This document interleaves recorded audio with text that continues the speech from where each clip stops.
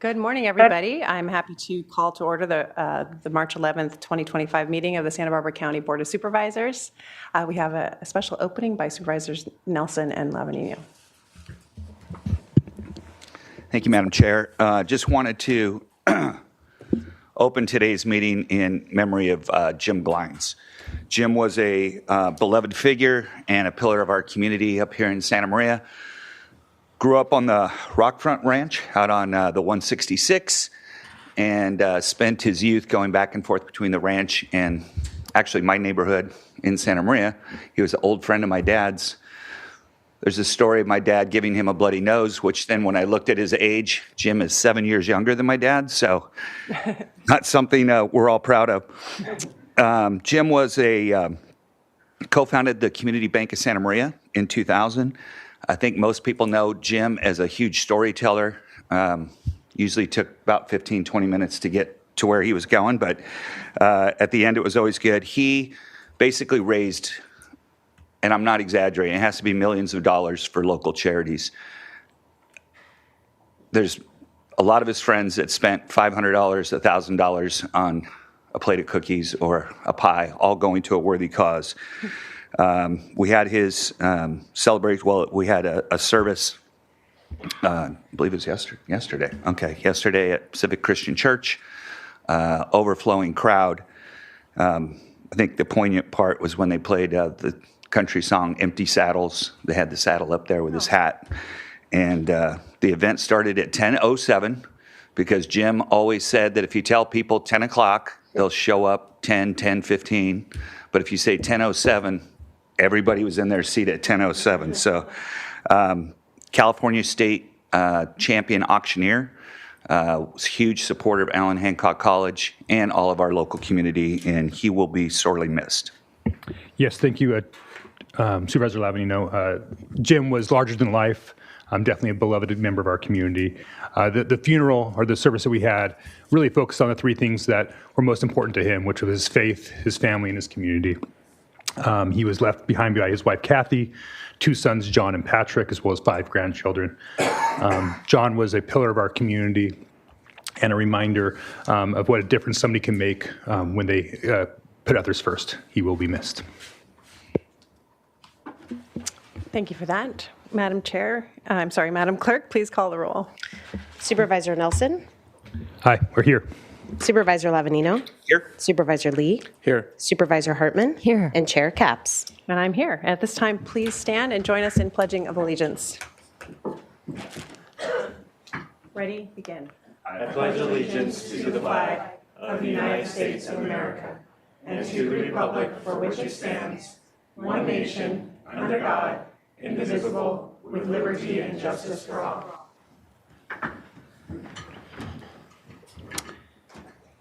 Okay. Next item of business is the approval of the minutes from our last meeting, which was March 4th, 2025. Move approval. Thanks, Supervisor Hartman. Second. Thanks, Supervisor Lee. All those in favor, please say aye. Aye. Motion passes. Next, we have the CEO's report.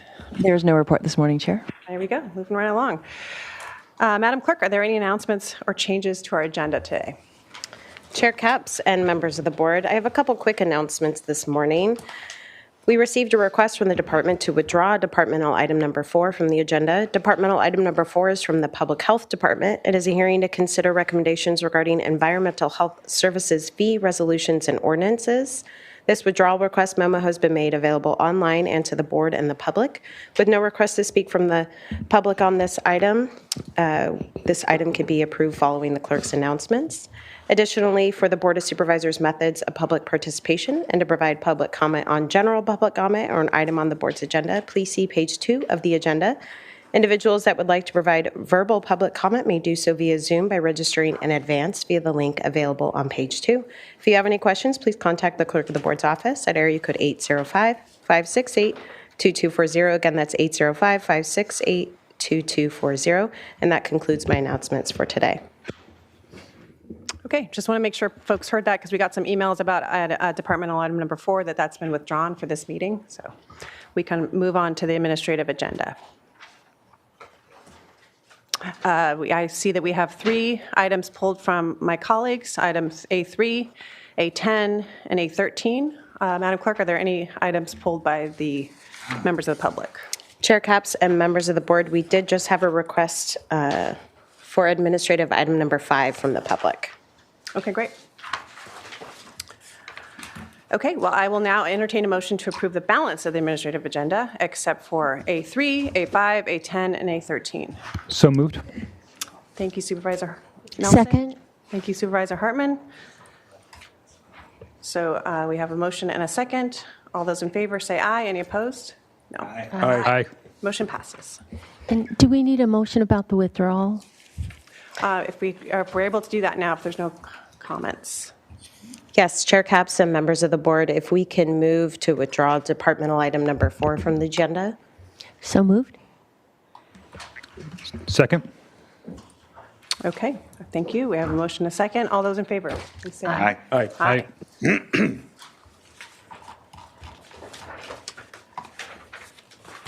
Okay, when you're ready, we will move on to resolutions to be presented.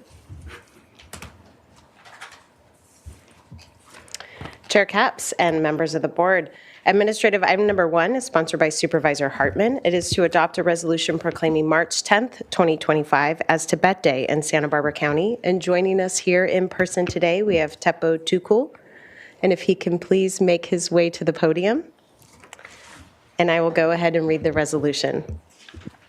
Whereas on March 10th, 1959, Tibetans took a stand together for the freedom of their homeland.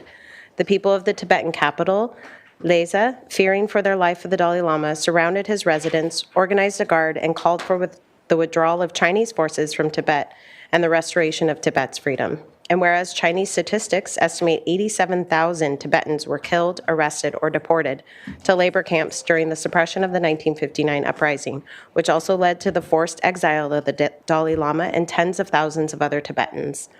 And whereas today, the government of the People's Republic of China remains engaged in the severe repression of Tibet's unique religious, cultural, and linguistic heritage, and is engaged in gross violations of human rights, including extrajudicial detentions, disappearances, and torture.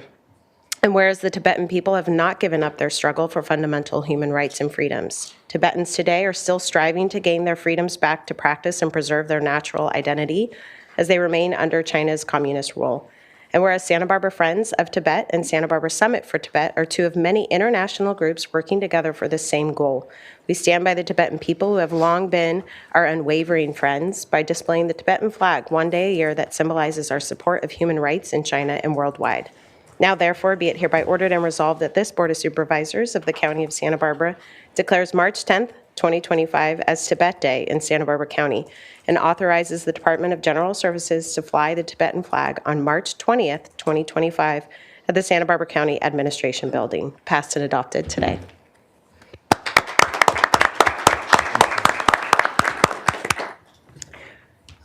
My name is Tepo Turku. I'm a Tibetan Lama who live in Santa Barbara. Today we commemorate the 66th anniversary of Tibetan national uprising against Communist China's occupation of Tibet. That immense suffering Tibetans have endured, including the death of over 1 million people and the exile of His Holiness Dalai Lama and thousands of Tibetans. The Communist Chinese government is accused of implement policies aimed at erasing Tibetan identity, restricting religious freedoms, suppressing the Tibetan language, and causing environmental destructions. Despite these challenges, Tibetans' commitment to nonviolence and middle-way approach, seeking a peaceful resolution through dialogue. The leadership of the Dalai Lama, particularly his effort to revive ancient Indian wisdom, promote human values, and integrate modern science with the Buddhist philosophy. Various Tibetan institutions and educational initiatives are recognized for preserving Tibetan culture and contributing to global knowledge. The Communist China are violating the international laws and the Marxist principles by oppressing Tibetan while calling for global support. It reaffirmed the unity and resilience of Tibetans, expressed the gratitude to nations and organizations that support their cause. Finally, it honored His Holiness the Great 14th Dalai Lama's 90th birthday, marking it as the year of compassion, and conclude with a prayer for his long life and the success of Tibetan Circle and the world peace. Santa Barbara Summit for Tibet and Santa Barbara Friends of Tibet, extends our sincere gratitude to all the Santa Barbara County Board of Supervisors to support and solidarity in recognizing the Tibetan freedom, and especially sponsor the resolution by Supervisor John Hartman. We deeply appreciated the County of Santa Barbara Board of Supervisors for issuing proclamation and resolution declaring March 10, 2025 as Tibet Day. Thank you very much. Thank you. Thank you.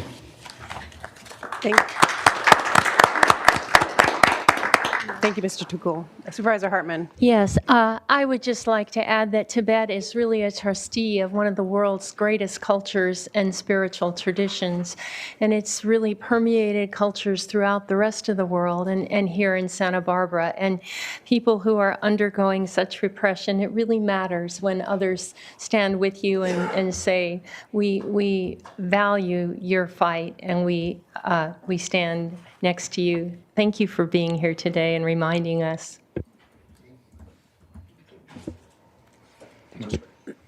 Okay.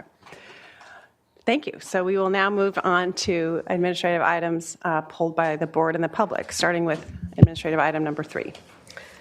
Chair Capps and members of the board, administrative item number 3 is from the Community Services Department. This is a second reading of an ordinance to consider recommendations regarding an ordinance to amend County Code Chapter 46A, inclusionary housing. Chair Capps, I was just looking for a roll call vote, if that's okay. Oh, sure, that works. Okay, Madam Clerk, when you're ready, we'll take a roll call vote. I'll move staff recommendation. Thank you. I'll second. Thank you.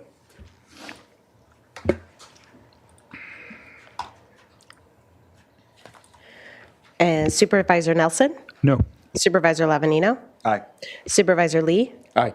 Supervisor Hartman, Aye. and Chair Capps. Aye. Motion passes 4-1. Okay.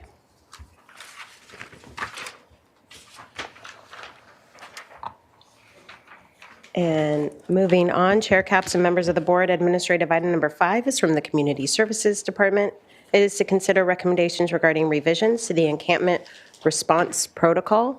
And unfortunately, our member of the public who has pulled this item is not joined us on Zoom, and we did just reach out to them. So perhaps we could, Circle back if they're back on at the end of this administrative items being pulled. yes, absolutely. Sounds good. Administrative item number 10. I know that. Chair Capps and members of the board, administrative item number 10 is from the Planning and Development Department. It is to consider recommendations regarding the 2024 Comprehensive Plan Annual Progress Report. Okay, Supervisor Lee and Hartman pulled it. Supervisor Lee? Actually, I pulled 13. I'm sorry. Oh, I messed up. I apologize. Supervisor Hartman, it's all you on A10. Well, first of all, I don't think I've ever realized what an enormous amount of work is going on in our long-range planning department. I mean, this is absolutely staggering. And I realize how much I don't know about a lot of the work that's happening. So I had a couple of questions. Just if you could give us a brief summary of where we stand on our RENA projections and what the consequences are for the streamlining of streamlining provisions that would apply to local projects. Good morning, Madam Chair, members of the board. So it's slow going on meeting our RENA numbers, and I think we had expected that. We do have a number of housing projects that are in the pipeline. We've seen, I think we have maybe 3,000 units that are in the pipeline in South County right now, which is great. But we will be subject because it's hard to produce the lower income units, we will be subject to what was formerly SB 35, but is now SB 423, which allows for streamlining of residential projects as long as they provide a certain level of affordability and then they're consistent with the general plan and zoning. We have seen some SB 35 projects that have come through the county historically. I wouldn't say there is a lot of them, but since I've been here, I've seen 2 at least, one in South County, and then there was one in North County as well. And what level of affordability applies? There's been a lot of discussion in Sacramento about changing it from 20%. So what is it now? For SB 35, I believe it's 50%. Yeah, that's what the staff report said. So Yes, yeah. would we get many of those? It's really hard to say. I can't really predict that, but I haven't seen a whole lot of them in the 6 years I've been here, but you just don't know. Sometimes the affordable housing providers will go for those sites, and I think that is what happened in Patterson. So I have 2 more questions about programs.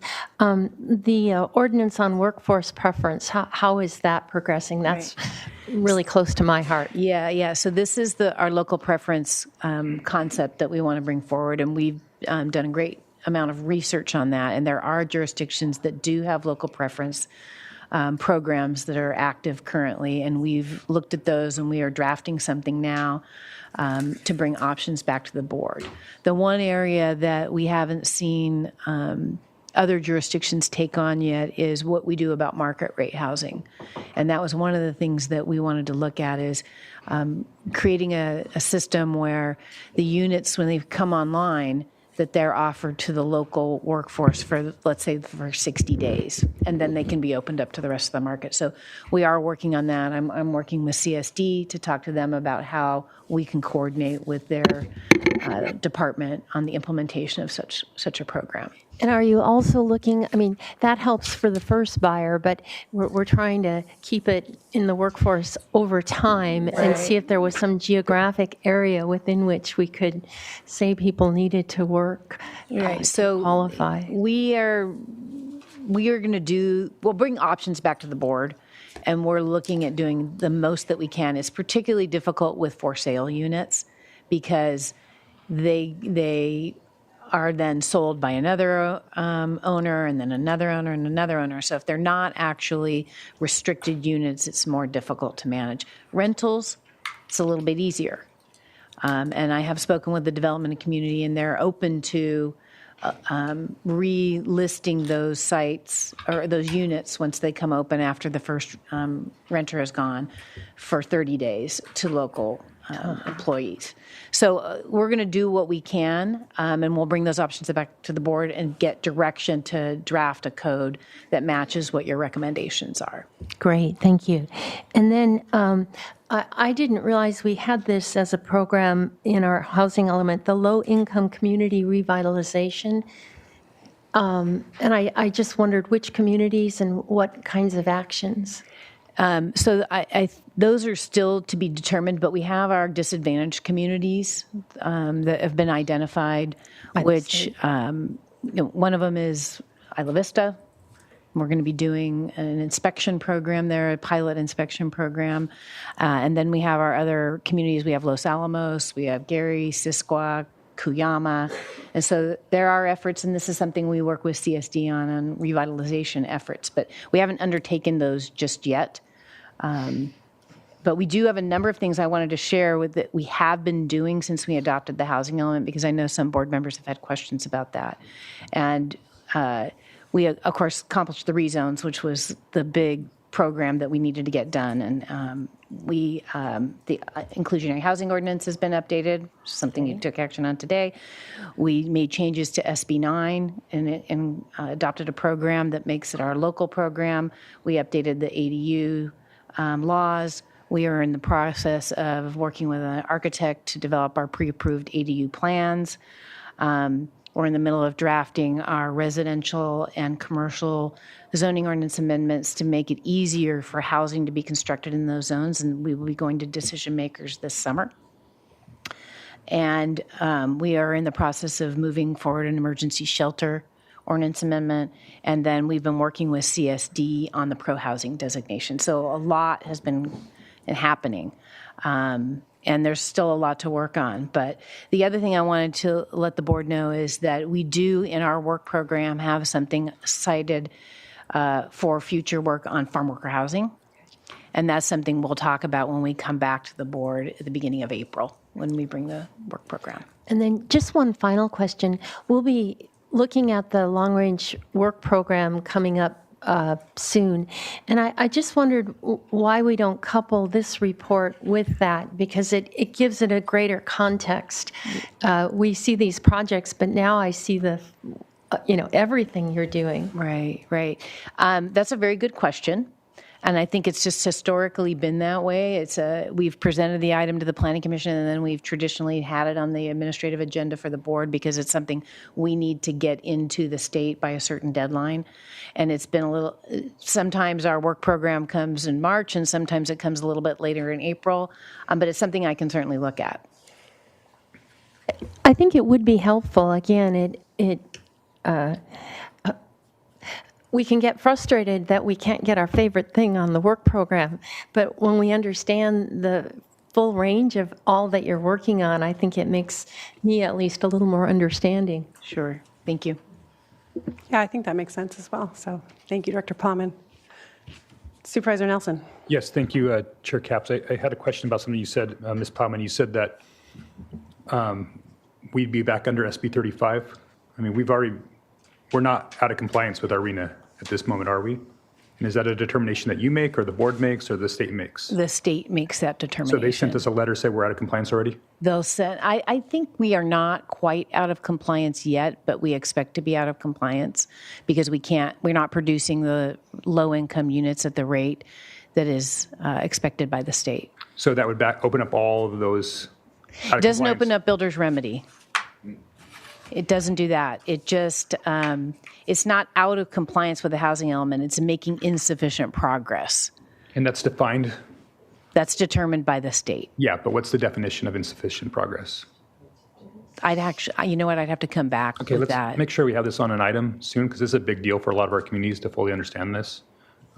This item's obviously going a little far astray from what is agendized here, but what you're alerting this board to is significant and impactful for all of our communities, and is definitely worthy of either a open or closed session item to discuss it further.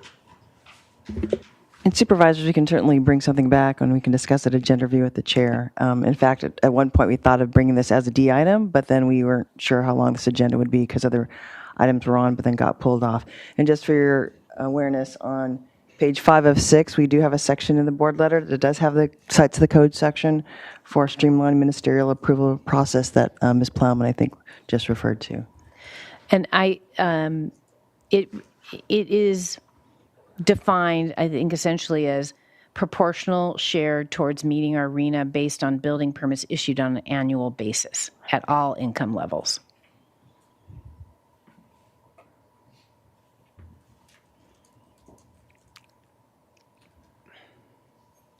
So that's Okay. That's how it's defined by the state. Yeah, okay. Okay, so it sounds like we'll return to that in future meetings. Okay, thanks, Director Plowman. Oh, we need a motion for that. Supervisor Harmon, were you making one? Move staff recommendation.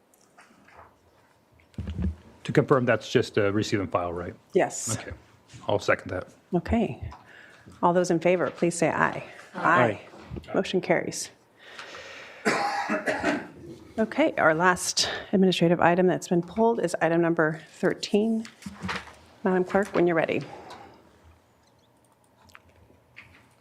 Chair Capps and members of the board, administrative item number 13 is from Supervisor Capps. It is to consider recommendations regarding a community forum on cannabis odor and carpinteria, and we did have one late request to speak from the public on this item as well. Okay, we can take that comment first. And we will remain here in Santa Maria with Karen Howenstein. Karen? Thank you. So Laura Capps, you weren't on the Board of Supervisors But Joan Hartman was, and so was Steve. When the unfair and untenable cannabis ordinance was accepted, Greg Hart was a major mover on that one.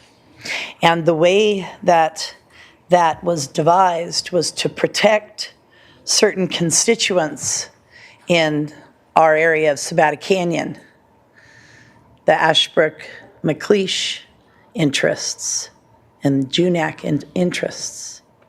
Now, my findings are going to be presented in all the public forums dealing with the cannabis issue.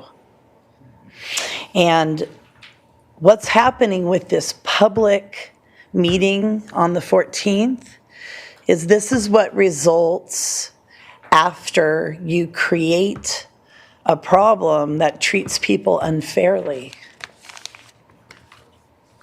So we're having the odor issue, which is very relative and subjective. And a lot of people are complaining about it, but why aren't people complaining about the fact that businesses were ruined in North County? Millions and millions of dollars was lost by legitimate businesses in North County because you outlawed commercial cannabis inside EDRNs, but only in North County, not in South County, where you have all of this very dense odor issue happening.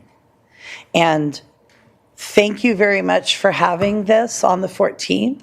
I will be there also. Thank you. And that concludes public comment on this item. Okay, Supervisor Lee. I just want to thank you, Supervisor Katz, for bringing this forward, and I'm very excited to bring this discussion to the CARP community. It's a great opportunity to listen to the people and hopefully create better policy based on that. So I'm very excited, and great feedback from the CARP community that they're looking forward to it. Thank you. Thank you. And on the screen is a draft agenda, but Supervisor Hartman, you pulled it as well. Yes. In the board letter, it says that this is a community forum. And I've heard that it's really a special board meeting. And the two are very different in terms of who on the board is expected to attend. If it's a board meeting, then all board meeting members are expected to attend. If it's a community meeting, then it's the person who represents that district or an ad hoc committee. What staff is expected to attend?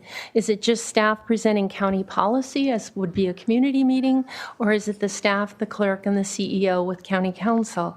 And what is the product of the meeting? Is it background information for a supervisor or ad hoc to bring back to the board? Or is this really where 3 members of the board are going to be, and it's really perceived as information and decision making?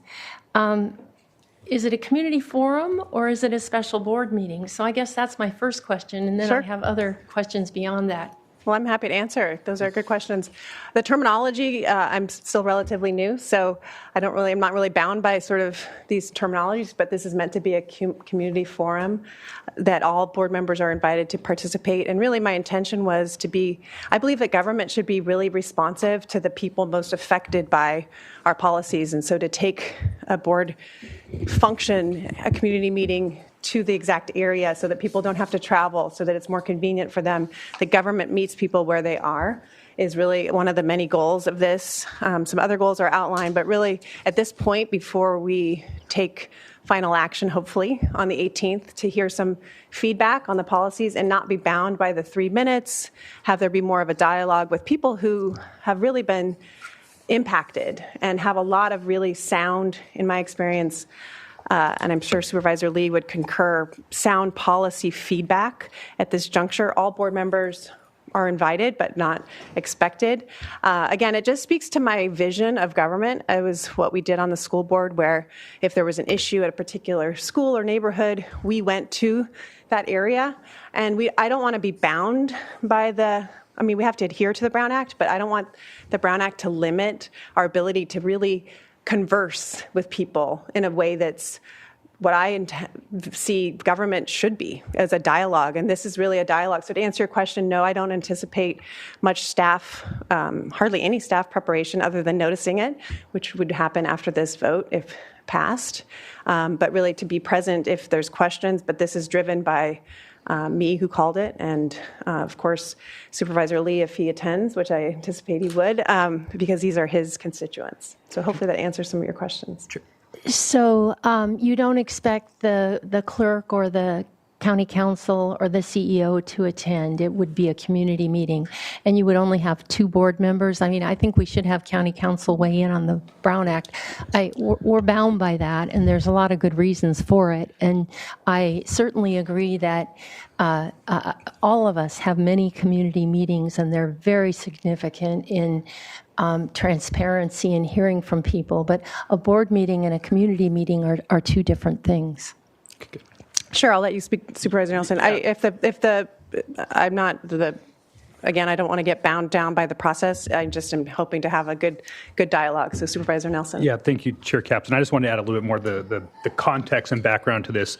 It's been well known in the community that Supervisor Capps and I have been working on cannabis odor. And so we're Brown Acted together. So this is an issue that we've been having internal meetings with our offices.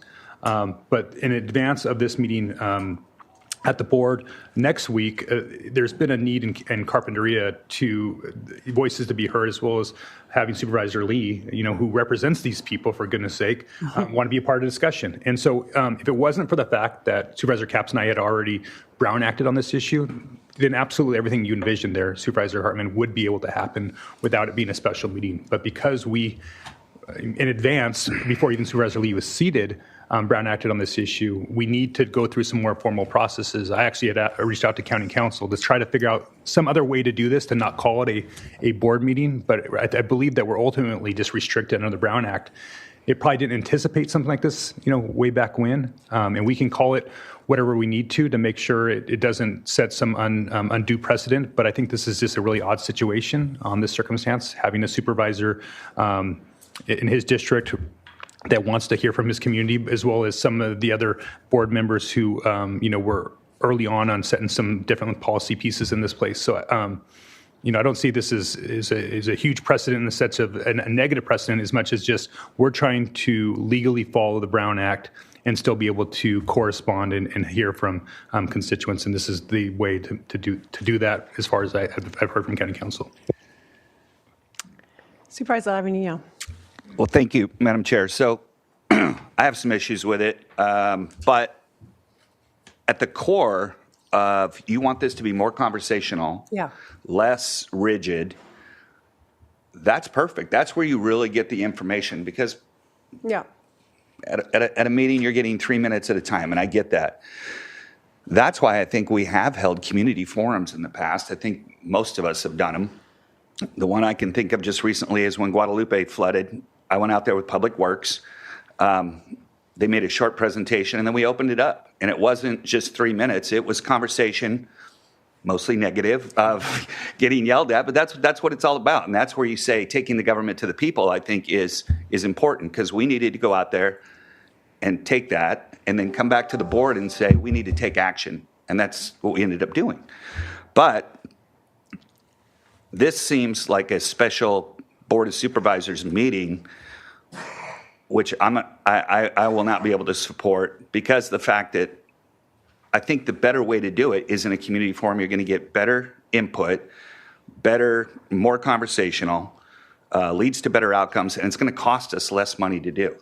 If we take CEO's office, county council, clerk's office, and have it as a regular meeting, there's a cost associated with that as well.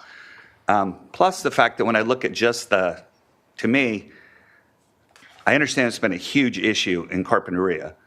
We just recently voted 5-0. I think we all are starting to agree where we need to move this idea. And I know there are some concerns now with the public about what came out of the Planning Commission. But we're going to hear this next Tuesday. It's already on the agenda for next Tuesday. Carpinteria is 11 miles away from Santa Barbara, where the meeting is. I don't understand why we would, 2 days or 3 days before that meeting, go down and have a whole board meeting I could see a community forum where everybody gets to have their issue out, whoever's there, whatever 2 supervisors are there, because that's what's allowed, to be able to come back and say, this is what the community wants. And I don't think it's unclear what the community wants either. It's not like we would, I'm pretty sure after dozens and dozens and dozens of meeting on cannabis odor, that we've all come to the conclusion that, something needs to be done more than what has been done. So I would totally support a community forum, but when you make it a special board meeting, and you say, well, you're kind of invited or you're not invited, if I don't show up now, that reflects negatively on me. And why didn't you go down to Carpinteria on Friday? So I don't feel like I'm being invited. If it's a special board meeting, I have to be there. I need to be there. So that's my concerns. I think, long run, community forums are the best way to deal with things because you get the feedback without the 3-minute window. But if we make it a special meeting, I don't think we're going to get what we want out of it. Well, I appreciate that. And again, I didn't come up with the terminology special hearing, but I also just, you have amazing experience, and the Guadalupe town hall you did was, I think, it makes me think about an interesting example that in hindsight, I would have loved to have been there because it was a big ticket item. $9 million, is my memory correct? So ideally, I could have had the opportunity if we had just, again, used the Brown Act, I believe, in the way that allows for more facilitation as opposed to limiting it. So I think Supervisor Nelson explained the unique circumstances as to why this one isn't the 2 folks who have brought forward the proposal. So I don't see this exact situation happening again. And I think similar to your Guadalupe town hall, you did that prior to the vote, I would imagine. And so it's in the same way, and you can't really see it on the screen, but it's not just to vent. We've heard that. We know how people feel and how strongly. But I'm specifically looking for feedback on 3 policy areas that have been discussed at the Planning Commission, have been discussed here a little bit, but I want to flesh that out a bit more. So that's the feedback I'm seeking, not just an opportunity for people to, sort of be pro-con binary on this issue. But again, I appreciate your, and if I had known to call it something different, again, I am still relatively new, not as new as Supervisor Lee, but I didn't intend to make it so that you felt obliged to come as a special hearing. I just wanted to work within the confines of the law and be as flexible and responsive and actually really have questions from people about these 3 policy areas before we decide on Tuesday. So hopefully that explains a little bit. Supervisor Hartman. Yeah. I heard a couple of things. One, that this is a unique situation, and 2, you'd like to do it more like at Guadalupe and other places. I also, when we have 3 board members attending a meeting, that is a special board meeting, and that requires that the county council and the CEO and others be there. Doing this, it's a way to evade the Brown Act. And that, to me, doesn't seem correct. The Brown Act is designed to make sure that the business of the people is conducted in public. We have a meeting coming up 3 or 4 days later, and it sure seems to me that those who aren't at that meeting can think, gee, what kind of decisions, what kind of information is being considered there that isn't? And that could be for board members and members of the public. These procedures, once you start fiddling with them, you create tension and expectations and a lack of clarity. And it seems like there would be a premature decision made where we all don't have access to that information. So I think our governance should be structured, predictable, and disciplined. I think that's good process. And a community meeting, goodness knows, I know Supervisor Capps, you've had many to great effect, as have other supervisors on this board. I've got 4 coming up in the next month. So that's a different animal, and it requires different things of the staff and the board. So I just think we're going down a wrong path here. That we shouldn't evade the Brown Act by creating a special meeting 3 days before the actual meeting where certain people will participate and others won't, and we really don't have a good sense of what what kinds of deliberations are happening outside the eye of the general meeting. Well, again, everyone's invited, and I just think I might, as much as I admire you, have a difference of our processes. I don't believe our processes are perfect. I think that there's always room for improvement. I think we have new people on boards so that we bring fresh ideas. I'm focused on getting good results for Tuesday, the 18th, and perhaps, and I certainly checked with County Council and CEO's office, and there was no hesitation about their level of staffing issues. So I don't know if our County Council wants to address the fact that this is evading the Brown Act. Madam Chair, members of the board. First to just address community meetings, any two supervisors that are Brown acted, or any single supervisor is allowed to have a community meeting. Supervisor Nelson addressed this earlier, but here we have two supervisors that were already Brown acted, and so they could hold a community forum. But if they want to include a third supervisor, then the Brown Act requires that we have that as a special meeting. And so the action before you today is to authorize a special meeting. I understand it's called to host a community forum. I think that's just terminology, but it is a special meeting of the Board of Supervisors that must comply with the Brown Act. And so any structure that's created for the meeting will need to comply with the Brown Act. Under our procedures and under the Brown Act, the chair of the Board of Supervisors has authority to set a special meeting, or the majority of the board can set a special meeting at your discretion. So I'm happy to answer any other questions, but I do want to clarify that the intent of this is to comply with the Brown Act.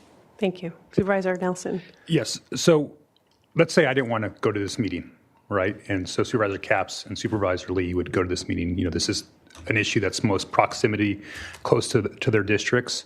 That would be a Brown Act violation as a community meeting, since Supervisor Capps and I have already started to work on this issue. Is that right? Supervisor Nelson, that's correct. So once two supervisors, become Brown Act partners on a specific issue, you've got to stick with the same partner throughout the And whole that's time. where this is where we got into this issue. And I think your predecessor said the Brown Act isn't the Local Government Efficiency Act.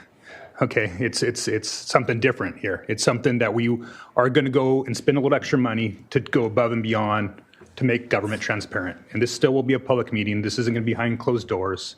The public is welcome.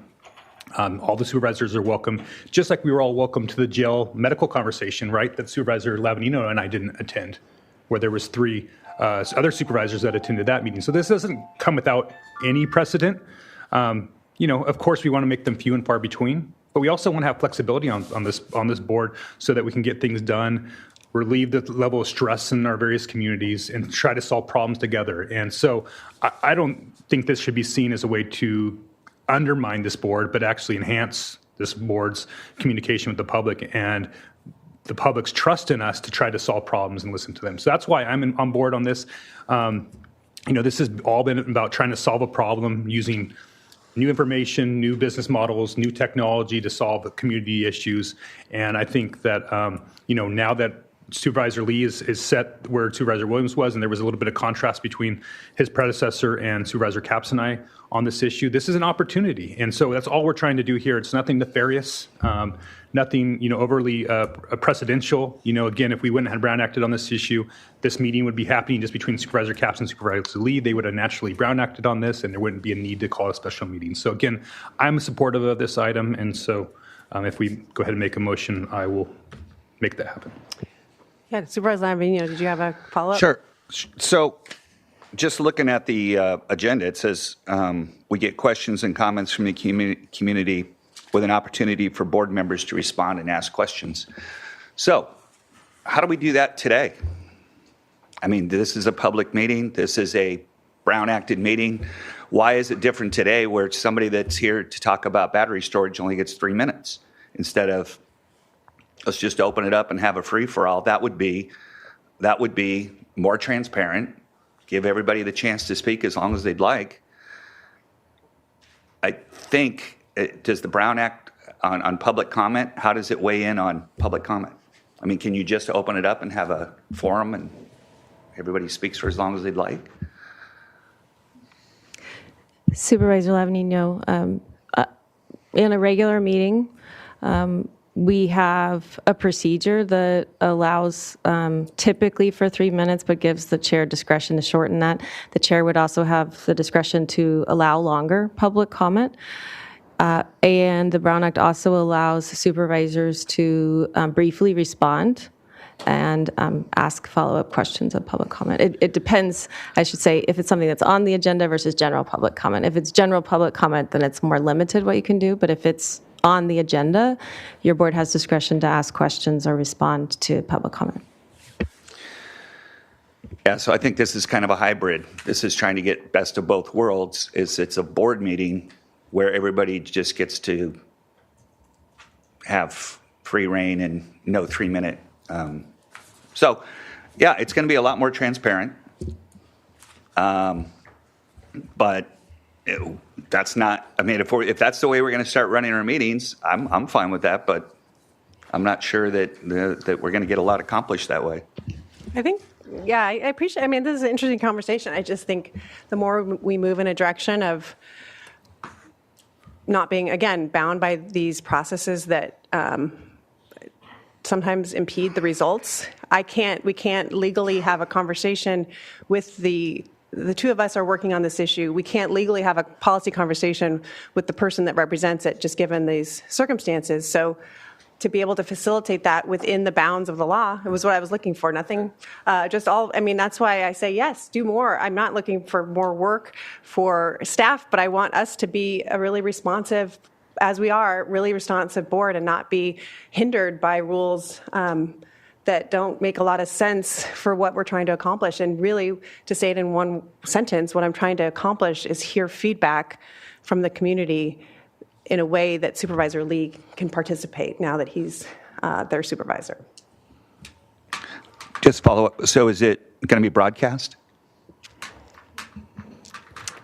Chair Capps and members of the board, at this time, we are not planning to broadcast. We are looking at solutions, but similar to the jail healthcare special meeting last year, that was not broadcast as well, since the facility did not have the ability to do that. Zoom capability or? Similar to the jail healthcare special meeting last year, we were not planning on setting up the Zoom capability. Okay, so now this really gets to the point of transparency, because if you're not at this meeting from 12 to 2 in the Carpinteria City Council chambers, you're SOL. I mean, you don't know what's going on, and we're going to be making decisions a week from today, and we're going to be making decisions based on what we hear Friday. But if you're not at that meeting, you're done. I mean, you don't get any Zoom access. You don't get it broadcast. That's not the way we do business. It's basically unfair. Yeah. So you can make a motion. I'll be voting against it. I mean, we can certainly ask. The Carpinteria City Council is giving us their chambers for free. So we can certainly ask for some sort of setup for Supervisors, participation. If that's part of the direction, just to be helpful to include it. I think it's just because it's not in our facility, we have to make sure, we would have to have our CSB TV staff, Paragon, make sure that we can broadcast over our channel, et cetera, which we could do. It might take some time. We just have to figure that out before Friday and figure out what the expense would be. But we could do it. It's just more, we just have to get on it. So if you want to give us that direction, we could do it. And then when so when I was first chair, when I first got elected, I wanted to do the meeting in the old map room where the Board of Supervisors used to have their hearings. So we did. But it was terrible. But the cost associated with that, I didn't understand until after. And it was significant. So these aren't free either, so. I mean, we do many, many meetings. Beacon is held there. I mean, there's a lot of, again, I don't anticipate this cost to be anything significant, and I would applaud being able to broadcast it. But again, if there's a ticket price to that infrastructure, we can ask the Carpinteria City Council and see what their infrastructure is. But again, yes, Madam Clerk. Chair Capps and members of the board, my apologies. We did receive a late request to speak from the public on this item. I didn't know if we wanted to take any further public comment. Sure, Supervisor Nelson first. Yeah, I had a few more things to say. about this as we beat this to death. You know, I think one of the reasons why we didn't do video, because again, we were trying to keep the costs low. And I think one of the big differences between what this meeting would be for that discussion and what the meeting today is we have to keep order here. Right now, I'm looking out here and I'm seeing quite a few high-paid county employees sitting here waiting for their item to be heard so that they can move on and go back to their work of the day of the people. This, you know, we of course have to have these three wonderful ladies who help us go so it can be legal, you know, as a meeting, but we're going to be able to have all these people be working on Friday, not sitting in a hearing room. And so that's where I think it's where we can have a bigger conversation when we don't have the collective county business sitting there waiting for us to make a decision so we can move on to the next item. So that's why this is exclusive to a single item. I understand that what Supervisor Lavanino is concerned about being out of the loop. That's not the intention, of course, but also I don't feel out of loop on jail medical. You know, I feel very engaged on that, and that's going to be an ongoing conversation, just like cannabis is. I don't think this is the one and done issue on this. Again, I think that, again, we're beating this thing to death, but this is really just trying to get additional public feedback out of the Carpinteria area because this has been an issue that's impacted them the most. And it's really that clean and simple as far as I'm concerned.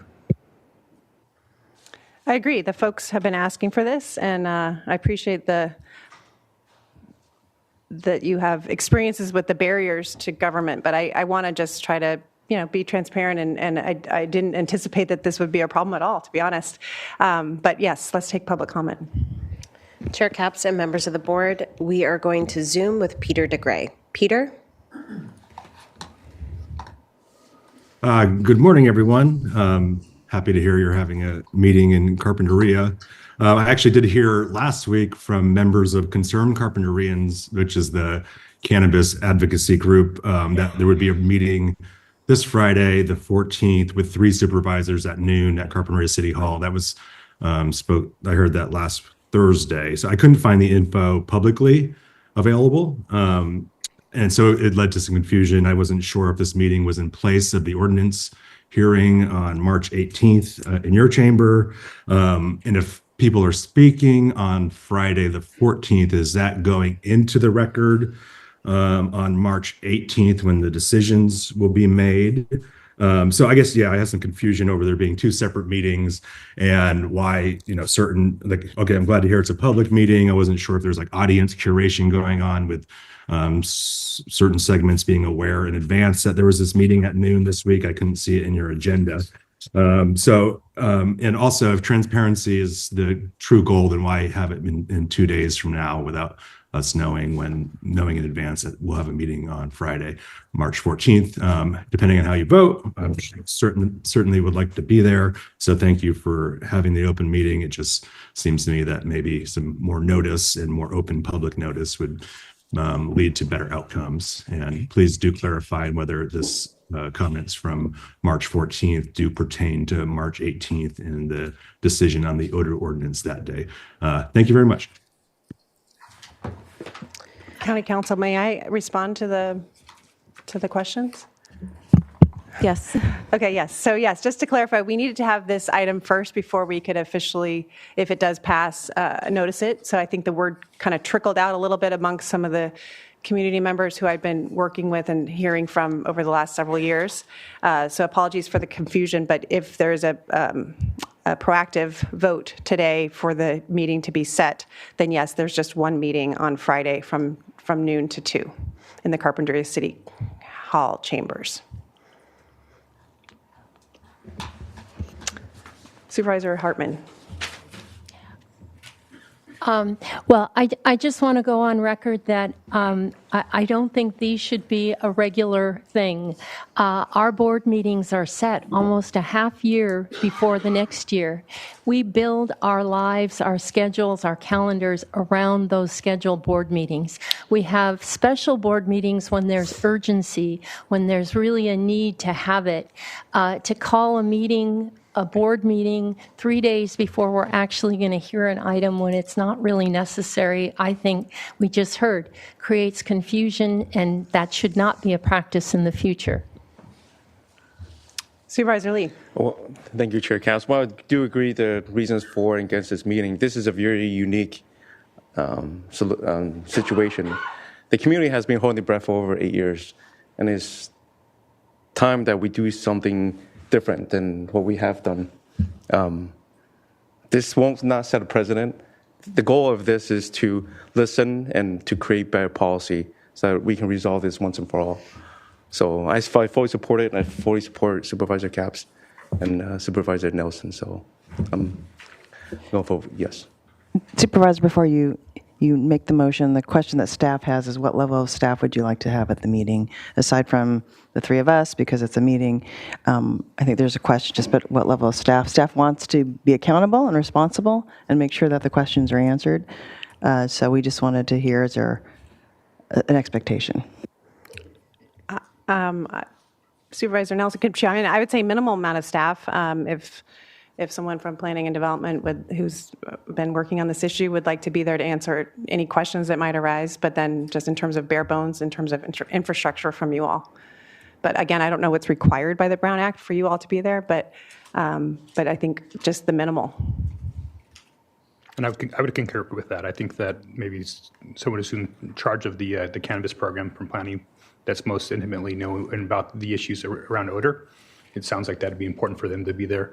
So I would defer to Department Head Plowman on what she would feel comfortable with there. But I think that person at least would be helpful. And I would like to go ahead and make the motion if there were Great. To that point on A13. As far as the direction on whether it's recorded or not, I think that what I would add to the motion is for staff to look into that, for it to be recorded, so that it could be on the record if there's now this enhanced concern about it.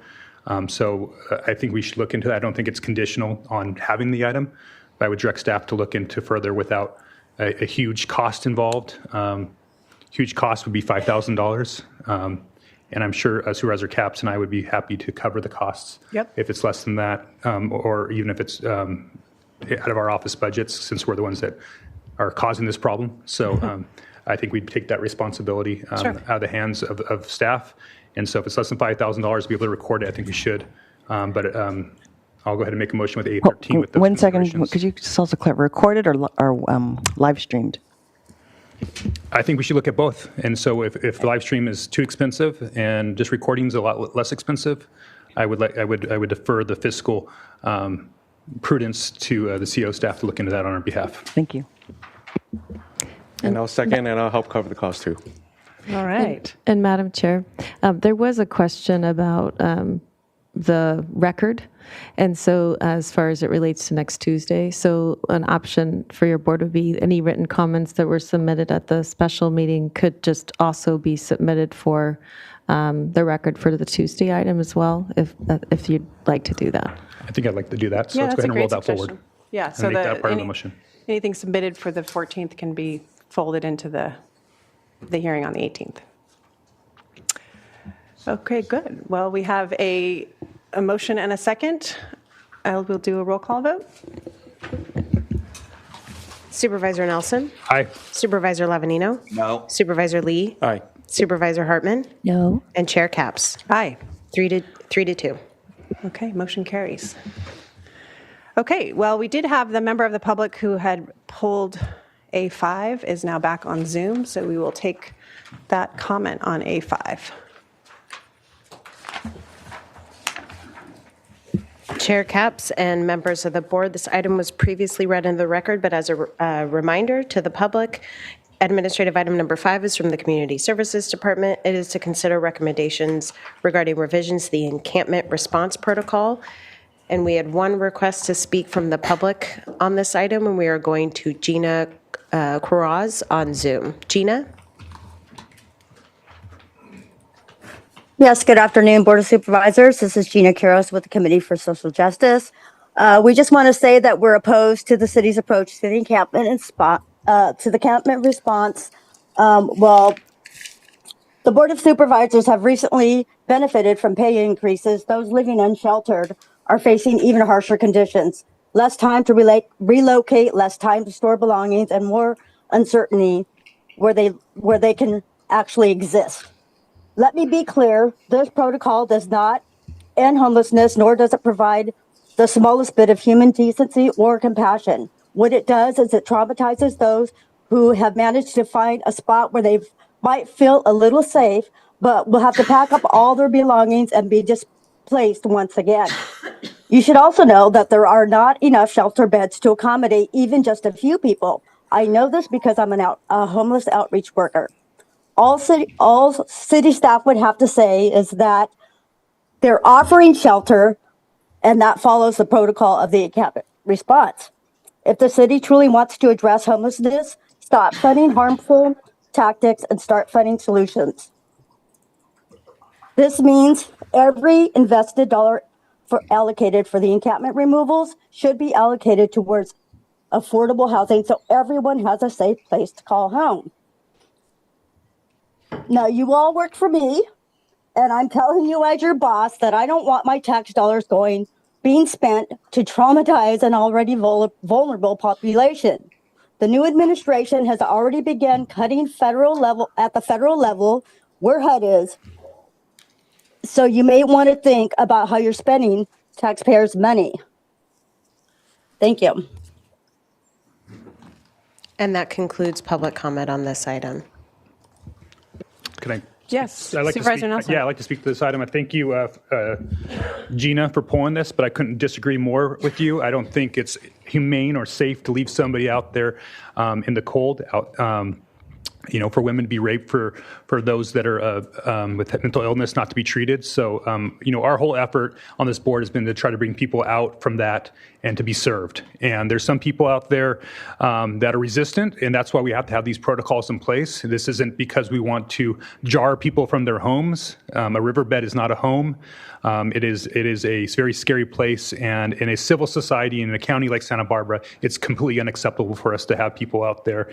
And so I would prefer these numbers to be much smaller, but we are putting a protocol in place that gives us the ability to operate within our own rules that are far legal. They're compliant with state and federal laws, and they're also compassionate. And we're setting these as minimums. Our staff work on a day in and day out basis with many of these that are impacted in our community.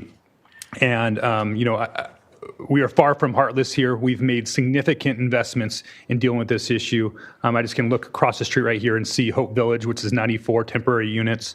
And this board continues to do this throughout our county at trying to really address and solve this problem. It's been a huge success here in Santa Maria Valley. I know we're having successes in other parts of the county.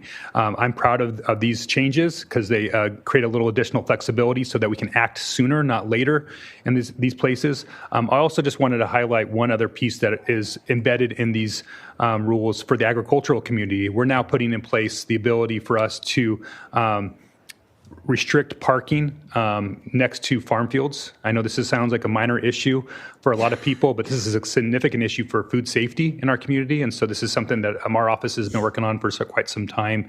Now we'll be able to work with the Public Works Director to move some of these large vehicles that are often emptying their waste and living next to farm fields, which is neither safe for them or for food safety. And so I'm really excited about this item, and I'd be happy to make a motion to approve it.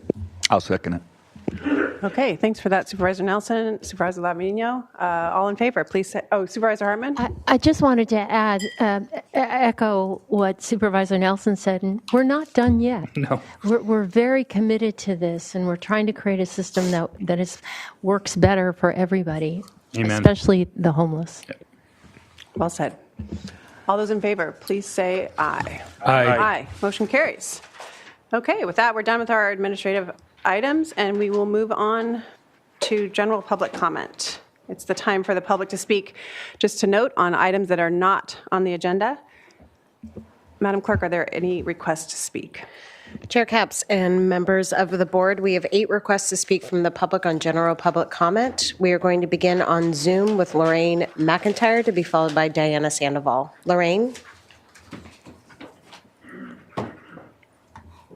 Hello, everyone. My name is Lorraine McIntyre. I'm a Carpentria resident. I had originally asked to speak on the special meeting that you're holding Friday, but when I filled out the paperwork, I was told I filled it out incorrectly and you already voted on the matter. So I just wanted to say in general that when you have these meetings sprung on the community at the last minute without notice, you're only going to get a certain segment of the community. You're only going to get their opinions, the people that knew in advance of the meeting. You're not really going to get the whole community's input. And I was going to recommend that you not hold the meeting on Friday. I don't know how you voted on it because I was on the phone with your clerk during the vote, unfortunately, but I was at the city council meeting last night when I first heard about this meeting on Friday. So I'm not sure if you have a pre-selected audience already coming to that meeting on Friday, but I was not aware of it. And a lot of people I know would have loved to have come to the meeting had they known about it being taking place on Friday. I mean, I commend you for wanting to get input from the community, but it seems as if you're only going to get input from one segment of the community.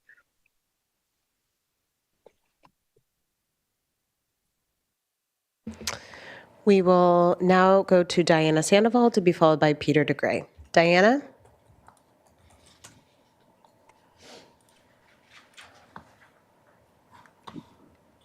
Hi, everyone. My name is Diana Sandoval, and this is my 17th time before Santa Barbara County and my 10th time before this board. Today is day 11, $4,100 of unlawful fines from Santa Barbara County for protecting my constitutional and property rights. Before I begin, I would like to acknowledge the Board of Supervisors' recent self-approved salary increase, a nearly 50% pay raise amounting to $56,000 per year, bringing your annual salaries from $115,000 to $171,000. I support fair compensation for public employees to reduce corruption. That brings me to Santa Barbara County Planning and Development Department, who has repeatedly violated CEQA, the Coastal Act, and its own local ordinances. An ultra-wealthy property owner was unlawfully allowed to rebuild an abandoned, hazardous, and unpermitted structure in an environmentally sensitive habitat area, high flood zone, and on my private property. For nearly 3 months, I requested an inspection of this structure. Yet the day after I submitted a structural engineering report contradicting the property owner's claim, an inspector from Planning and Development showed up at my home unannounced. This unannounced visit raises important questions. 1, why did the inspector ignore my inspection request yet show up immediately after I submit conflicting evidence? 2, why did the inspector question me about the timing of my report submission instead of addressing the hazards of the unsafe structure? 3, why did the inspector raise concerns about the cost of permitting for an ultra-wealthy property owner rather than prioritizing public safety and legal compliance? 4, why did the inspector try to discourage me from hiring a second engineer instead of ensuring a thorough and unbiased review of the structure's safety? The county's own in-house review confirmed that the structure was indeed deficient. Despite this, the inspector abated the violation without permits and without a site inspection. The 5 emails circumventing the permitting process are available at illegalbridge.com. Again, that's illegalbridge.com. Now, going back to why I believe fair compensation is important. Transparency in government is critical. If financial instability exists within public institutions, it raises important questions about accountability, whether decisions are being made fairly. Public trust requires that decisions be based solely on the law, not external pressures. I'll see you at the next meeting. We will now go to Peter DeGray to be followed by Gail Osherenko. Peter? Oh, looks like we lost Peter. We will now go to Gail Osherenko. Gail? And then we will return here in Santa Maria with Sherry Foster.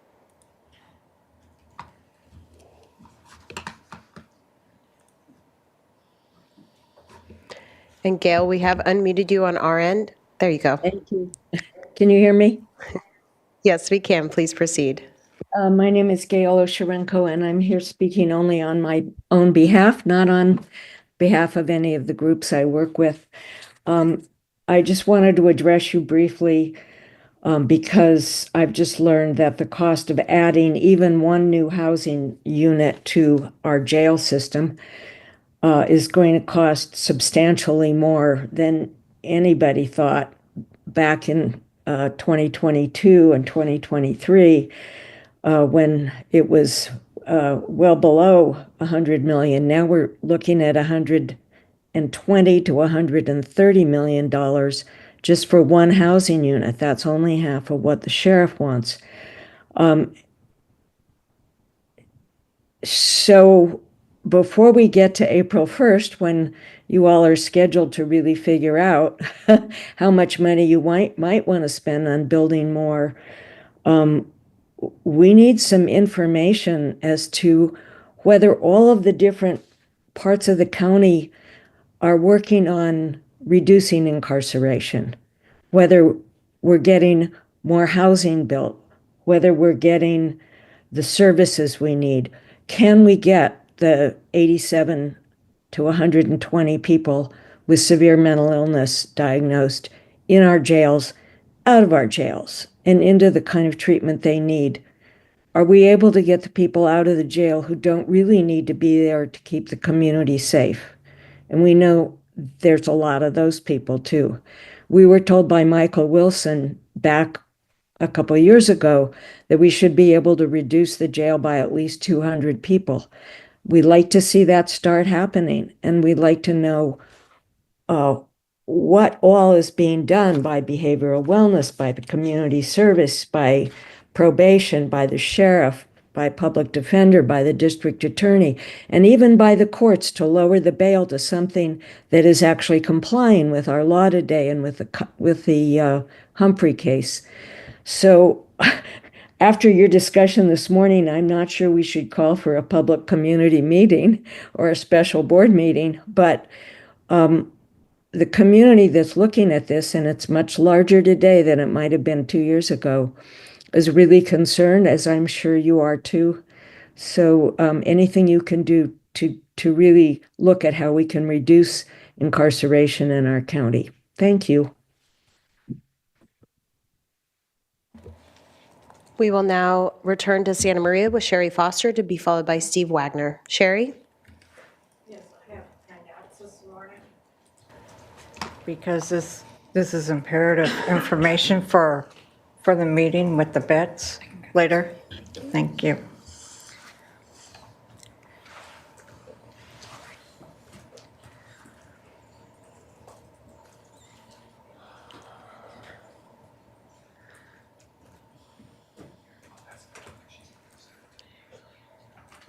You're welcome to proceed. Okay. Good morning, Chair Capps and current sitting members. I am here to speak on the consequences of your actions. Yet this uniparty form of local government we have here within our own Board of Supervisors, standing firm in their strong affirmative action to hold on to bad policies that have been protecting the criminals and not the good people of Santa Barbara County, whom you are obligated to answer to. What oath of office did you recite? It obviously did not contain the words to bear true faith and allegiance to the same, to protect our people from enemies foreign and domestic. What does that mean? It is your job to protect the American citizens who reside within Santa Barbara County boundaries from crimes from invasion within our local boundaries from the designations of what are now foreign and domestic terrorist. Sanctuary status is a tyrannical by history and not conducive to the U.S. Constitution. The California Constitution of 1849 has designated by the Legislative Analysis Office, also known as LAO, in the state capitol. Interesting what Ron Paul had spoke about the SAVE Act and the policies that Congress has placed upon them. Every year to sneak in measures such as the SAVE Act, he simply said, it is a political theater. He called out both sides. This is Groundhog Day. They get a CR in September, followed by an omnibus, sometimes before Christmas, most often after Christmas. It is the same plot every fiscal year. He says they should have made 12 separate bills. He asks how come they never cut spending. Democrats want to grow the welfare state while the Republicans want to build the military industrial complex. They should be doing our thing according to Article 1, Section 8 of the U.S. Constitution. Spending does not do anything to stop the spending addiction. This CR has the SAVE Act. It is not going to save anything. It is Lucy stealing the football all over again, just as in the past 12 CRs with the elections. He refuses to be a thespian in this political theater. CalExit.org is not the answer either. Lucy will not be stealing any more footballs. New California State Doge is here. ncsdoge.com. Thank you. We will now go to Steve Wagner to be followed by Andy Caldwell, who is our final speaker. Steve? Good morning, everybody. Well, 45 years ago in 1979, the County of Santa Barbara created the Santa Barbara County Mobile Home Rent Control Ordinance. At the time, it was a forward-looking protection for mobile home owners on a month-to-month rental agreement. Back in 1979, it was assumed that those owners with a lease were in a better socioeconomic status than their month-to-month counterparts. Times have changed. Leaseholding mobile home owners have now become victims. To quote from the ordinance itself, especially acute is the problem of low vacancy rates and rapidly rising and exorbitant rents in mobile home parks and in the county of Santa Barbara. Because of such factors of high cost of moving mobile homes, the potential for damage resulting therefrom, requirements relating to the installation of mobile homes, including permits, landscaping, and site preparation. Well, I could go on, but I think you get the gist, that they're sort of trapped there. 45 years later, this ordinance, while still protecting the month-to-month mobile homeowners, have exposed the leaseholding owners to an ongoing economic situation that will eventually lead to many of them being unable to afford to live in the homes they own. An example this year is our mobile homes got a 4% larger increase in rent, while the consumer price increase, the consumer price index is 3.4, and the SSI cost of living adjustment is 2.5. Our month-to-month counterparts have been raised 2.55. At the last Board of Supervisors meeting held here, I was graciously given the opportunity of creating a letter that would be sent to mobile home park owners. And when I presented this letter to our corporate counsel, Bruce Stanton, for approval, he let me know in no uncertain terms that I made a wrong turn. He said that the Board of Supervisors must change the ordinance first for it to have any kind of effect. The state of California has repealed the lease exemption in its mobile home residency law, and we would ask the County of Santa Barbara to follow suit. We asked the Board of Supervisors at this time to place a discussion of the outdated mobile home rent control ordinance on the agenda so they can make changes that are necessary to help protect the mobile home owning residents of Santa Barbara County, especially those seniors on a fixed income from being subject to losing their own homes. And that's about it. Any questions? Nope. Okay. Thank you so much.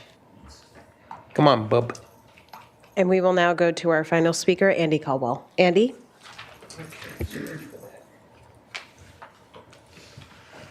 Madam Chair, members of the board, Andy Caldwell, representing CoLab. I know that your fee increase got canceled, but there's a general public policy question we have that applies to several different departments, including planning and development, as well as EHS and a few others. And it has to do with the policy of 100% cost recovery by your board. The policy of 100% cost recovery means that virtually no general fund monies are used to offset the cost of fee-funded programs.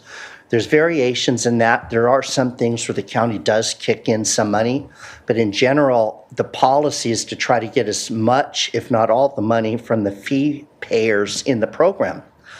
Well, quite simply, if I represented the regulated community, the people inspecting me are not my employees, they're your employees. And so what Wolford Consulting, who did the EHS study, who is a subject matter expert on this, he talked about billable versus non-billable, i.e., as it affects the California government code, the estimated reasonable cost cannot include non-billable hours, which are holiday, vacation, sick leave, staff meetings, et cetera, and I would add a portion of pensions. I.e., it's not fair to the business community that they have to pay for that employee to take a vacation or pay for that employee when they're sick. It's not fair. It's not reasonable costs based on the government code and what he calls a critical method of assuring annual billable hours versus unbillable. Then the other thing he brought up is private versus public benefit. Supervisor Lee runs a phenomenal restaurant. I hear everybody raving about it in Carpinteria. He gets inspected, okay? Is he getting inspected for a private benefit to his restaurant, or is he getting inspected for the public benefit to make sure the food handling is safe? Some are a mixture. We agree that. And there's some businesses where they need to be inspected to prove they're in compliance with the law. That could be considered private. But there's other ones where the issue is meant to protect public safety. That becomes a public benefit. So the bottom line is we need a hearing on this in terms of an independent analysis. What's public, what's private, what's billable, what's not billable, and what the general fund subsidy should be to all fee-based programs in this county. This was the best consultant report we've ever seen in 34 years to spell this out, because we've complained about this before, but could not do it as he did. Thank you. And that concludes general public comment for today. Okay, thanks for the members of the public that have spoken. Do you want to head to one department item first before break? Does that sound good? Okay, Madam Clerk, we will start with department item number 1. Chair Capps and members of the board, departmental item number 1 is from the Community Services Department. It is a hearing to consider recommendations regarding an informational report regarding battery energy storage systems and the Moss Landing fire. Good morning, Chair Capps, members of the board. Jesus Armas, Community Services Director. We're here to present some information based on review of the situation in Moss Landing and how that affects battery storage systems, broadly speaking. Before we begin with our presentation, we thought it'd be useful to have somebody set a larger context for this discussion. And so we've invited Robert Shaw, the CEO of 3CE, Central Coast Community Energy, to help us set that stage. And then we will, with your indulgence, proceed to our presentation. So Mr. Shaw, if you would. Thank you, Mr. Ramos. Madam Chair, members of the board, thank you very much for having me and for having this item, which is an important discussion for our communities. My name is Robert Shaw. I'm the Chief Executive Officer of Central Coast Community Energy. We're your community choice aggregator. 5 counties, 30 cities combining together, partnering with Southern California Edison and Pacific Gas and Electric to deliver clean, renewable energy to our customers. I wanted to start maybe on a broader context, just adding why batteries. You know, the state goal for decarbonization is to be at 100% clean and renewable resources by 2045. 3CE has a goal of getting there by 2030. At the state level, in order to do that, as you have so many more renewable resources coming online that are intermittent, that aren't operating and able to generate in the same base load sort of way every hour and dispatchable, you need to have storage technologies that are able to fill in those gaps, be able to respond to load shifts and generation needs at a moment's notice. So at a state level, we're anticipating a need of about 52,000 megawatts of battery installation by 2045. We're about a quarter of the way there. In order to move forward, 3CE would anticipate that we need somewhere around 600 megawatts, and we're about a third of the way there. As we're thinking about batteries, where do they go? How do they fit into this larger discussion of getting to renewable energy? Well, in order to operate, they've got to add reliability to the grid. but they've also got to be affordable. And in order to be affordable, one, they've got to be close to load so that you're not building excess transmission lines and transporting energy for huge distances. So close to load is an important component of how batteries add value and reduce the cost for all of our customers. Another important piece of the batteries is just how they're operating to, whether it's to levelize the generation of solar that might be impacted by cloud coverage, or really to be a bridge to that next resource that might be available. And understanding those components are all an important part to where do they go. At 3CE and at the industry at large, and I should share, I'm the president of CalCCA, the California Community Choice Association. We represent 23 of the 25 CCAs in the state. As an industry, we need lithium. Lithium is one of those things. It's quickly responding. It's able to meet the need at a moment's notice. It has variable discharge. It could be a 4-hour battery. It could be an 8-hour battery. So that flexibility helps meet the grid's needs on a moment-by-moment basis. And it's a proven technology. It's one that can be built and delivered cost-effectively for customers. But that's not the end state of our evaluation. 3CE has done one of the first and largest compressed air battery storage projects in California. That's a longer duration, steady discharge. It's going to help us get through those evening hours, 8 to 12 hours of discharge. We're looking at pumped hydro. Pumped hydro is more of a seasonal need, getting through the winter months when you have low solar production, less production overall from renewable resources. We're also looking at hybrid resources, battery facilities that can be sited at or next to natural gas facilities. So we've done 2 one-hour batteries at peaker facilities, and that's going to reduce greenhouse gas emissions, improve air quality for those local communities, and reduce negative health effects for those local constituents. Those one-hour batteries will reduce the run times of those peaker facilities that are very cheap to build, but very expensive and very emitting to run by over 70% in their lifetime. We're also looking at longer 8-hour batteries sited at combined cycle gas turbine facilities that will reduce it by 12% over their lifetime, but these are facilities that run all of the time. So having that flexibility, improving health consequences for those local communities is an important component of our strategy. All of this, I think, is important to say, and why we're here today. It has to be safe. That is table stakes, I think, for any developer, anybody that's seriously considered purchasing and utilizing these batteries as part of the transition. This is an area that we rely very heavily on local authorities, fire authorities, and building officials to evaluate what is appropriate in their communities, and then each of you, in your independent discretion and judgment, about what's important for your communities, how you consider these things, how you mitigate negative consequences. 3CE doesn't cite projects. We don't approve project proposals. We require certain performance standards as part of our batteries. We don't cite even specific technologies. But it's important to understand where the industry has gone. So at an industry level, we have seen incident rates responding to fire or just emergency services needing to respond. This number is coming up to us from the Electric Power Research Institute, EPRI. They've indicated a 97% reduction in incidences. So that's not a fire, that's any time an emergency response has to respond to a facility. To put that into a little bit context, 97% reduction. Their incident database shows that in 10 years there have been 20 responses.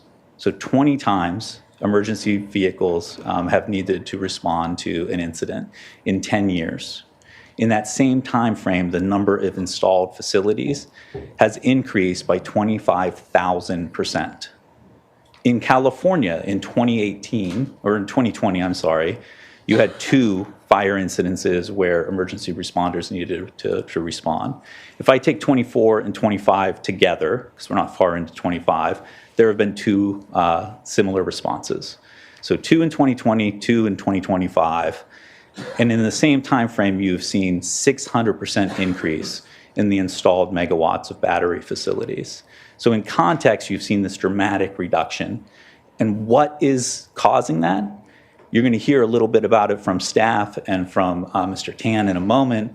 But it is a very quick industry responding to incidences. So we've seen increases in building code. We've seen increases and changes in the fire code. You've seen dramatic changes away from indoor installations. To my knowledge, there are 3 in the state.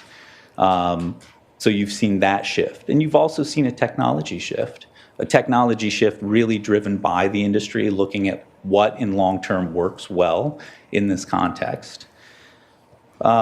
You've seen SB 38 and better coordination with local response emergency services.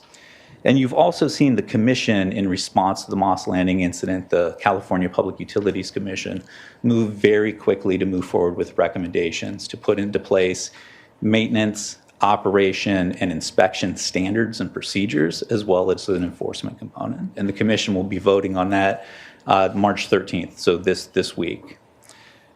From a Cal CCA perspective, looking at what all of the CCAs have done from an industry standpoint, there's roughly 8,000 megawatts of batteries that are contracted for.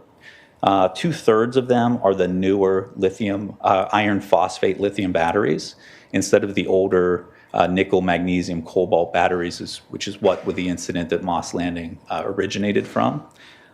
10 times going forward are going to be the newer technology than the previous technology, and that may change as developers look at what's available in the market, but also how communities are responding to this. I would only expect that number to go up in terms of the number of projects moving to lithium phosphate.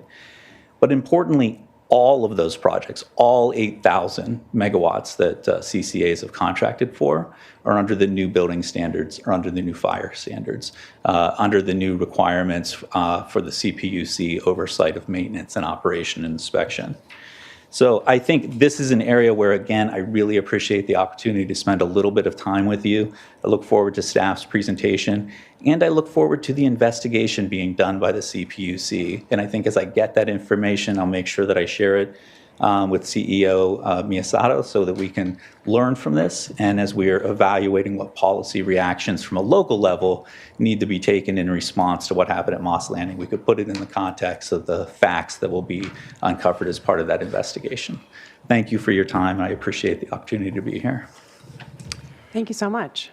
Chair Cap, with that as a context, I'd like to go through our brief presentation. I would note that both the report and the presentation was made possible through the assistance of various departments, including planning and development. Our fire department, obviously, our fire marshal is present, as well as our Office of Emergency Management. So, pardon me. Here we go. So what we're proposing to do today is review very briefly what we understand occurred at Moss Landing, talk about some state and county review processes and regulations. Mr. Tan's going to review with you some of the technical code requirements as it pertains to the fire department's areas of responsibility. And of course, there is a large facility soon to be operational in Opomo that we thought we'd also brief you on. And then to the extent that the board would provide any direction to staff, we are here and ready to receive such. A couple of photographs just to share with you. On the left is the Moss Landing facility pre the incident. As noted in the staff report, this is and was a former natural gas powered power plant. PG&E has repurposed it, and commencing in a couple years ago, the large building that you see in front of those 2 towers became repurposed and storing a substantial number of batteries. As noted previously, it did involve the older battery technology. On the right is a photograph that simply records what happened just recently. This obviously has received a lot of attention in the community. There were some issues around safety, issues around air toxicity, and the like. And the county is continuing to do a variety of investigations to determine any long-lasting effects. The state has a role to play in oversight of these facilities. In 2022, Assembly Bill 205 was signed by the governor that allowed and created an opportunity for companies proposing BESS to bypass, if you will, the local regulatory framework and instead seek approval through the California Energy Commission. It's characterized as an opt-in certification, meaning an applicant had to seek that as an alternative to local approval process. I believe that in response to the concerns voiced by the Moss fire, not solely by that, Assemblymember Addis introduced AB 303 earlier this year, in which it restores local permitting authority, establishes a 3,200-foot setback from sensitive receptors, single-family homes, agricultural lands, and the like, and it eliminates the opt-in certification that is currently permitted under AB 205. And then, as Mr. Shaw mentioned, the CPUC later this week is considering regulations that strengthen and provide enhanced safety measures on facilities of this sort.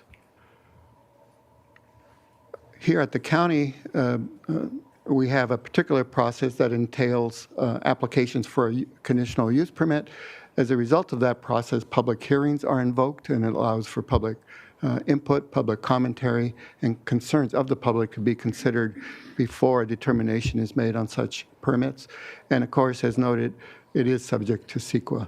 Mr. Briggs is available to answer any detailed questions about the two facilities that are presently in our county oversight role. With that, I'm going to invite our fire marshal to comment. He's pretty knowledgeable about the technical requirements and has done a really good job in educating a lot of us about what's involved. Mr. Tan? Thank you, sir. I think he's giving me a little too much credit about my expertise here, but yeah, I've done some research to hopefully be able to answer and address some concerns and questions. I think the main distinction, when I was asked to make a presentation between the systems that we have in the county versus what happened at Moss Landing, the main distinction is really the initial design. The Moss Landing installation predated any UL listing requirements, any NFPA standards, any code requirements.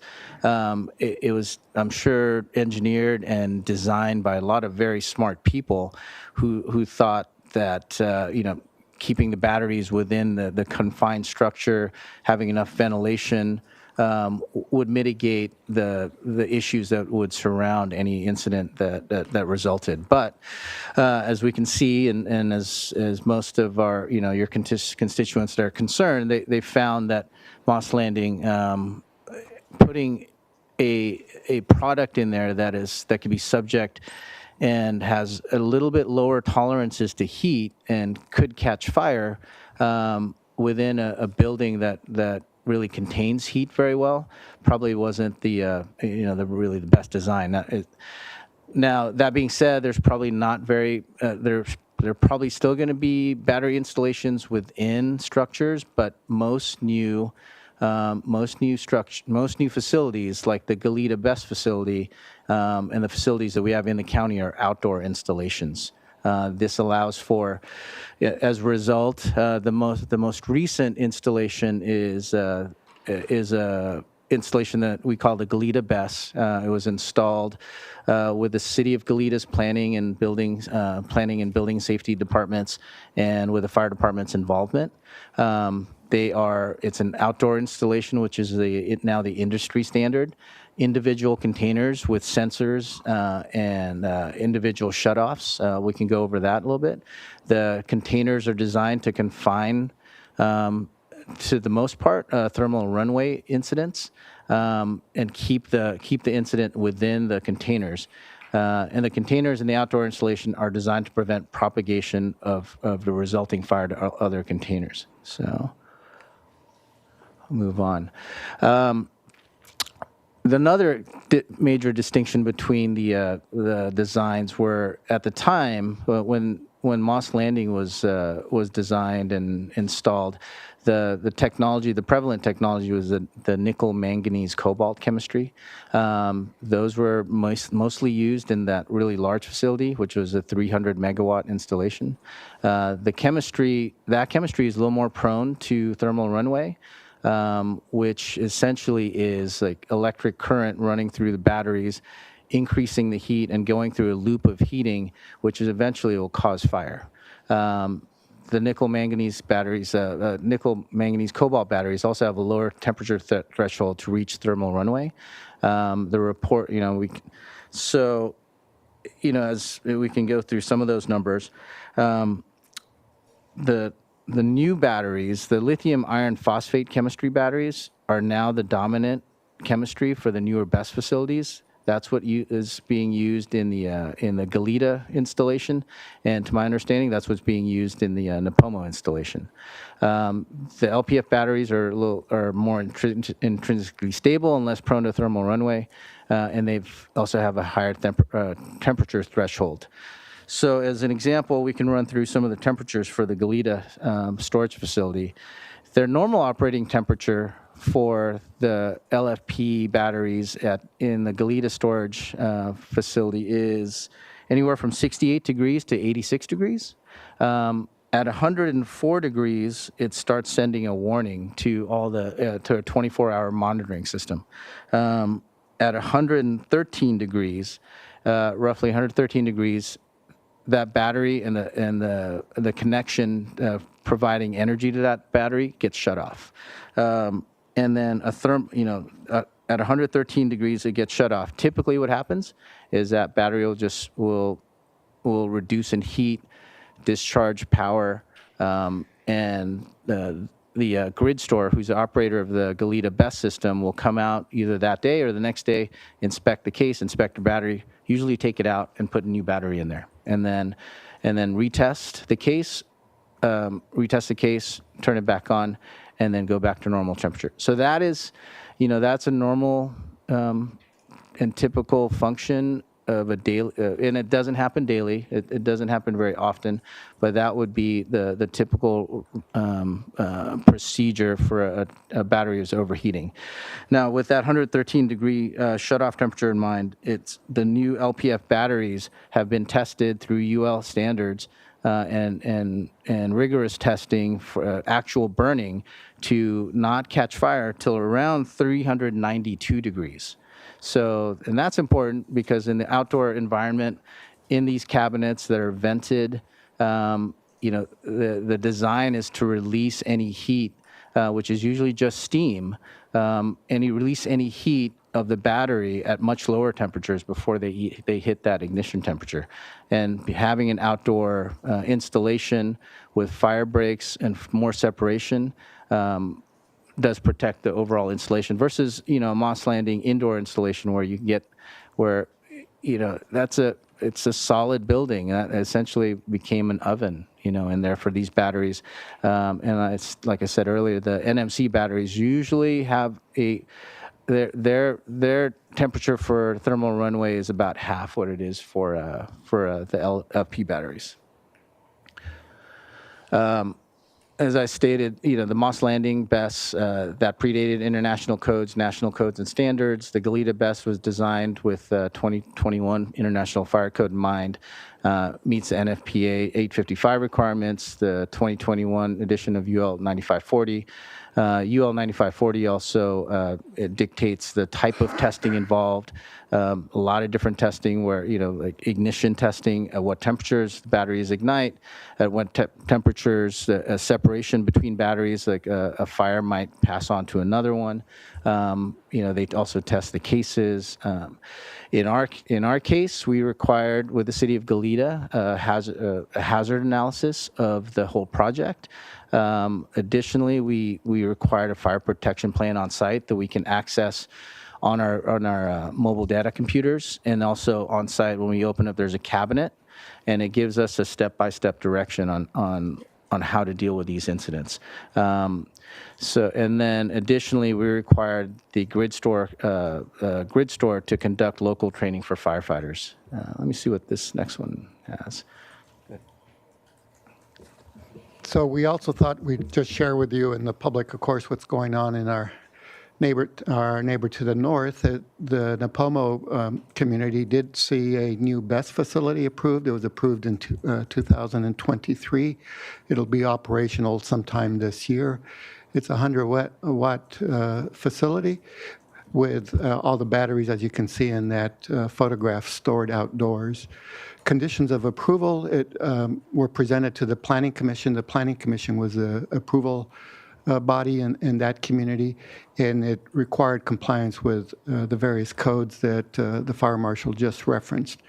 Lastly, our Office of Emergency Management is in contact with their SLO counterpart to make sure that there's an agreement on standard operating procedures in the event of a fire at that location, since there could be some drift from any incident that may occur there.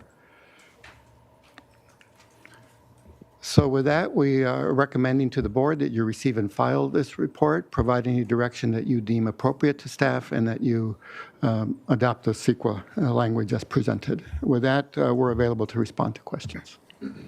Thanks, Director Armas and Fire Marshal Tan and Mr. Shaw. Appreciate it. Okay, questions from the board. Supervisor Lavanino. Thank you, Madam Chair. Okay, I got a few. So the CPUC's investigation, do we know what that timeline is? It's going to tell us kind of what happened at Moss Landing. They've not identified a time frame. They're under pretty extensive evaluation, not just through the CPUC, but also in the county. Okay. And then I really want to get into what is our jurisdiction. So what's the permit path if somebody wants to do one of these in Santa Maria or Los Alamos? What do they have to do? When do we see it as go Planning Commission? How's that work? If I may I invite Mr. Briggs to come and expand on that? Madam Chair, members of the board. So we treat our battery projects similar to other energy-related projects where it requires a conditional use permit. The permit path would be to go through environmental review. The battery projects that we've done so far have required a mitigated negative declaration. As part of that review, we have also conducted a hazards analysis where we hire a engineer to go through and study the project, study the design, look at the hazards, come up with mitigation measures that would reduce the hazards associated with the project. And then as part of the project approval, those mitigation measures would be incorporated into the project's conditions. And the decision maker for those projects under the CUP would be the Planning Commission. Okay, so I think that was one of the concerns in Napomo is it never did go to the Board of Supervisors, and it's pretty massive. So that just means it went to the Planning Commission, did not get... It was not appealed. It was not appealed. Yeah. Okay. Okay, so regulating and permitting it, though, still is county responsibility. Correct. Okay. All right. And it would go through building and safety review, all the electrical systems. It would go through fire for their review to make sure that the fire suppression systems and all of the features that they would want to see in the project are included. So these projects do go through a pretty rigorous review here at the county. A clarification, Supervisor Lavanino. An applicant can seek to pursue the opt-in certification if it's of a particular size, and then the approval process would rest with the California Energy Commission. The legislation that has been introduced would eliminate that option. Okay. Okay. I guess other questions. This one's for OEM. So it said, thank you, Aaron, said in the report that we're coordinating with San Luis Obispo. Our OEM is coordinating with theirs to talk about evacuation and stuff. If there's a possibility of accident in Napomo. Just give me what that looks like and what that timeline looks like. Great. Chair Capps, members of the board, the Office of Emergency Management is working with San Luis Obispo's Office of Emergency Services because Napomo is within their jurisdiction. So we have coordinated with their agricultural commissioner's office, as well as their environmental health agency and the air pollution control district to do some modeling around how an incident at the Napomo site may impact Santa Barbara County, especially if the wind is blowing our direction. That plan is in process. It's in draft form. It will be a joint plan between both Santa Barbara County and San Luis Obispo County, but it also outlines the notification process, even if there is an incident at that location and not an impact on Santa Barbara County. We would still receive notification and be able to follow steps in order to prepare and support San Luis County and then our residents here in Santa Barbara County. Okay, thanks for that. So as part of that, it'd probably be fire response. So first responders possibly could be our county folks or Santa Maria Fire responding. Are they part of this coalition that's come together to? San Luis Obispo County, as the lead agency, has taken it upon themselves to work within their CAL FIRE and then communicate that through appropriate mutual aid channels as it pertains to Santa Maria City Fire. Okay. I would just ask that we make sure that we reach out and make sure that Santa Maria Fire is part of that decision-making process. Okay, thank you. So as part of that, is there evacuation plans? Because I noticed in Monterey they had to evacuate over 1,000 people. So what does that look like? Supervisor Lavanino, through the chair, there is modeling that has been done. The risk to residents within Santa Barbara County is fairly low. We have erred on the side of extreme caution, so we do have areas identified that would be evacuated, as well as locations that we would be sending those residents to provide them with a safe location until the hazard is mitigated at the site. Because that Goleta one is, I think it's right under the 101. And I understand, and it does seem like, and I'm not sure why, but the more people I talk to about this issue, it does seem like people are trying to mitigate it somewhat. And we're looking, these are the same experts. I mean, we keep saying that technology was different, and it is, at Moss Landing, but it wasn't like they used technology from the 80s. I mean, that thing was built in 2020, right? So it was not that long ago. So I'm sure it's the same experts that are telling us now that this is safe that also went there. So a little bit of license there. Sorry about that. Do you know if either one of these have auto shutoff valves? When you mentioned, Fred, that at 113 it shuts off, is that an auto shut off, or is that alert an employee who then has to turn it off? Supervisor Lavanino through the board. Yeah, it is an automatic shutoff. Grid store, and I imagine all the other the best systems are monitored 24 hours, including a air quality monitoring all around the Goleta best system, just in case there are some, maybe some fumes or something coming out of there that can't be visibly seen.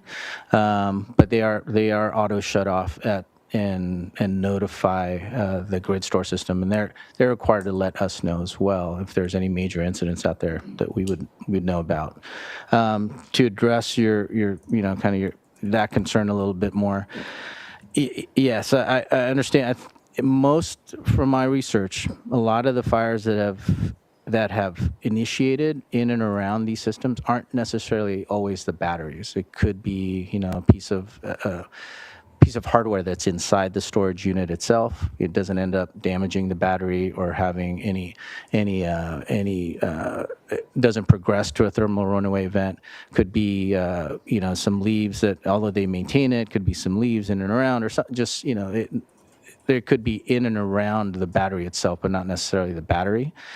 The way these batteries are now designed, if they produce enough heat, they have an aluminum cap that'll pop open and start releasing steam, and none of this looks very good, the bystander. But the steam is, and that's why thus the air quality monitors and that steam has been tested for parts per million toxicity, and then we can take.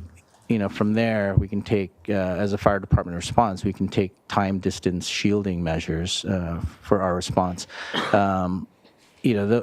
There's quite a bit more, but I think with when the investigation comes out for Moss Landing, there's probably quite a bit more that burned than just the batteries itself that cause a lot of those products of combustion. So, Okay, just got a couple more. So, so this move to lithium ion phosphate, do we have a way to fight that kind of a fire?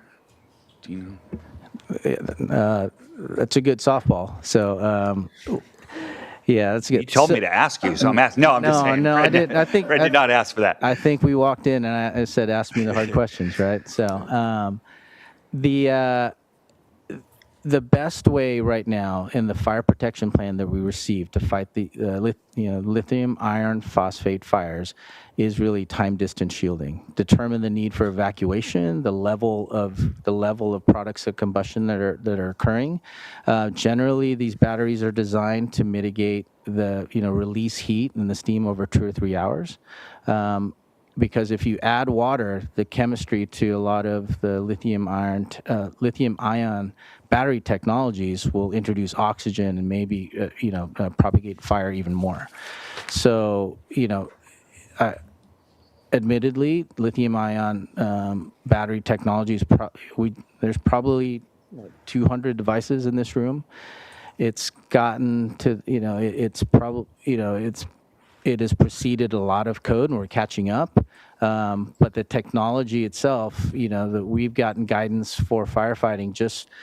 We had a recent Tesla on fire on Highway 101 just south of Carpinteria, and it was get out of the car, let the fire do its thing, right? You don't want to be, you spend minimal amounts of time getting your things out of your vehicle, but just get away and get upwind of it, So we would just really have to let it go. So. Okay, so that kind of worries me. So that if we just let it go, so they're all in their individual containers, but we can't put it out. We basically let it burn. How do we know it just doesn't go to the next container, the next container, the next container? So part of our instructions on the fire protection plan. So if it is to continually monitor the temperature, and we have thermal imaging cameras on every one of our rigs and also on our SCBAs. And then to contact the 24-hour line with the Tesla battery pack service. And they can give us guidance of when water is needed, when it's not needed. If it's staying below that temperature threshold of the thermal runway, it's just doing its release of heat and energy to mitigate itself, essentially. So. Okay, Additionally, Mr. Levin, one of the elements that the PUC is considering is the spacing between the different cabinets, and it may be that it strengthens the distance between each of them. Makes sense. Okay, my last one is just on, this looks like it would be a target for somebody, an arsonist. What kind of security do we require around these facilities?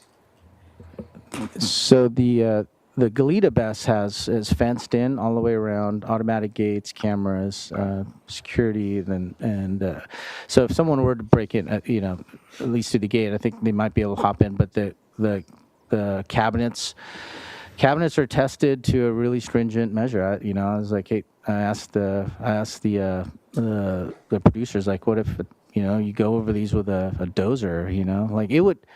Most lithium-ion battery incidents occur because of some type of damage. So these batteries that are going in are generally pristine, have been carefully placed in, shouldn't have any nail holes, any bending, any damage to them. So they're, and then they additionally get protected by the case.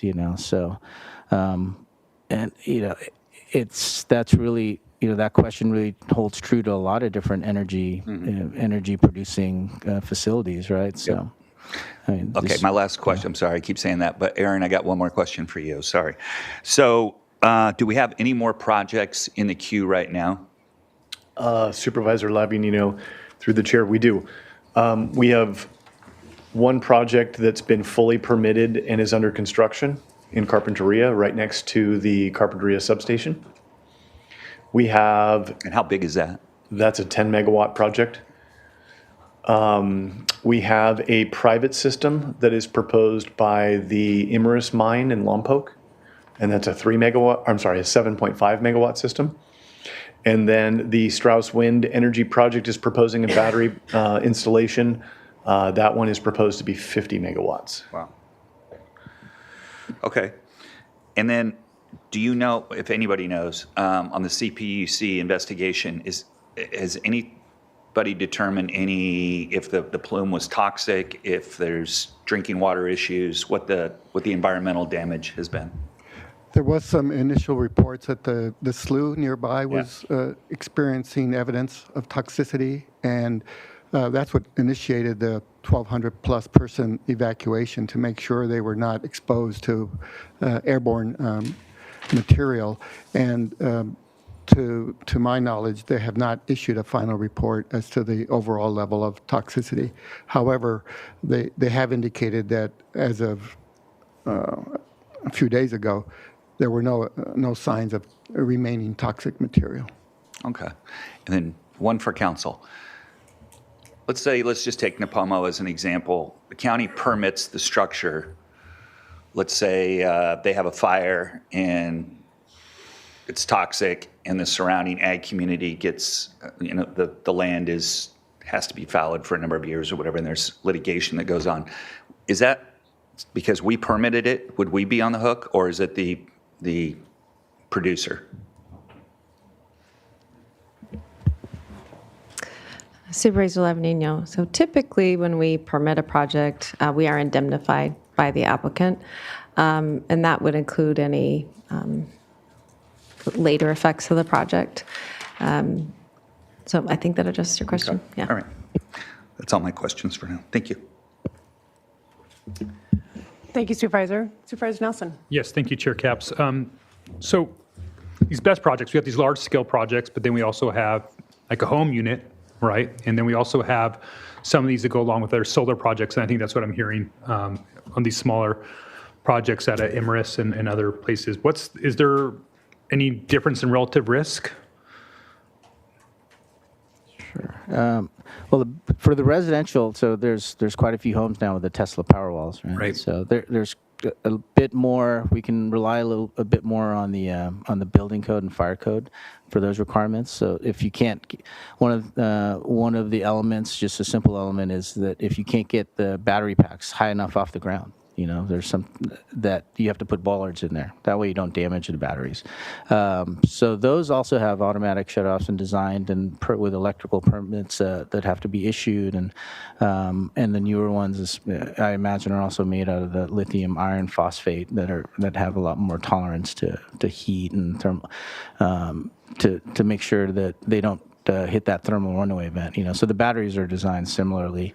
Speaking to some of the, to some other lithium ion engineers and experts, if you do end up having, like, say, a vehicle that may catch fire or start steaming inside your garage, one of the best things is because it's doing that to release heat is just to open the garage door and then just walk away, right? So there are things that there are measures that we are taking as a department, as a county. I guess my next question would be, how's that permitting pathway? Maybe that's for Aaron Briggs, for a home unit versus, again, a smaller unit versus one of these large BEST projects. Yeah, so Supervisor Nelson, the home unit would simply be permitted through building and safety with an electrical permit.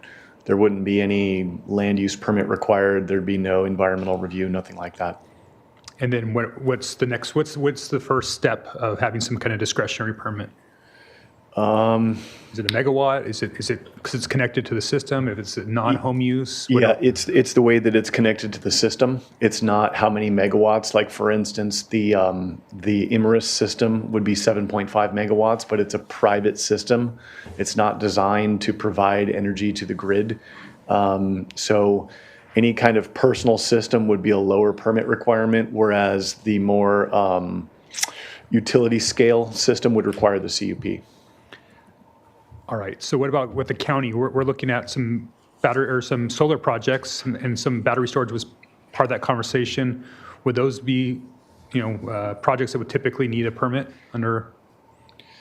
If the project were located in the coastal zone, it would require a permit, but it's my understanding if it were in the inland area, it would not. Because it's us, or because it's not hitting that threshold? Because it's us. Okay, great. Mr. Nelson, as you heard last meeting, there of the 8 that were presented to you, there might be 2 locations where batteries might be appropriate. So obviously that will have to be presented to you when that item returns. Okay. And Aaron, while you're still up here, sorry, Mr. Briggs. So right now, there's this opt-in. If they get opt-in through the state, they don't have to go through local permitting. Is that right? Correct, but the threshold for that opt-in is very large. Those are very large projects. I think it was 50 megawatts. Okay. But some of these projects, this one up in Tacoma is greater than 50 megawatts, right? It is, but that community processed that locally. It didn't take advantage of the opt-in. There are other communities where the commercial operators are of the opinion that it's moving too slow, and so they've begun to explore that option. Okay. Well, that's good to know, especially what our relative impact would be there. Because my understanding is the one in Tacoma, I went up there and drove it. It's less than 100 feet from a residence. Is that right? Ooh. That's what the residents have indicated, and it's in close proximity to the freeway as well, to Highway 101. So could somebody build one of these in Santa Barbara County, greater than 50 megawatts, within 75 feet of a residence? Is that by getting approved at the state? So, Supervisor Nelson, we don't have standards that would disallow that, but certainly when looked through the lens of our hazards analysis, I'm fairly confident that that would not be okay. If we have the opportunity, right? Well, for the smaller ones, of course, they would through the CUP process. Okay. For the larger ones, given the grid's structure here, it's unlikely that we would see those in residential areas or proximate to residential areas. Okay. And through our hazards analysis on the 2 Carpinteria projects that we did, those were both 10 megawatts each. The minimum setback distance from a receptor was recommended to be 100 feet. Okay. Which is still pretty close, especially if it's where you're sleeping at night. Yeah. When these projects get built, are there some kind of bonding or insurance because of some of these potential impacts? If there is a disaster, do we require that, or is that required at the state level? Like I would think, I'm just translating this over to potentially an oil project, right? So we'd make sure that they were insured to the tilt there, and then that they were bonded for eventually their cleanup. Do we have any of these types of processes in place for battery storage? Mr. Nelson, through the chair, there's no indication in the opt-in information that the CEC posts that indicates there's that kind of standard. Okay, and I would imagine eventually when these things are done, that they're some that's toxic, right? And disposing of that's probably going to be expensive. And I'm just kind of curious on how and where that all lands. I mean, again, we as a county have taken strong stands on what we've done on oil projects. I don't know why that we'd be much different on this, especially for a project that maybe burns up and then they walk away. I start thinking about 24B that we just went through where we had the proof transfers. What I'm seeing here is a lot of these projects that PG&E is unloading them on smaller LLCs. So I'm really concerned about that, what that looks like for us as a county if we have something similar to what happened in Moss Landing. What are we doing? Are we protecting ourselves yet? So to answer the question directly, we do not have standards that require any kind of abandonment bonds or any kind of decommissioning bonds. And of the 3 projects that we have permitted so far, we did require an abandonment bond as part of the Cuyama facility, but that was because it was part of a solar farm. Okay. The 2 independent battery projects, we did not require any kind of bonding. Okay, I think that's something we should consider, as well as potentially supporting AB 303, which would be bringing back local control so that we can require those types of bonding and those types of insurance on that. My last question is, especially, there's air impacts, right? And I know APCD, I don't see them here today, but if this was a industrial facility that was burning this off, there'd be massive fines and fees that would go along with that, I would imagine. Is there anything like that goes into? Is there any type of, is Moss Landing going to be paying for their impacts to greenhouse gases? Is that something that we're going to see with these battery storage facilities? Again, the investigation is still underway, but I wouldn't be surprised if there aren't some assessments considered given the perceived and actual damages nearby. Well, as long as it's a level playing field, that's what I'm always concerned about, is that, we have a certain set of standards of how it impacts the environment. If it's maybe a legacy energy project versus some of this new energy. And so I would just really implore us as a county to be consistent with the way that we view these things moving forward. I think just to go to security, when I did drive by the Napoma Fields facility, the gate was open. So something that we want to make sure that we're dealing with here locally. What else do they have on here? I think that's it for now. Thank you. Thank you. Supervisor Hartman with your questions. Yes, I had a couple of technical questions. Could you talk about the containers? They're designed to contain. How strong are they? You said something about being able to run something over them. So I just. Supervisor Hartman through the chair. Yeah, so that was like one of my questions. Like, what's the worst case scenario? What if a dozer runs over this thing that gets a hold of them? They're locked. I mean, they're tested. I don't necessarily know I can come back with some more information for the board, just sending it through the channels, but I don't have specific details on how much weight they can bear or whatnot. I'm just curious how well they contain the heat if there should be a fire within, if there should be a runaway incident. The design for the cabinets are one to create spacing between the batteries, and that to mitigate a battery to battery ignition. But they're also designed for ventilation of the steam. So not necessarily keeping the fire within the cabinet, I see. but also to release steam from to release steam and heat so that it doesn't hit that thermal runaway threshold. So if it's releasing steam, there has vents coming out of it. And then the other part of the design was to create spacing between the batteries so it doesn't propagate fire from one to the other if that does happen. And then the cabinets have a separation, as you've seen in some of the pictures as well. So it won't necessarily propagate from, if you do have a whole cabinet going, it won't go from one cabinet to the other. So.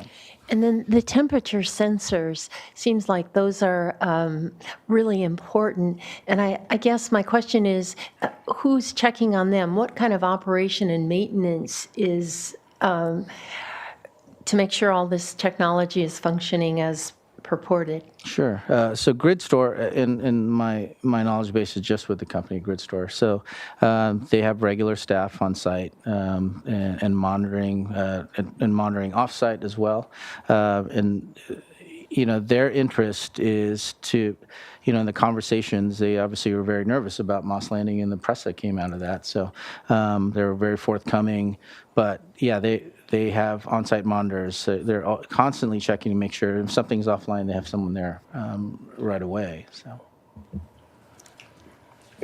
Supervisor Hartman, through the chair, it may be that one of the directions to us is to look at whether there are reporting requirements so that we can get some regular progress information on the status of the facilities. Thank you. Those are all my questions for now. Supervisor Lee. Thank you.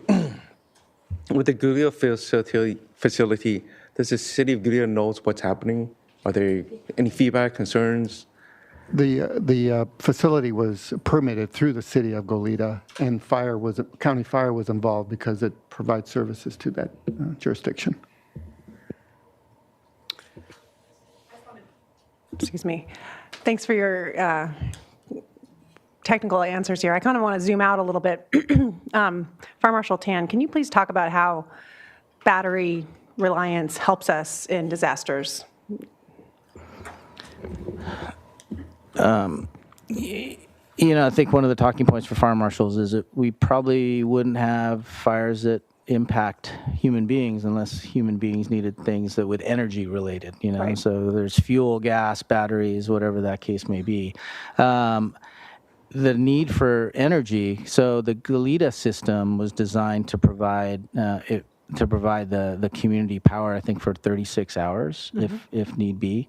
That's not, the fire stations, they have, in the hospital there, they have generators to help function. But, as a community, I've been in situations where the repeater systems were offline because there's no battery systems involved, so then we couldn't communicate with one another. So as far as emergency response, we we can't really function. I mean, we can, but it's much more efficient for us to function with power, lithium-ion battery powered tablets, radios, and to be able to communicate and have power throughout our RFCC system. So I think one of the questions Supervisor Lavanino had spoken to was, how are we going to know? Well, we are moving towards this new regional fire communication center. Santa Maria is slated to be part of that. We also, County Fire is working with the region's hazmat teams and coming up with in addition to the fire protection plans generated by the facilities, we are also working on an overall response plan that we can address issues, whether it be Napoma or whether it be Goleta. That way we have a standardized response and notification system. So are our communication systems connected to like a battery generator or backup? Yeah, there's backup generators for our communication systems So at this that point. if all else fails with the grid, we're safe. Yes, but and what we found, I think what we've all found is that cell phones are, because of how much traffic, when you have several thousand firefighters coming to an incident, or you can overwhelm the radio systems just with traffic. So we do need, it is a vital piece. Our cell phones are a vital piece of communications with one another now, just to be able to say, hey, we need some people over here, Right. this address. So that I think anything that can produce a little bit more power and back up the community would help those systems. Thank you. Well, it looks like we're done with questions for now. We do have a lot of public comment on this, so I suggest we take a break first because it's 11:20. So we have 13 requests to speak, which would take, if everyone goes 3 minutes, would take about 45 minutes, which will have meant a long morning without a bio break here. So I suggest we just take a quick break till 11:30 and then come back for public comment first. Thanks.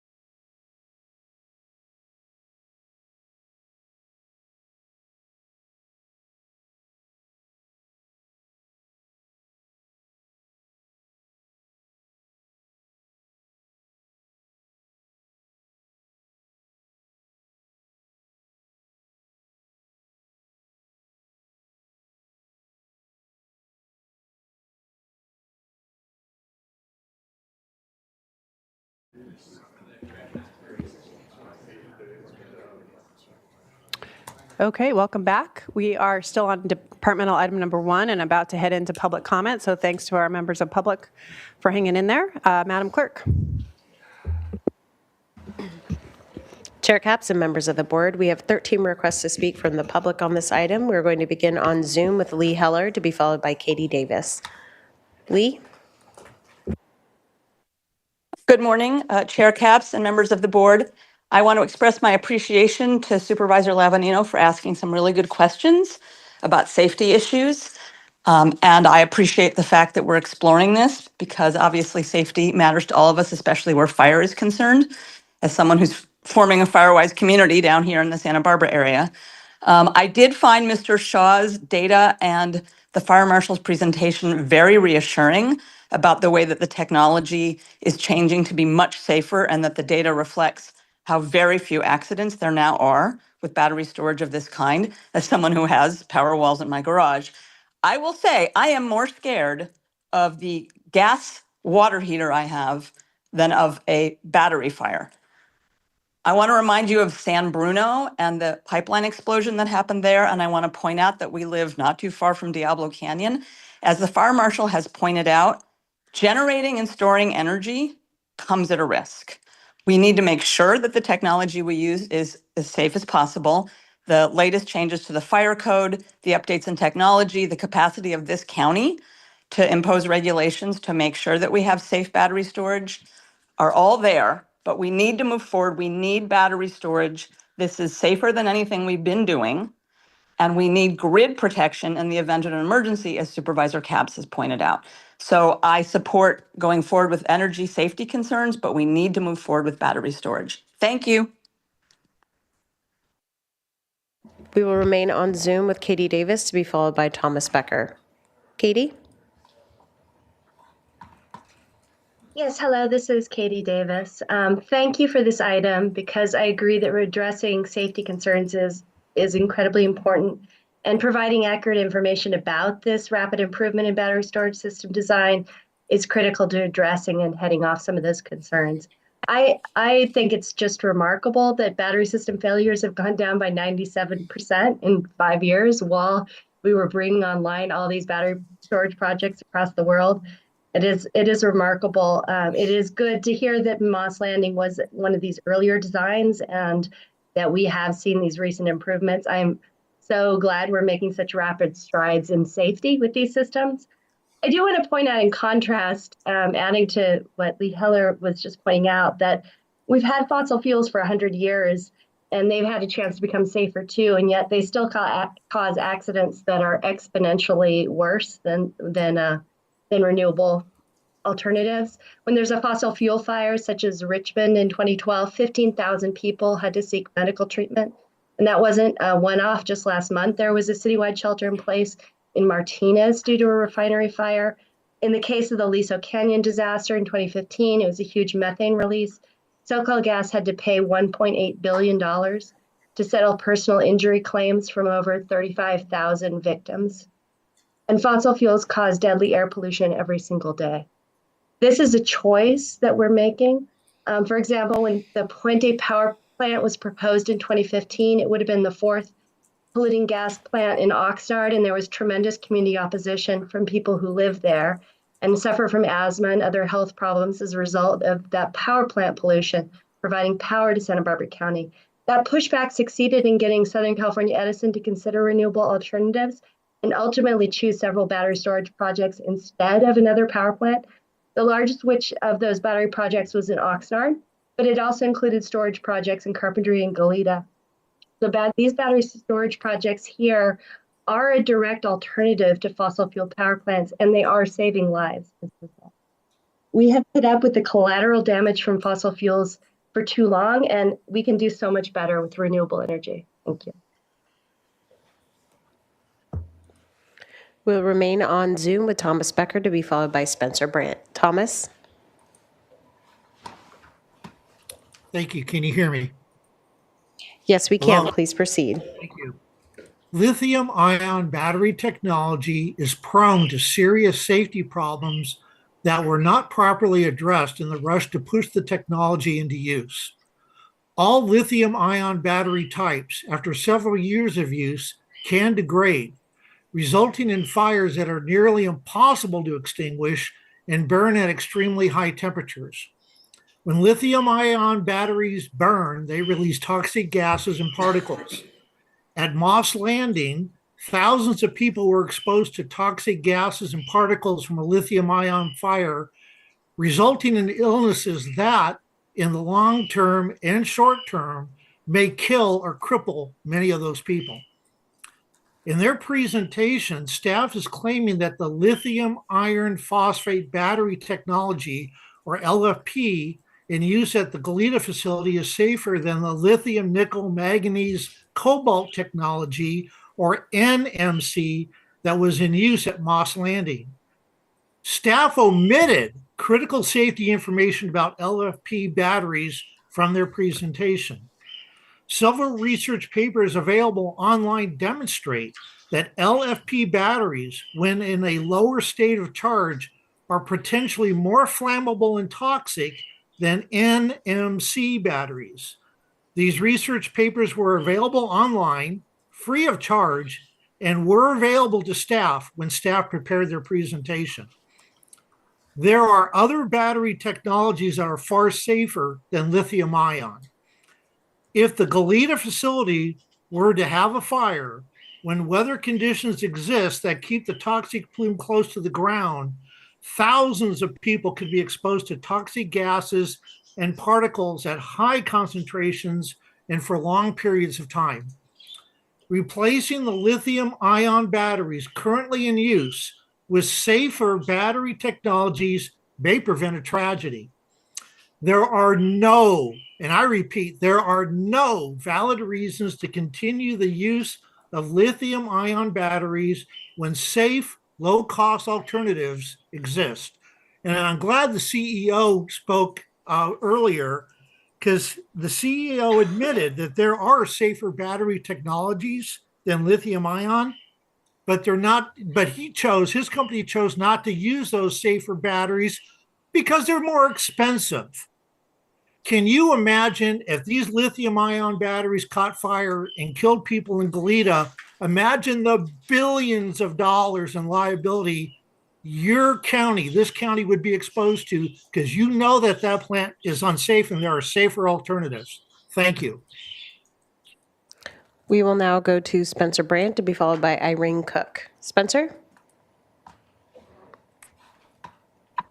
Good morning, Chair Capps and Supervisors. I felt compelled to comment today on this item because I strongly support battery storage, and I think that the data that has been presented about the safety is so compelling. Think about any other technology. If it became 97% safer in a period of 5 years, I think we'd all recognize that and be clapping our hands and claiming a major victory for safety.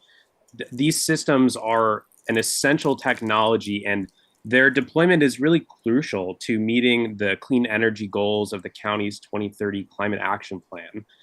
They make the grid more reliable, and this is especially true during emergencies.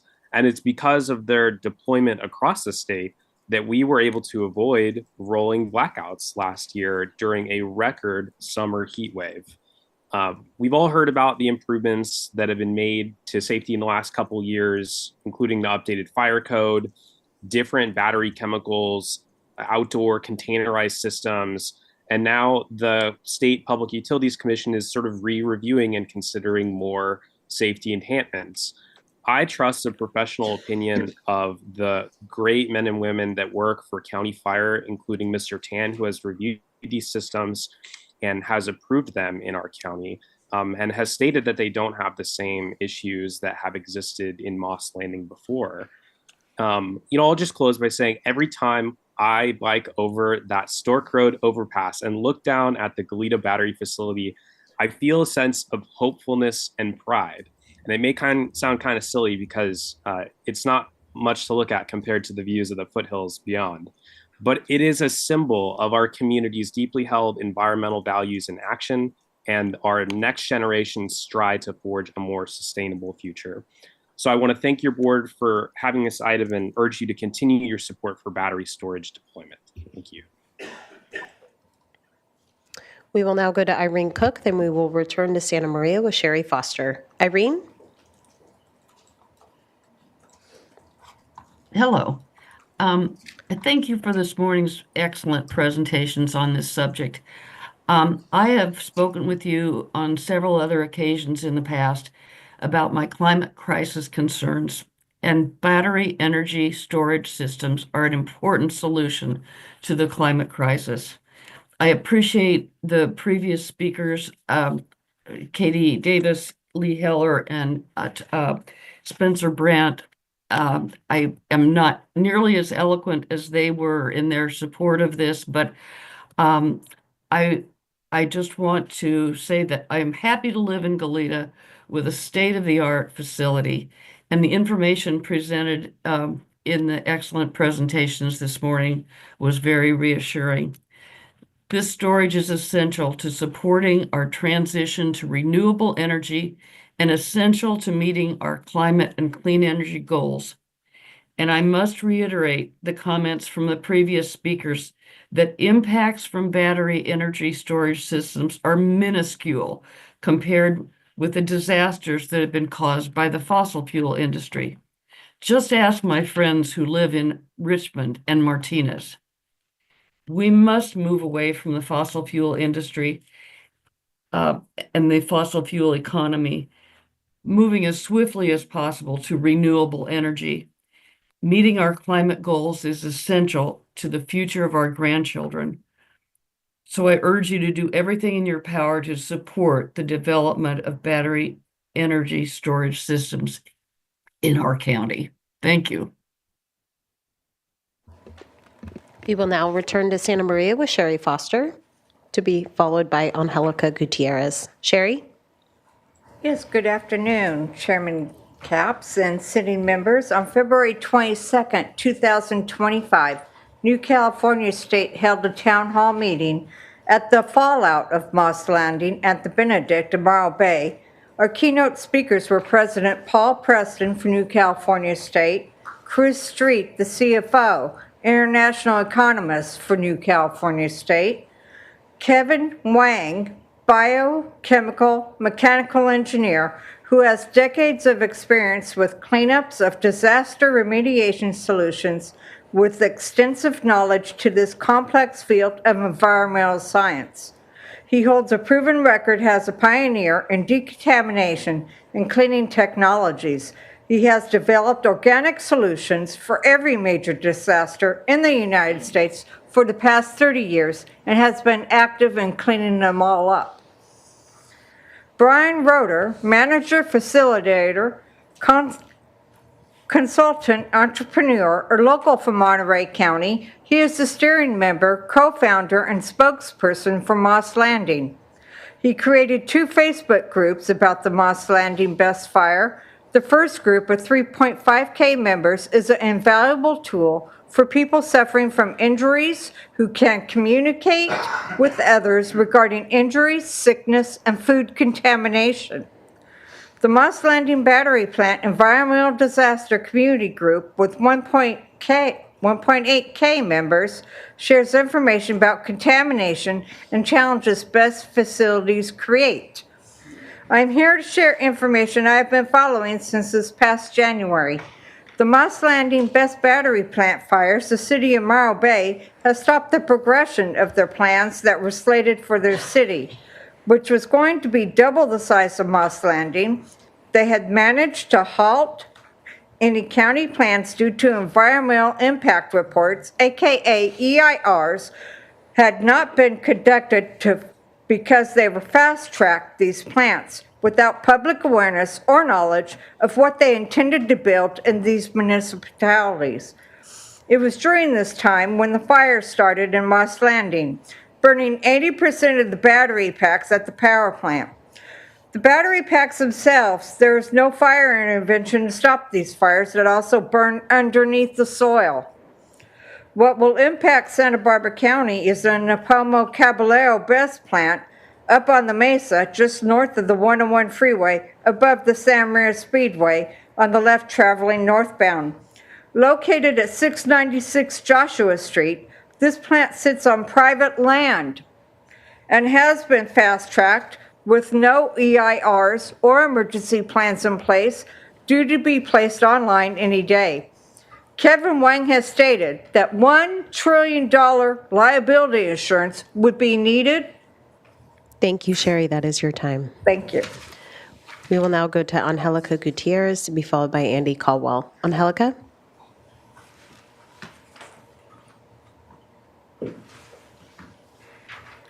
Good morning, and thank you very much to all of our supervisors and our chair for allowing this presentation to occur.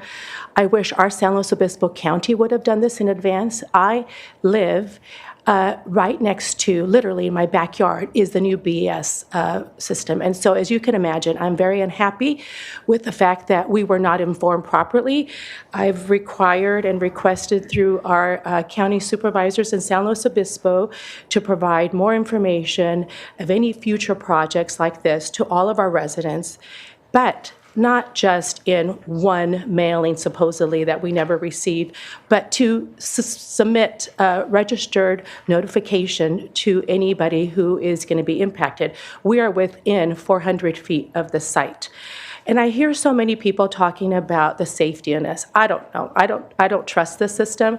As a matter of fact, there was some kind of a noise that happened last week with the batteries. I found out that the switch blew on a couple of the units. The next thing we hear is there's some foreign nationals who are coming in to fix these units, and then a crane shows up, and the crane has been now removing a few of the units. So all of this should be concerning to all of us. Now, I understand we need to look at renewable energy, and let's look at it correctly. Let's be ahead of it versus the system being ahead of us and not being prepared. So those are things that we all need to keep in mind. We have water issue, we are a farming operation, we live there, but we also work in Santa Maria. So I grew up in Santa Maria. I care about both communities, and we all should be doing that. So you as supervisors, please support the AB 303 to be able to inform all of us residents more about these concerns. And I've read the draft. My husband's a retired fireman, and we read the draft that was proposed as the NAPOMO. It is so weak for the fire department. At the end of the day, let it burn. Let it burn. And I know I've heard comments about, well, you know, we have lithium phones, we have lithium cars. That's a choice we have. I am not putting a lithium car in my garage, and I don't have one. But that's a choice. We didn't have a choice to have this 100 megawatt facility in our backyard. And that's a big concern we all should have. So one of the things that we all have to keep in mind is we need to demand better communication, better information, and you've started with that today, so I appreciate that. But we need to require a full environmental report. None of this quick, streamlined process. That is just that's just unfair for all of us. Thank you for your time. We will now go to Andy Caldwell to be followed by Terry Strickland. Andy?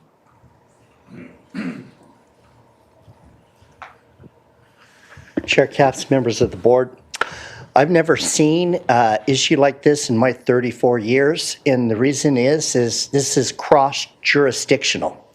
So NAPOMO builds this plant, and it would impact more Santa Maria residents than all of San Luis Obispo County residents. If Emirates builds one in the canyon under county jurisdiction, it's Lompoc that gets the incident. So I don't know what the vehicle you need to do, but you need to do a programmatic EIR because Lompoc Fire Department can't handle this. No way can they handle this. And, you know, if Santa Maria builds one, it's going to affect Orchid. The bottom line is mitigated neg decks don't cut it. You need a programmatic EIR. And what the rules are, the law is reasonable and foreseeable potential for significant impact. San Diego has 3 of these battery storage systems. 2 of them went up in flames. Moss Landing went up in flames 4 times. This latest one was just the biggest one. So maybe they're getting better, They may be getting better, but again, reasonably foreseeable. What you don't seem to understand is the Nipomo facility is unmanned. There's nobody on staff there. It's all monitored by computer. And their mitigated neg deck says that the fire department was supposed to wait for a subject matter expert before they try to deal with anything having to do with that emergency. So let's talk about the worst case scenario of Goleta. It blows up right underneath the freeway. And you have an 8-mile evacuation zone. How does that work when the freeway's shut down?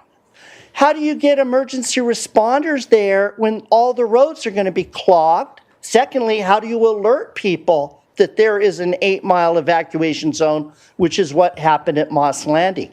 That was mandatory evacuation. It was up to 20 miles for mandatory shelter in place, including shutting your oven vent on your roof and putting wet towels on windows and doors. People don't know about this. The community's not been prepared. The only thing I can come up with that is an equivalent is that if we were not talking about, for instance, Plains Pipeline being oil, but H2S, would you let an H2S pipeline run through the middle of Goleta, Santa Maria, Lompoc, or Carpinteria? Because H2S is the closest thing to the dangers presented by the toxic fumes. And if you put water on them, they become acid. It's one of the reasons they just let them burn. So you do need to do something way more than you're doing, but you have to do it in coordination with the other jurisdictions, including SLO, because the smoke doesn't know jurisdictional boundaries. Thank you. We will now go to Terry Strickland to be followed by Bill Baker. Terry? Madam Chair and Board, I'm a native of Santa Maria, but I've lived in Nipomo for 45 years. And you're probably saying, Terry, why did you let this facility get built? Well, that's because none of us knew about it. It went to the Planning Commission without our supervisor telling us what was going on, and he knew. And there were 3 commissioners during this meeting, this 23-minute meeting, and they asked maybe 3 or 4 questions, and some of the questions didn't get answered because the technical advisor for the company that was putting in the facility wasn't there. The guy giving the presentation turned around and looked, oh, my technical guy isn't here. So they didn't even get their answers that they asked, and they weren't particularly good questions anyway. And our planning commissioner, who represented Supervisor Paulding, she was just happy that the landowner where this was going was in the audience and that he was okay with this. Nobody mentions he's getting hundreds of thousands of dollars a year leasing this property to them. So of course, I guess I would be happy about it too. But we need to make sure that people more than 300 feet from one of these facilities is notified. This is ridiculous. Farming all around this site in Nipomo, don't make the same mistakes that San Luis Obispo made. Don't let your constituents know what's going on. You know, before any of these are approved, there should be a public meeting and everybody should know what's going on. As Mr. Becker said, you know, there's still controversy about these batteries. Not everybody agrees that they're safe. So let's do some research on it and find out what really is safe and what isn't.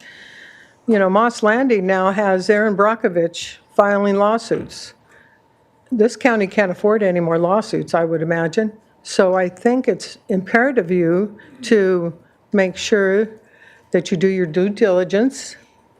And when people talk about state of the art, I go back a long time with the Casmelia toxic waste site, and we heard for years and years, it's state of the art. Nothing will go wrong, state of the art. It's a Superfund site now. There's a lot of toxic material in these plants, and I don't want to see another Moss Landing incident.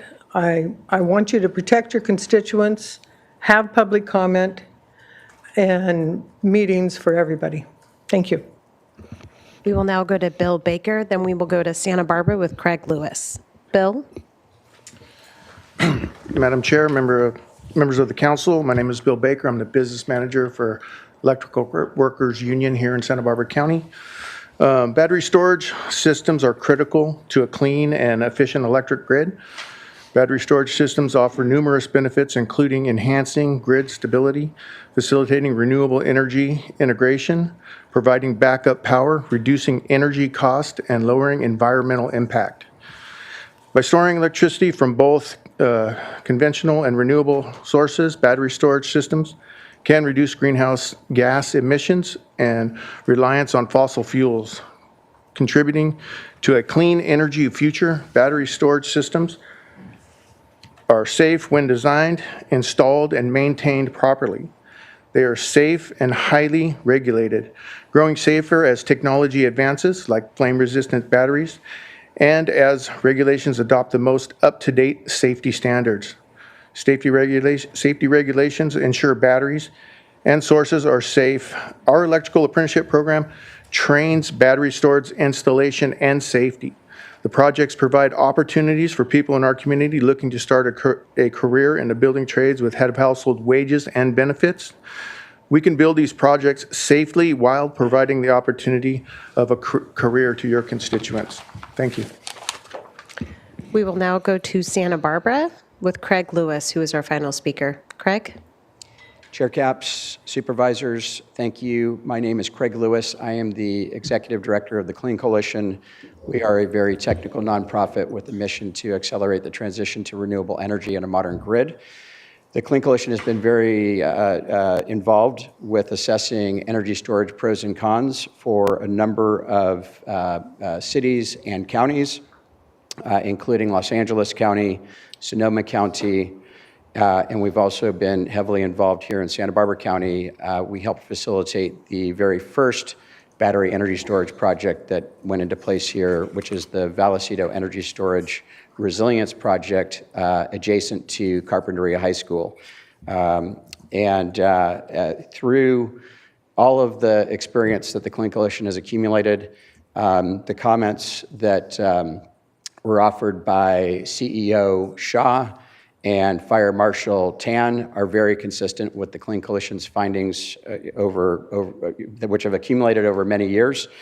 And I will say that the key observations that I've had that I'd like to share with the supervisors, and I'd like you to keep squarely in mind, is that the best issues have been happening with outdated best solutions. And those include outdated battery chemistries, system configurations, system safety systems, container facilities, site layouts, and emergency response planning. The responses have become more and more informed over time. The fire marshal, speaks to that. The best technology selections and the system designs are set about 2 years in advance, and I bring this up based on Supervisor Lavignino's comment.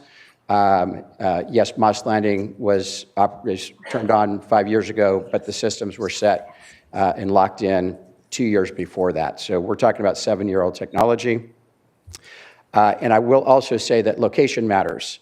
Some places will benefit much more than others, including for energy resilience. The Santa Barbara County is at the end of 2 electricity systems, the bottom of PG&E's and the top of Southern California Edison's. We are extremely transmission grid vulnerable here, and battery systems in the Santa Barbara County are going to provide much more value than to other places. My ask is very simple: stay focused on the science, refrain from being persuaded by lithium witch hunts, and basically just make sure that our fundamental pathway to clean energy future is sure, and that Santa Barbara County benefits from energy storage and the energy resilience that energy storage brings to our communities. Clean Coalition has done a lot of work on this. I'm going to be sending a follow-up email with the Goleta Load Pocket Community Microgrid Initiative overview, which discusses exactly how energy storage will provide tremendous resilience to the Santa Barbara County, in addition to economic and environmental benefits. Thank you. And that concludes public comment on this item. Thank you so much to our 13 speakers. Supervisor Hartman. Yes, following on your theme and Mr. Lewis's theme of resilience, I see that we have Eric Daniels from PG&E here, and I just wonder if I'd like to call him up and ask him to talk about the role of battery storage and grid resilience and PSPS events. Thank you, Supervisor, and rest of you, supervisors and staff. Glad to be here. I wasn't planning to make any comments, but I did want to comment on a couple of things, and I thank you for the opportunity. None of these projects that you're speaking about, by the way, are PG&E projects. I want to make that clear. When we speak about the Moss Landing facility, that's actually 4 facilities. So I want to make sure that we understand the differential there. PG&E does own one and control it. It's called the Elkhorn facility there, and it is offline during this duration.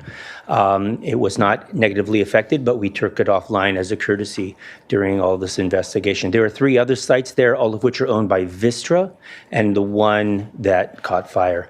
The difference also, it's been made clear, and I want to reemphasize, is that is a wholly enclosed facility, the one that caught fire, not these isolated, these separated different kind of canisters with room to allow for disbursement of heat.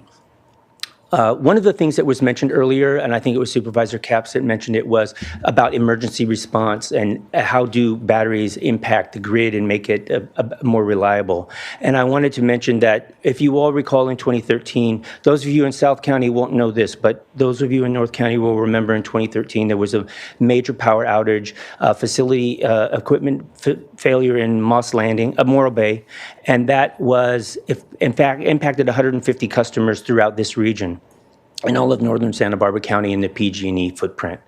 And with this best situation, battery storage facility in Nipomo, for instance, had that been online at the time, it would have been able to hold much of the northern Santa Barbara County residents and businesses for about 4 hours, which was within the duration of that major outage. So the emergency impacts that battery storage can have is also very important to maintain reliability throughout these kinds of events. Ultimately, the idea would be to have smaller battery storage or battery storage facilities throughout the grid so that, as Supervisor Hartman asked me and why she asked me to come up here is, if we had to impose something like a public safety power shutoff, we could be more nimble in how we were to do that. If there were an area of the grid where fire danger was to occur and we needed to shut the power off, we could isolate that section, and downstream of that power line, if we had battery storage, we could supply energy to those customers and not have them impacted by the PSPS.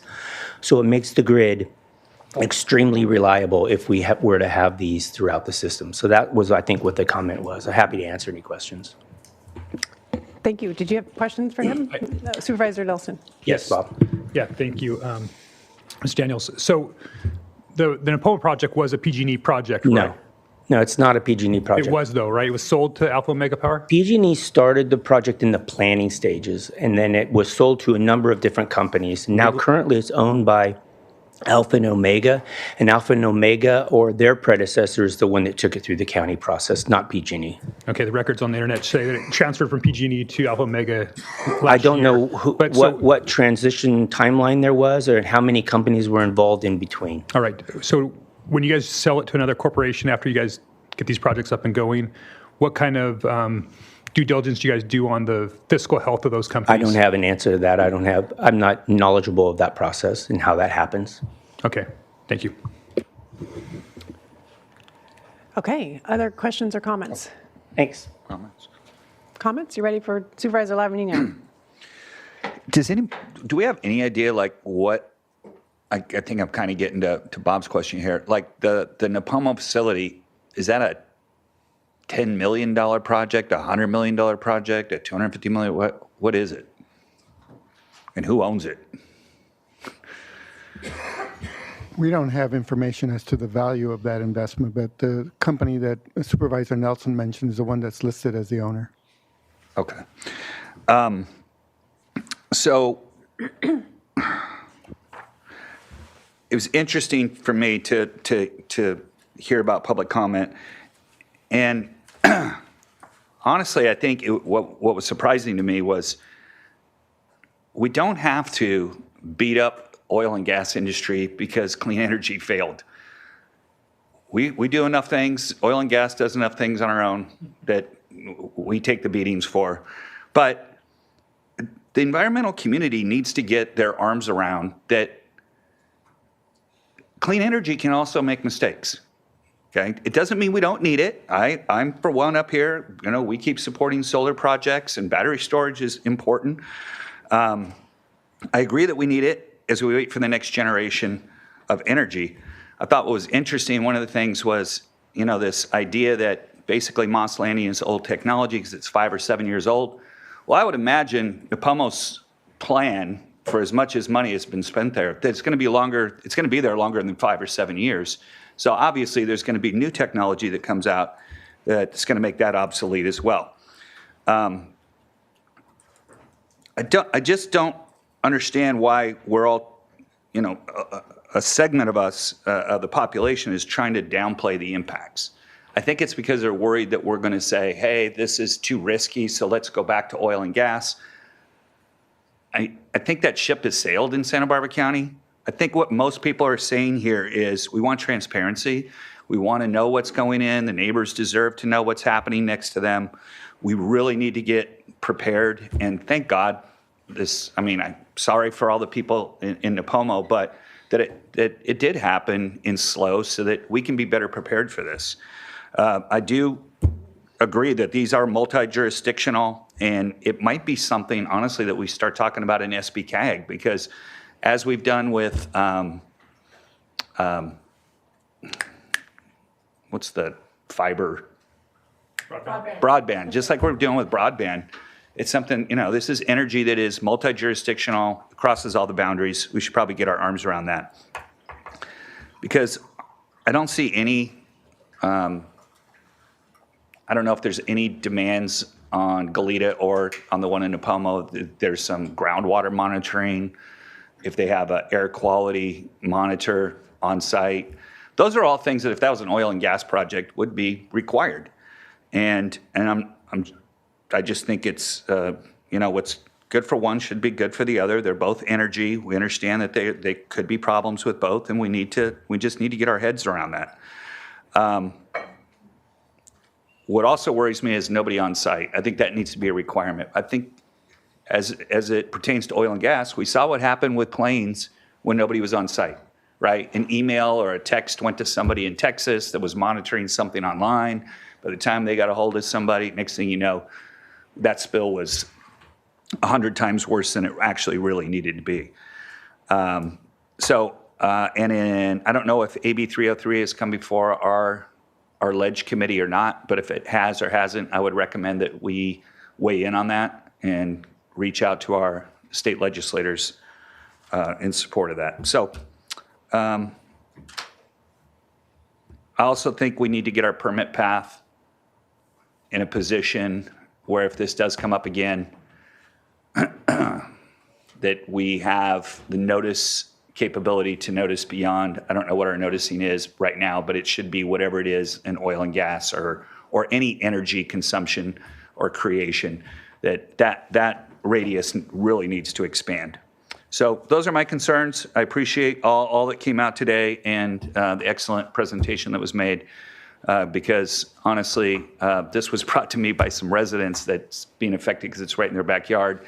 I didn't even know, honestly, that we had one in Goleta or that one was scheduled for Carpinteria. And it's very concerning. And before we do anything else, I think we really need to get our arms around this.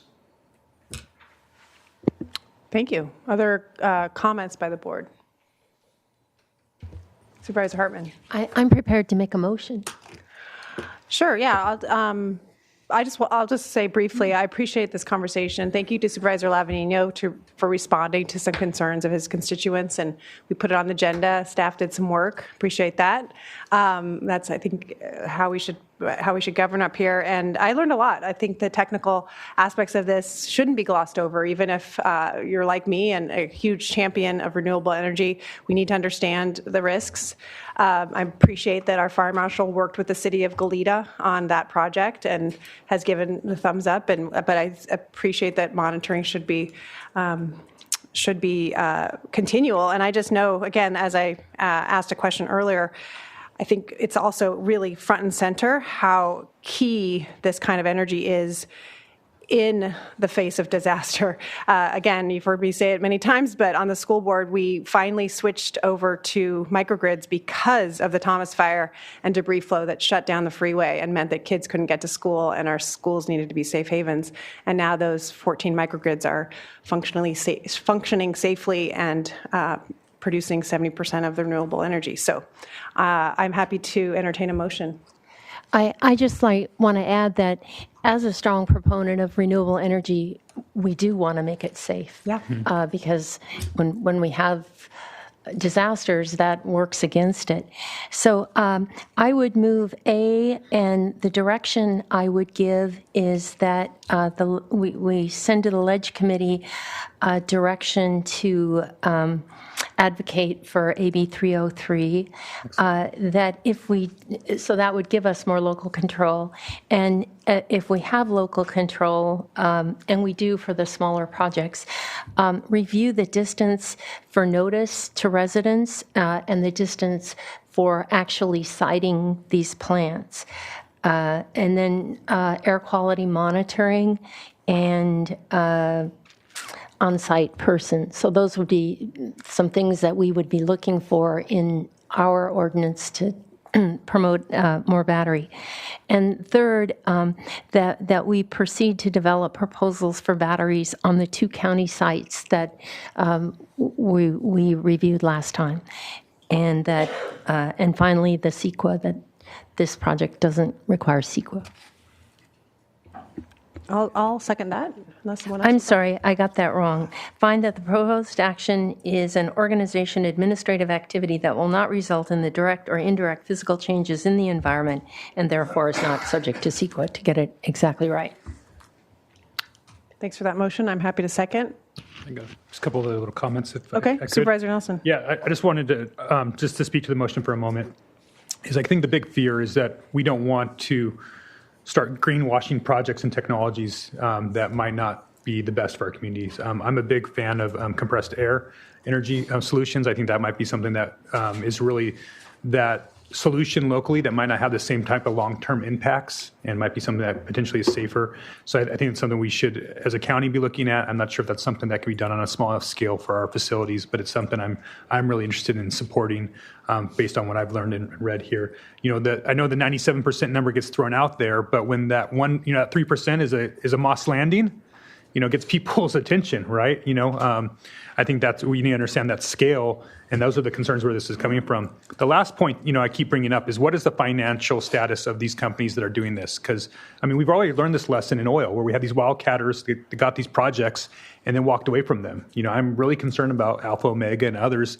that acquire these projects, and we know the long-term, you know, on these battery projects could be significant, especially on the disposal of them and on the backside. So I want to make sure that those questions are being asked, because I want to make sure that PG&E doesn't just unload them on somebody, and you know, all it is a revenue stream, and then eventually the taxpayers and communities are the ones that are going to be ultimately liable. So again, that's why I keep making those points, is I really think that they're, you know, important. I do appreciate the motion from Supervisor Hartman, especially the support of potentially AB 303, and I'll go ahead and I'll also be voting aye on this then.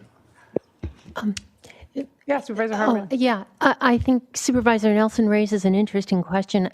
I believe that the batteries are typically recycled. They have valuable elements in them, and so I think that's a question we would ask for future, more the how you get these out of commission. Well, recycling's decommission. expensive though, right? We know that already, that we have a lot of recycled waste that we can't, there's not a client for that waste product. We have it with plastics, we have it with other things. So I'm interested, but I just don't know if we're there yet. Yeah, I will find out, but I believe they're valuable and people would be eager to recycle. Okay, we have a motion and a second by myself on the floor. All those in favor? Aye. Aye. Motion carries. Thanks to everybody for the presentation and the conversation. We can move to our second of 3 departmental items. Madam Clerk, when you're ready.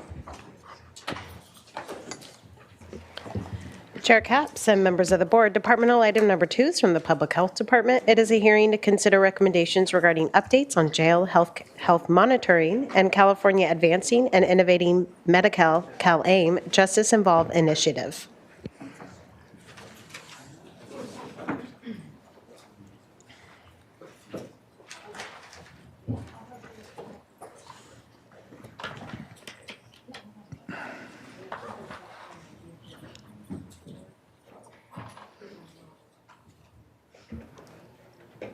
Good afternoon, Madam Chair, Supervisors. We're happy to present today 2 presentations that we combined, so they're going to run back to back, and then we will have enough time for questions and discussion. The first part is going to be our report on the correctional health monitoring, and that is going to be presented by our correctional health team. And then we will give a primer on CalAIM and the justice involved and how we envision the role of public health is going to be as we get into the implementation phase. I'm happy to be joined by our correctional health team, as well as we have with us our Chief Medical Officer, Dr. Preciado, as well as colleagues from Behavioral Wellness and the Probation Department, as well as my understanding that Commander Sullivan is in the hearing room in Santa Barbara in case there is need for more questions. So with that, let's start with the first. Our correctional health team is relatively young in age. I think it's started with our clinical care coordinator starting, and then our medical advisor, our correctional health medical advisor joined later. But in total, it's probably 7 months probably that has been in place. And this was part of the desire for the board as well as the county to have public health assume a more monitoring and oversight role in terms of the healthcare delivery within our correctional facilities. The team acts as an advisor as well as a monitor that looks at the compliance as well as how are we proceeding with the remedial plan. The plan, the team consists of a 0.5 FTE medical provider or physician that is the Chief Correctional Health Medical Advisor, as well as a full-time Correctional Health Quality Improvement Manager. I'm happy to introduce our team. Dr. Carrick Adam is our Chief Correctional Health Medical Advisor. She is a board certified in pediatrics and preventive medicine as well as addiction medicine. Until she joined us, she was the medical director for correctional health and healthcare delivery at the Juvenile Justice Center. Comes with a lot of experience in correctional health. She possesses a Doctor of Medicine and a Master's of Science in Public Health degrees. Our Correctional Health Quality Improvement Manager is Dr. Aaron Stilwell, who is a registered nurse that comes with a lot of experience in quality improvement, possesses a Doctor of Nursing practice as well with an MBA. The team function, as mentioned, was to monitor healthcare delivery in according to the standards of best practices as well as the National Commission on Correctional Health Care and to be compliant with all regulatory mandates. It also would monitor the compliance of the healthcare provider and correctional health for the service level agreements, as well as chairing the Medical Administration Committee, the MAC, and co-chairing the Death Review Committee as well, and the Continuous Improvement Committee, the CQI. We provide advice and expert opinion to all those that are involved in healthcare delivery at our correctional health, including the sheriff, probation, as well as WellPath. With that, I'll pass it to Dr. Stelwell to walk us through.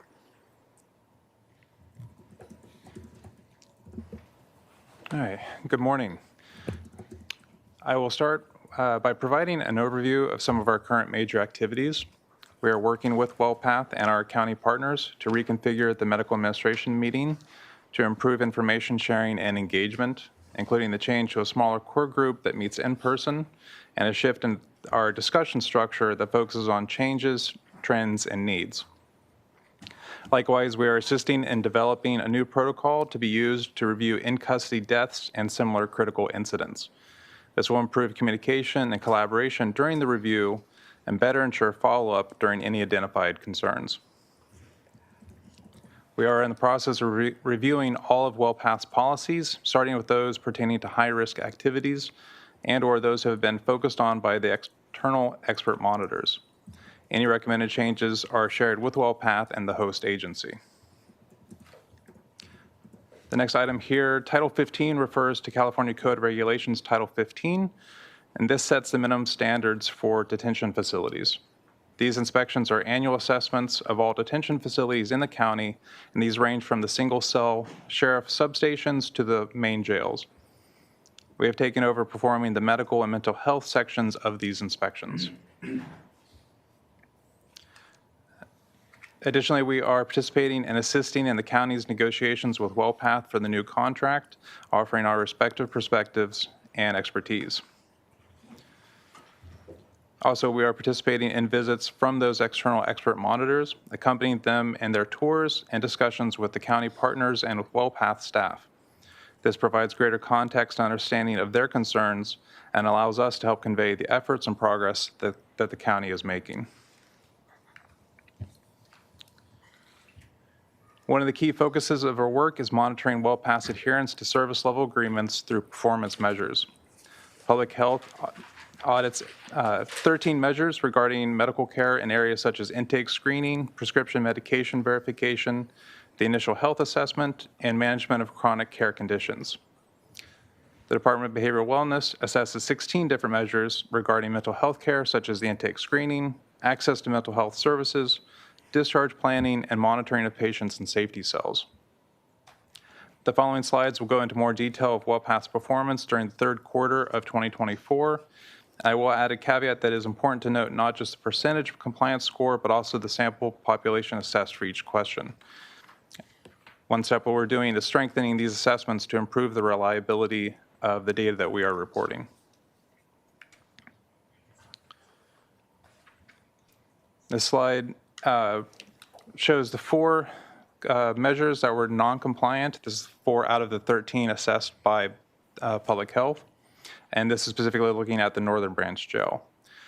The percent score shows how many of the reviewed records passed the measure, and the numbers in parentheses show the numerator and denominator for that measure. That's that sample size that we need to note. A red dot indicates that that measure was non-compliant during the previous quarter, so it's a repeat finding. Again, caution should be taken in reviewing these compliance rates, as the sample population for each measure is relatively small and may or may not be an accurate representation of overall performance for each question. And I'll be clicking through here. Let me know if you need to slow down or go back. Next slide. These are the public health measures that were non-compliant for this Southern Branch Jail, also known as the main jail, from those 13 measures. Note question number 3, there was a sample size of 1, not necessarily a statistically significant representation of the performance there.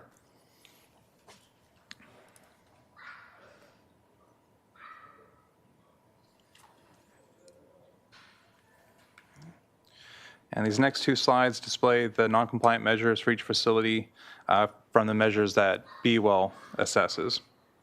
This first slide is Northern Branch Jail. And also note that question 2 here is a two-parter. They're looking at observations, the check-ins of patients in safety cells. The first one is for medical staff. The second number is for mental health staff.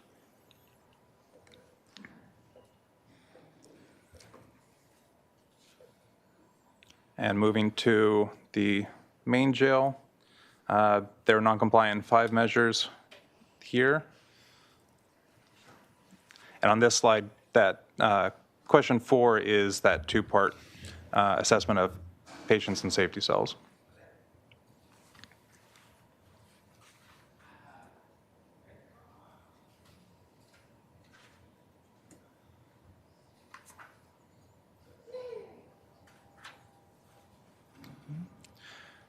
Next, we're looking at the Juvenile Justice Center. Public Health assesses 6 measures here for the service level agreements. These cover areas such as intake medical screening, initial health assessments, vaccinations, and screening and treatment of sexually transmitted infections. For the third quarter of 2024, WellPath was compliant in all 6 measures. Note here that as I'm sure you're aware, the JJC is different in that Be Well provides mental health services instead of WellPath. And currently there are no counterpart performance assessments for the mental health services. But we've started discussion with Be Well to create a similar audit mechanism so we have that function as well.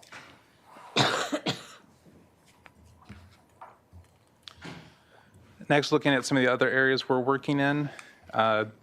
This slide showing more immediate or short-term activities. As mentioned before, we are increasing the sample size for the service level audits to improve the quality of the data we're reporting. A recurring theme for our findings is a need for greater medical oversight within the local WellPath team. We're seeing what appears that the jail medical director is primarily being utilized for direct patient care, and a degree of the medical oversight functions are instead being performed by the health services administrator and the director of nursing. Effective discharge planning and coordination is a key function to help ensure a successful transition following release, and we have joined existing county work groups that are collaborating on improving and better coordinating these processes. Additionally, we have initiated meetings with community partners, starting with the county healthcare centers on communication coordination for post-release medical appointments. And I want to highlight here one of the policies and practices we prioritized was withdrawal management, and we have forwarded recommendations to WellPath that will better align with current best practices.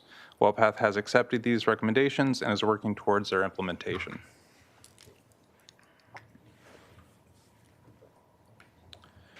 And these next 2 slides address activities that are longer term and or lower priority but still worth pursuing, starting with what we consider to be internal, meaning working within the jails with WellPath and the county partners. We want to expand our monitoring of chronic disease management. Currently, the SLA audits only look at hypertension, it's high blood pressure, as a representative indicator, but we'd like to include other conditions such as diabetes, hepatitis, and severe mental illness. We are coordinating with Be Well to perform a review of the SLA audit measures themselves. And this is to update or retire existing measures and add new measures as needed. We're working with WellPath and Be Well to help improve management of people in crisis, especially those placed in safety cells and observation cells, but who do not meet the threshold of transfer to a hospital emergency department or to the county psychiatric health facility. And we will continue monitoring the handling of adverse events for appropriate review and lessons learned, including ongoing assessment of protocols and policies.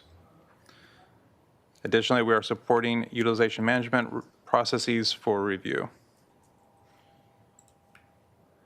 The next slide, additional long-term areas that are extending outside the facilities. Community healthcare providers are the bookends to the person's time in detention, and improving communication and coordination is important not just for the patient, but to also help all parties work efficiently and collaboratively. We are working with WellPath and Public Health's communicable disease team on improving reporting and management of cases of infectious disease. And finally, we are lending our expertise in support of public health planning for CalAIM implementation. In summary, the Public Health Department's Correctional Health Team is working to provide effective and meaningful monitoring of healthcare services in county correctional facilities. Our role is to provide objective and independent assessment, reliable data that is actionable, and recommendations that can directly and indirectly improve patient safety and health outcomes. A core function of this process is maintaining ongoing collaborative relationships with WellPath, county agencies, and community partners that foster transparency and mutual respect. It is important to note that we have been welcomed in by the sheriff and probation staff into their facilities, and we have established rapport with Be Well and with WellPath. These are the groups doing the work, but through our contributions, we can help empower them to make effective changes. And finally, as evidenced by our presence here today, our reporting obligations also extend to this board so that you are empowered to make informed decisions and hold all of us accountable for our respective roles.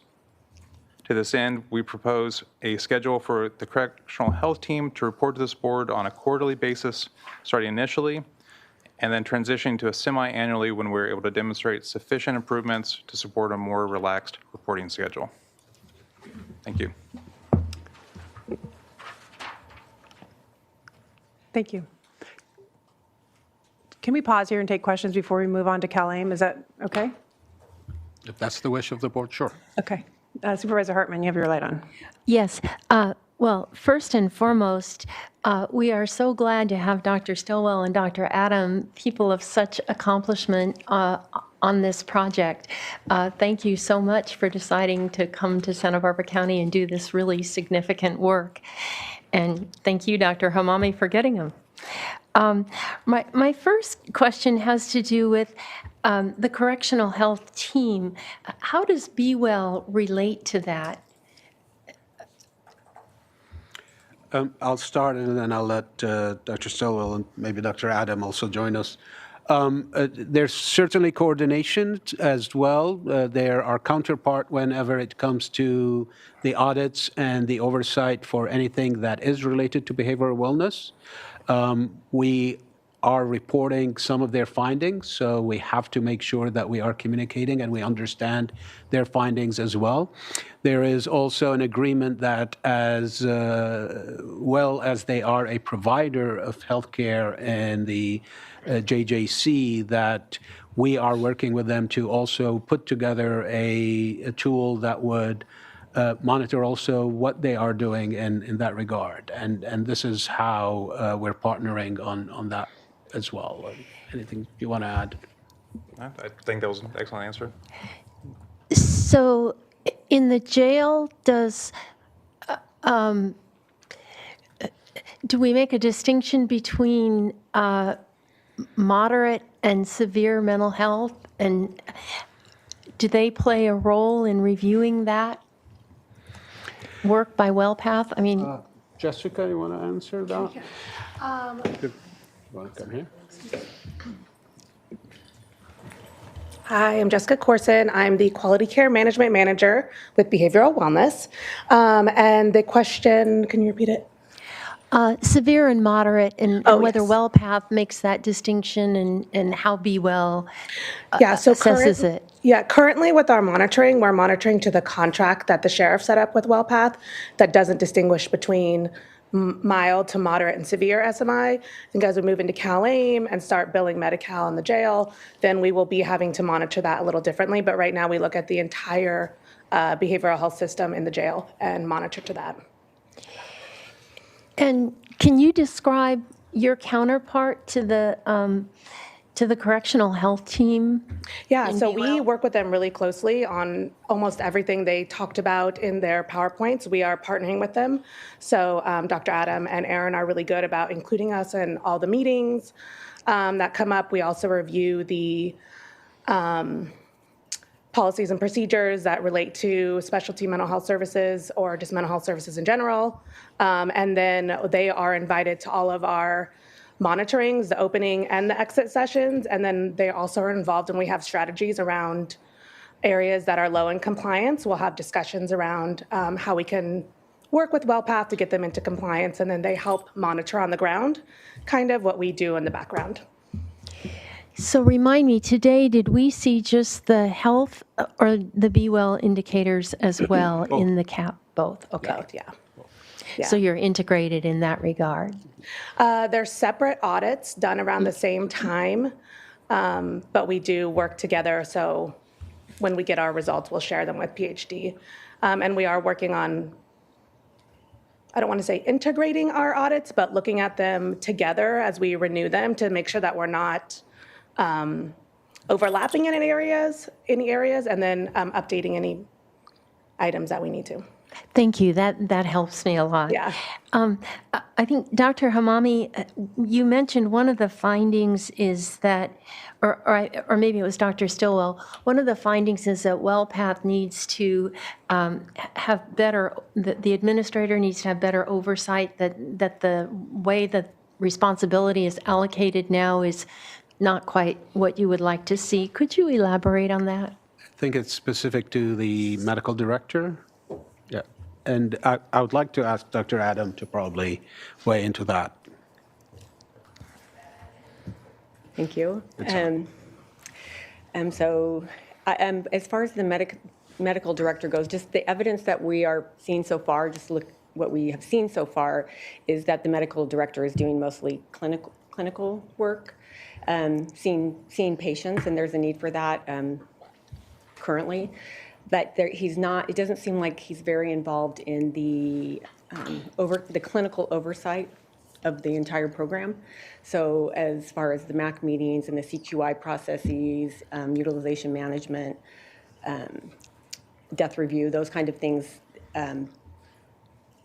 we believe he should be more present and actively involved in those processes. So the various things that you find need improvement, you're kind of evaluating, and then he would be the one to make sure that it actually gets implemented, and you need a tighter process For there. clinical care and clinical activities, he should be the one that is making sure that that happens. And you're satisfied that that's understood and that's now happening? Yeah, as part of the negotiations for the new contract, that's something that's been brought up several times. So there were a couple things that are repeated. I think in the main jail, initial health assessments were not being done. That seems to me sort of critical. And could you just comment a little more about that? So when we were doing the Title 15 inspections of the jails, we noted one of the Title 15 requirements is that in the second year and then annually after that, they are required to have a annual physical exam. And when we did the chart reviews, we found that a lot of them had not had that done. And I think it's probably an issue of picking your priorities of what needs to be seen based on their staffing, and that is something that, you know, if you're triaging medical care, then that maybe is something that is rescheduled when there's something more acute happening. So on the list of things that you're evaluating, is there a priority for if resources are short, what you think is most important? Do you give that feedback to WellPath? Or does WellPath justify to you their priorities? Yeah, so we're starting a pattern of regular meetings where we're relaying that information, and then a kind of a step-up priority of, you know, kind of a chain of command of what our recommendations are and if they're following through on that. So yes, we have been talking with WellPath and bringing up the things that we are recommending. And as far as priorities, Erin may. I think some of the improvements that were done, Supervisor Hartman, is one, the way the MAC or the Medical Administration Committee used to handle these audits were just, yes, we accept those reports and that's it. Now, with a smaller committee meeting in person and more frequency of the meetings, these findings are demanding attention, a correction action plan, as well as you saw documented that these are carried over from previous quarters. Some of these red dots probably have been 2 or 3 quarters if we dig deeper. And this is where we are. I think it's good to remember that we are advisors to the sheriff and probation, and somehow supporting WellPath if they need some direction how to go to. The enforcement on our part is 1, documenting, 2, reporting to the contract holders, which are the sheriff and probation, and ensuring that we look at better ways of providing the health care. How would that escalate if there are things that have been repeated is something that we need to agree on with our partners, probation and the sheriff as well. And then we bring it to the attention of the board. Well, I, for one, am so grateful to see this process being implemented. It presents a lot more transparency, and I think the corrective action plans and the feedback, it's going to lead to improvements. So thank you for all of you who are working on this. Thank you. Thank you, Supervisor Nelson. Yes, thank you, Chair Capps. And I do appreciate, I'm just very appreciative of all the work that's being done. It's, it's good that's being done. It's unfortunate it has to happen this way, because really the contract compliance hasn't been happening. So we've had to step up and get public health involved. And so thank you all for your guys' involvement there. And I'm looking forward to the day when that's more integrated, or maybe we wouldn't need to have that level of redundancy to get this accomplished, which is a concern of mine. How much of the lack of compliance right now is driven by staffing? Do we have a good idea of that? Because I'm hearing words like triage, which means probably don't have enough staff, which also leads to some of these different standards that if we were fully staffed, would we have these same numbers up there on our compliance reviews? I think staffing is definitely a factor in there in terms of positions being fully staffed. There's a percentage that could be attributed to utilization. Part of it is the kind of the ebb and flow of tasks that come through, and so staff having to prioritize, more tasks they can handle at a given time. Right. Whereas in other times they have a little more time to do things, but that task that has a time frame isn't present. Right. So to answer your question, I can't say a specific percentage. I can point at some of these areas where, from talking with the WellPath local leadership, we can see where staffing is a factor. One of the key areas is the safety cell checks. That's been an ongoing area of non-compliance. And specifically, what you're looking at are the mental health staff in the evenings they're not staffed fully, and so they're trying to make the workarounds to still take care of the patients, still make that process happen. We've made some recommendations that help improve that staffing. One area was utilizing licensed psychiatric technicians as basically a temporary placeholder for the mental health providers that they were unable to recruit for. They're able to perform most of the same functions. It's not a one-to-one, but in terms of the safety cell checks, for example, they can perform those functions, and they're able to hire much more readily for those roles. So actually, have they actually hired those positions now? Because I know we had years where they didn't even fill some of these mental health positions. So are they're staffed up, but I don't believe they're 100% now. Okay. My understanding is that there were 2 mental health evening positions that were open. One that was basically the person was on leave, and the other one was just a general vacancy. And they were able to hire an LPT to fill in that area as well. Are they ever taking advantage of maybe having supervisors step down in those positions? I know they do heavily rely on the clinical leadership, the director of nursing, and the mental health manager. But especially when you're getting into off hours, there's challenges there. And I can't speak more to what. But they're contracted to provide that staffing, though, right? They are. Oh. And that's more of our area of identifying that there's a gap, and the onus is on them to resolve that. Right. Now, my background, I'm a quality improvement person, so I want to help. Sure. And so we make recommendations, we help engage with those discussions, but it is ultimately the responsibility on them to solve those issues. Yeah. So, I mean, my overarching, theme has always been getting fully staffed, because once we're fully staffed, then we can really have a conversation about what we're looking at. And so I know that continues to be a challenge, hoping that that's something that gets resolved sooner than later. But it's definitely one of the big issues here that is driving a lot of these numbers here. So, anyway, I know that's not under your purview. It's under contract compliance and the sheriff and probation to make sure that they hold the contractor accountable. But we're trying to make sure we highlight that so that everybody in the public knows that this is a problem and it's something that we have an expectation of this board that that's done sooner than later, and that we hold those that we contract with accountable for not meeting their contracted requirements.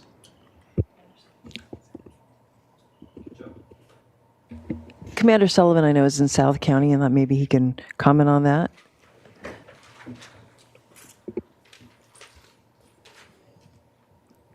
Ryan, are you there? Thank you, CEO Miyasato. Our chair caps, members of the board, Ryan Sullivan on behalf of the Sheriff's Office. I do thoroughly understand Supervisor Nelson's comments. We are working very deliberately with all county partners in this effort to I guess, put more guardrails around the contract, make sure that the contractor is filling vacancies and is performing to the quality metrics that we've assigned. And we hope to be bringing back that contract on April 1st for your consideration. Okay, thanks. I had a couple questions. Just, again, it's a good development that public health and behavioral wellness is providing this kind of oversight role. I agree with Supervisor Nelson. It's a little too bad that has to happen, but I appreciate the results. And the one that really stood out to me was on the health assessments, that only 50% of them are happening within the first 2 weeks, because that seems like that could cause a lot of other problems, not only to that individual, but to others if we're missing that mark. And when I toured the Northern Branch Jail with the sheriff and others, I saw the intake room, the health room. I'm sure I don't have the right terminology for that, but basically the checkup room where you would go. And to me, it was sort of explained that this is course of action. They come in, they get checked out. But why? But it's only happening 50% of the time. That's alarming to me. If you can expound on that piece a little bit more, I would appreciate it. Yeah, absolutely. So there are two different assessments that take place. One is the intake screening, and that occurs when the person arrives to the facility. And that is when they're looking at, is this person appropriate for care here, or what are their medical needs? That's first step. And that is required to take place within 2 hours of arrival. On everybody? On everybody that comes in. And do we have an audit on that piece, or is that? We do. It's not an area of concern. As in they are in compliance. As in they are in compliance, right? Okay. They're able to demonstrate that. It's the intake screening within 2 hours is not a problem, in my opinion. Oh, that's reassuring. Okay, so then go on, yeah. So what the one that was highlighted up here was referring to is a more comprehensive health assessment, and that has to take place within 2 weeks of arrival. Okay. And so sometimes that occurs late. Occasionally that seems to not occur at all. And those are concerning because those help, like I said, it's a more comprehensive look at the person's medical needs and setting them up for, if they have a chronic care condition, that they have a specialist follow-up. If they have other needs, that, those are being addressed timely as well. So it is still concerning, but it's important to distinguish the two assessments. Okay, that's helpful. The second question I had was just basically what happens to this information? I know you have this these corrective actions and this other process that kicks in, but just break it down. I mean, the people that are supposed to be doing the health assessment within 2 weeks, do they know that they're missing 50% of the time? Like, does this get back to them? I've just found in my work on boards that sometimes we establish a lot of processes, and yet just making sure that the folks who this is their job, do they know we're talking about this today, and the spotlight's on them to hopefully get these percentages up to where they should be? I sure would hope so. Part of the MAC involves as well the health providers and the administrators from WellPath, and these are the findings that are presented to them, and they are the ones that are asked to present a corrective action based on those deficiencies. So that is acknowledged by the people that are providing healthcare, or in this case, providing it late or not providing it. And part of the corrective action plan is to go back to the root cause. Why aren't we achieving that within the first 2 weeks, or why are we doing it later, and all that, and addressing it? Is it something that is happening at the front line? Is it something that is not trickling down in terms of adhering to protocols? Is it short staffing? That would be their job to find out and correct it, and that's part of what we are asking for, a corrective action plan. Great. And so just to really break this down, so rather than just the supervisors coming up with this plan, are you talking to the actual providers, which I have a lot of respect, but it's a very tough job, so I don't mean any disrespect by asking this question. I just want to make sure we're not sort of setting plans upon plans without, does the person who actually does do the work know that they, when assessed, we're only reaching the mark like 50% of the time or 83% of the time, et cetera? I can say that, we share this information back to WellPath. That's that channel directly to them. We're speaking with their local leadership team. So that's the administrator, the director of nursing, and they have a quality coordinator. We don't necessarily ourselves speak with their frontline staff to that effect, but I can tell you for part of their corrective action plan always includes staff education. And so part of what they're doing, that local leadership team is doing, is taking that back, trying to understand those elements of why this fallout is occurring. And so maybe a better answer, Madam Chair, is that since these are not our employees, right, they're not our staff members, we do not have any authority or direct action that we can provide to them. We can only show that this is what's happening and address it with their leaders, and we assume that the leaders should be addressing it with their staff. We are not the supervisors of WellPath, right, or WellPath staff.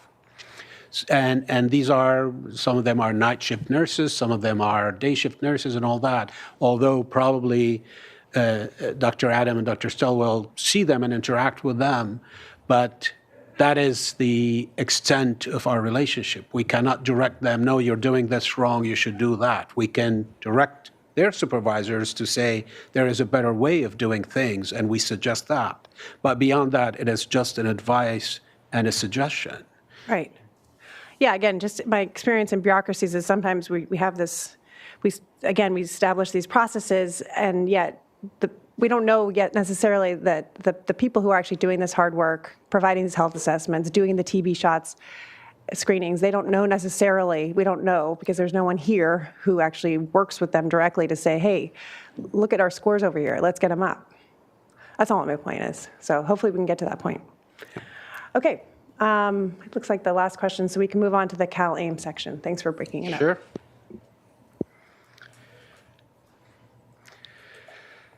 Okay, so Cal-AIM, as many know, okay.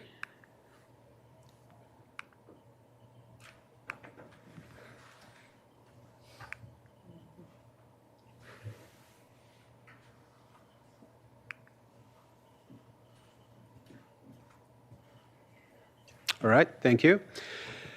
Cal-AIM in a big picture is basically a no wrong door approach to healthcare. It is the integration of social care into clinical care, and it is a practice that shows it will improve outcomes, health outcomes, and it is very much specifically beneficial in those that have complicated needs that are beyond their clinical needs, specifically those that are with social needs.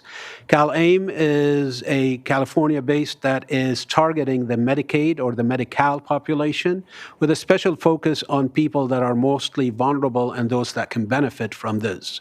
Specifically, those that have behavioral health needs, seniors, people that are experiencing homelessness, people transitioning from jail and juvenile justice, that also have complex physical and behavioral needs. And may I also highlight that all those that are in juvenile justice would qualify for CalAIM regardless of how complex their need is or their cases are.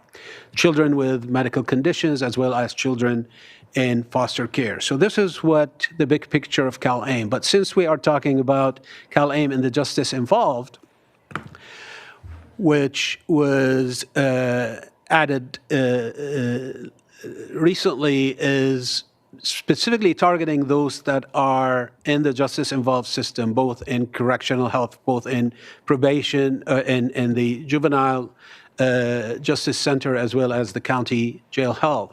CalAIM would provide that we can provide healthcare, we need to provide healthcare services up to 90 days before release.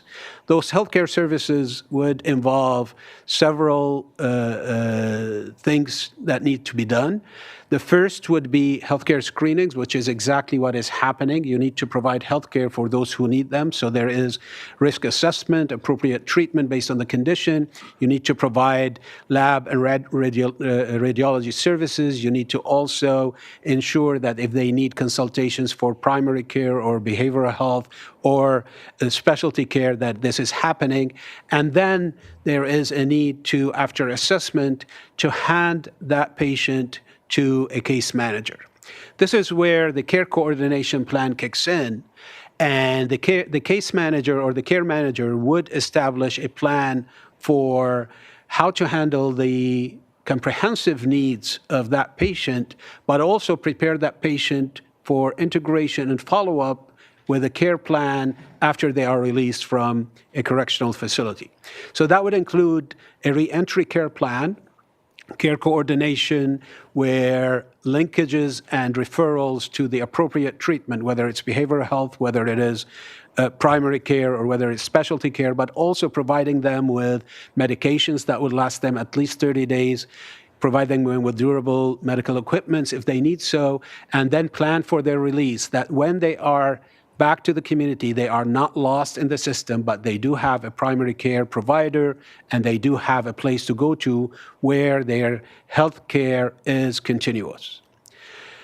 Because CalAIM and the justice involved is now billable, then there is a need also for billing, where we can bill for fees for services. So all those health services that are provided are billable to the state through Medi-Cal, but also all the CalAIM activities that are the social aspect, the care coordination, the reentry plan, and all that are billable to CenCal, which is the one assigned by the state to reimburse for those services. With everything of such magnitude, there is a need for monitoring, oversight, as well as reporting to ensure that everything is happening as planned and as needed. This is a very big picture and generic schematic of how this happens or should happen in our county, in both at jail and the Juvenile Justice Center. So as we said, pre-release, there are clinical services and healthcare services that need to be done. There is risk assessment. There is an assessment of the overall condition of the patient. Then there is the care management piece, that is the pre-release services where the care plan and the reentry care plan is happening, and then the referral pre and post-release to the specific provider that needs to attend to that condition. And this is coordinated, as we mentioned, with CENCAL as the healthcare plan that would assign a provider or assign an ECM provider, which is the enhanced care management, which looks at more their needs in terms of coordination of all their social needs as well.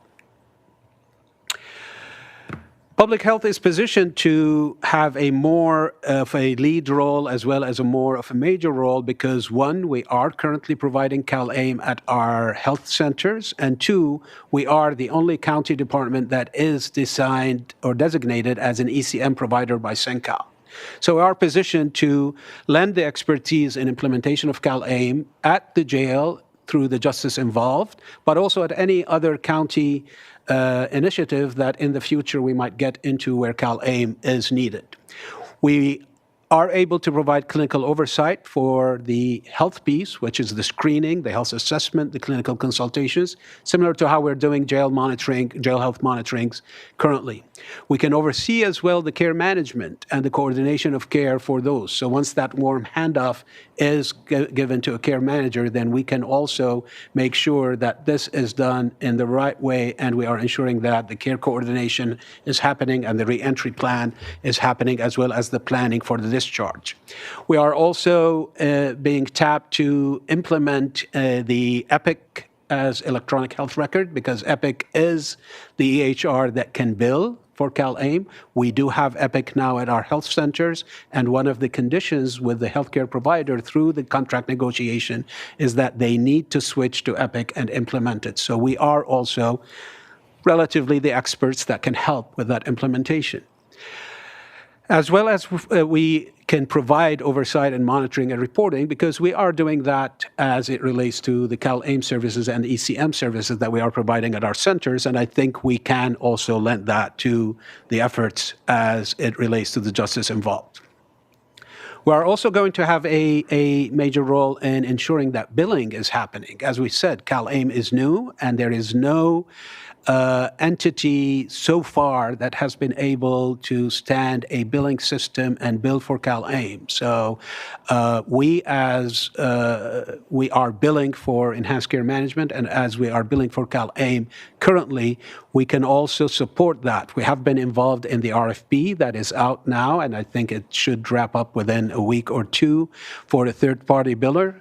We are going to be involved in assisting with that, but we're also going to do continuous monitoring and audits for the claims to ensure that claims are submitted the right way and they are correctly done, so they are not denied and we can capture as much revenue as we can. So we met with our partners, both the Sheriff Office and Probation, and we proposed this model for CalAIM implementation for the justice involved. And what would be, we also addressed what would be the role of public health in this big schematic. So as we said, there is the first part, which are the healthcare management, the screening, health assessment, and clinical consultation that has to be provided by the clinical provider at both entities, which currently is WellPath. We will have a medical director that would be overseeing this and at a, again, advisory and oversight and monitoring role to ensure all the claims, all the processes, all the things that need to be done can be done. But then once that warm handoff is happening to the care managers, then we will have a CalAIM coordinator that is overseeing the case management as well. The care managers would be involved in the care coordination, the reentry plan, as well as the discharge planning, as well as linkage and referrals. Linkage and referrals, depending on the need, they can be referred to behavioral wellness if they are severe, moderate to severe, and they have also substance use disorders. These are services that can be provided by behavioral wellness. But if they have any other needs, such as primary care needs or even mild to moderate, then we, as providers with 5 health clinics, can be that provider of choice as well for this population that is coming from the county and should go to the county.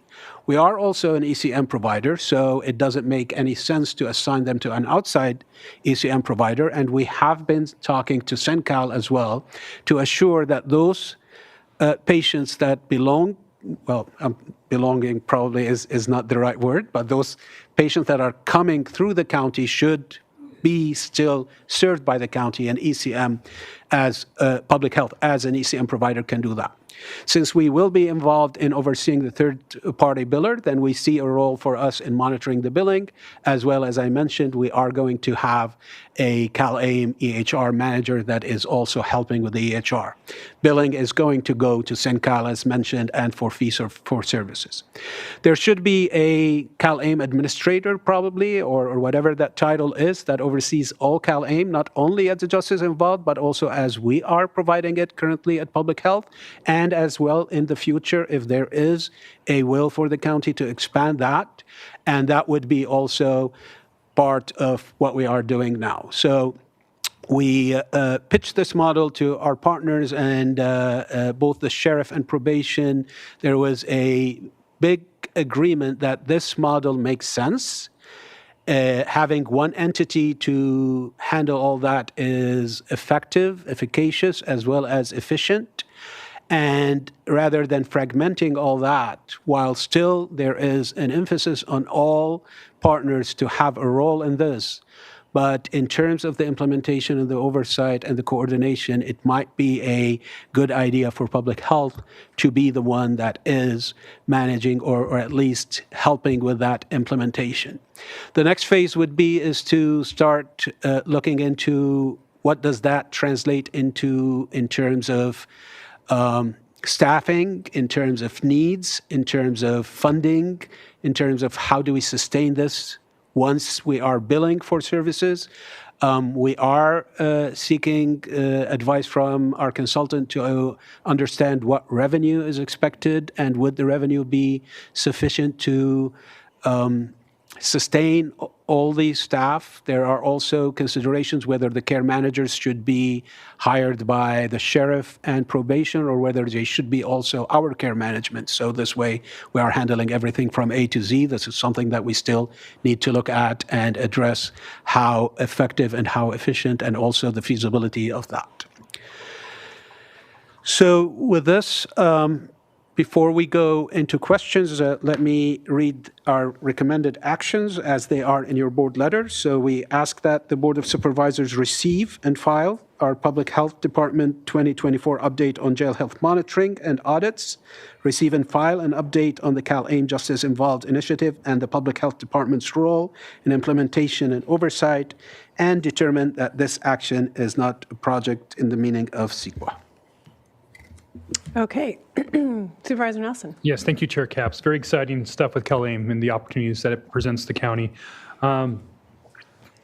Start off with the idea, though, of all that additional staff. We're already going to be doing CalAIM billing through public health anyway, right? So, I mean, I'm sure there'll be additional positions that are needed, but are we going to get maybe some economies of scale because we're already going to be participating in that, or is it just a whole new system and those two aren't at all similar enough? If I understand your question correctly, we are currently billing through public health. Right. And there will be a separate billing so we do not mix the pots through jail and probation. So those two billing systems are not going to be together. The billing that we are doing currently is done by our own staff. The billing for Justice Involved is going to be through a third-party biller. So they're two kind of together, but they're two separate tracks. All right. Does that answer your question? I guess it does. I was assuming they're, because both are going to end up billing to CenCal Health, though, right? So I guess it's two pathways to the same organization, and I guess I was just trying to understand where those potentially meet between public health and the Justice Involved, and so. They're really two separate initiatives. I wouldn't say two separate initiatives, but you're billing for two separate services. So kind of like you go and see your cardiologist and he bills your insurance company, but then you go and see your rheumatologist. He also bills your insurance company, but it's two different entities that are billing. But they're similar. If I looked at the presentation, let me if I can bring up the slide here on my end. But there's talks about some of these things where we're going to be billing also through public health as well that are the non-justice involved. Maybe go back a couple here that I was trying to think about. some of these additional services and who we're trying to, I guess maybe that second slide on CalAIM offering no wrong door approach. Right. Right. So we're going through that same approach in the public health side, not just in the justice involved side. Yes. Okay, that's where I was trying to Yes. understand and taking some of those improvements that we're learning. It's not just its own system there. Who's going to ultimately make the decision on whether public health ends up handling this or not for the justice involved? By handling, well, the billing side, have we made that decision as the sheriff and probation said, hey, public health, you guys are going to provide that? I believe we have a Supervisors. somehow consensus on that. Okay. And when there's funding through a grant called PATH, and I think that there's a discussion right now with the sheriff's office and public health about having those grant monies go to public health to implement this. Yep. But Lindsay could say more. So for context, the Sheriff's Department and the Juvenile Justice Center have to go live by October 1st, 2026. In order to go live, they have been awarded both implementation dollars. So they have that funding already within their fund balance. They have, in order to support the Public Health Department, they essentially would have to build some of this to help with the implementation costs into that grant budget, of which at this point, I believe it's supported. That is kind of the decision point for them right now because the clock is ticking, in essence. They have to submit each agency an implementation like readiness assessment 6 months ahead of time before the October 1st. I believe the probation department right now is anticipating going live April 1st so that they have 6 months before that. Right. So right now, that's why Mohamed is here today to get support from the board to also go back and say, okay, let's build this into the budget. We're working with the consultant right now, and for scale, right now with the estimates and the information we have, it's around $4 to $6 million additional funding that would come to the county for these services.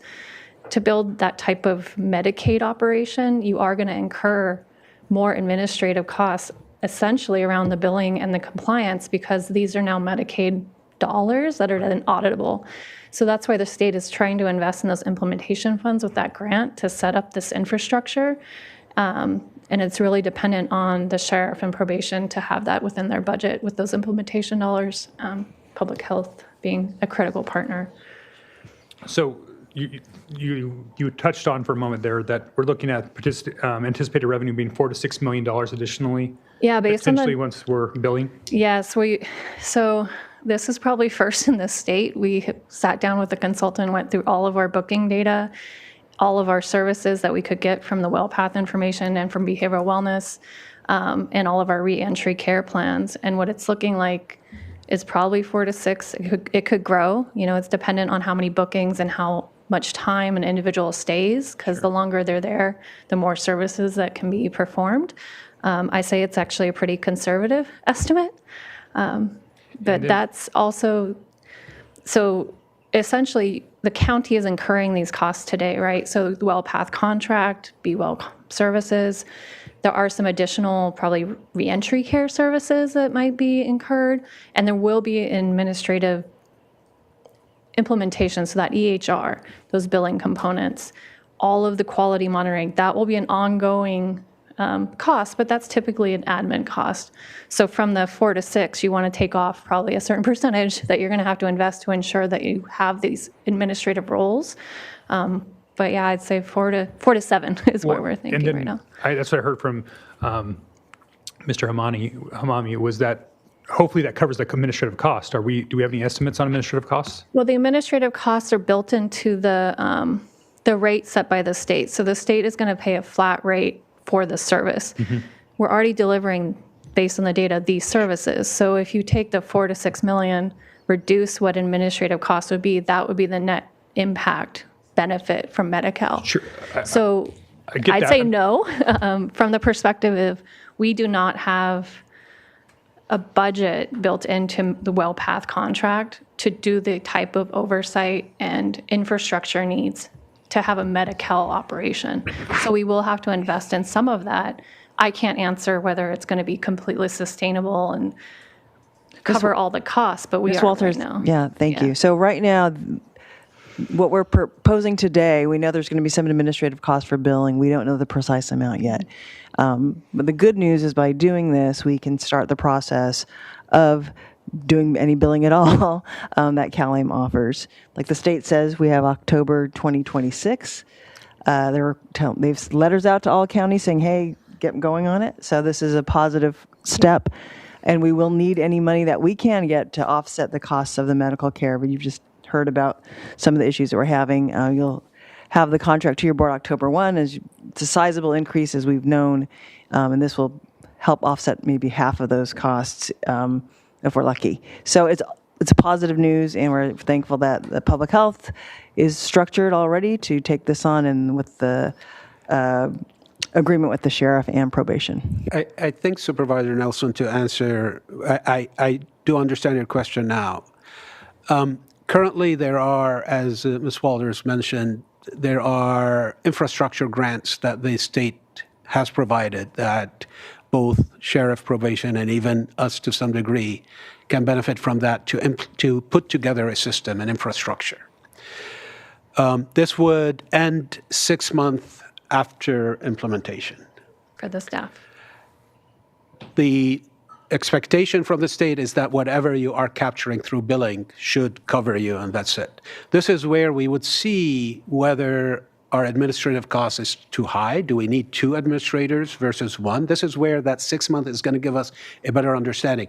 Do we need 10 case managers or 5 case managers? We don't know now. Right now, it's all theoretical that we are basing on what we know, best case scenario, some of the models that have been implemented or the consultant. But there will be an adjustment phase where we need to match whatever we are billing with whatever it's costing us. Otherwise, it would be a losing project. Of course, yeah. And that's where I'm hoping there can be lean on whatever that administrative cost looks like while still protecting us against the liability, because we know, especially with Medi-Cal billing, that how that can put us in a precarious position if we're not doing that properly. So I take that very seriously. Yeah. And so that's why I just want to try to understand and make sure that we don't end up spending more money on the administrative side than we end up collecting in this process. It sounds like we have to do it no matter what. So that's one piece of it.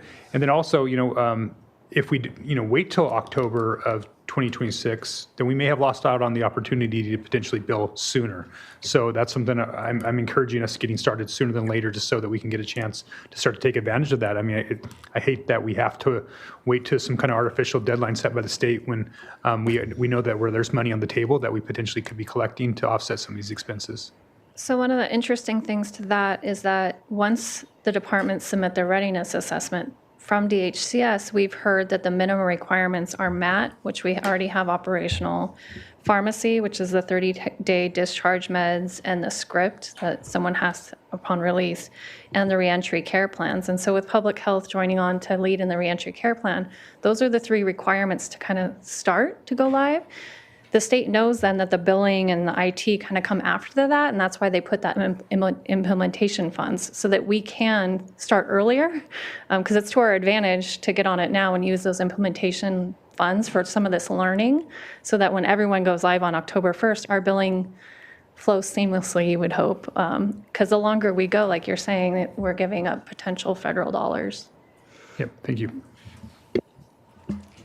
Supervisor Hartman. Could you go back to the slide, the flow chart about the agreement that we're, I guess, kind of endorsing today?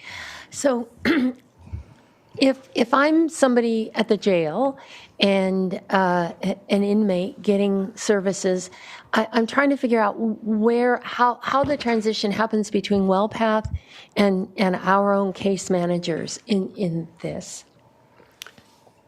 Okay, so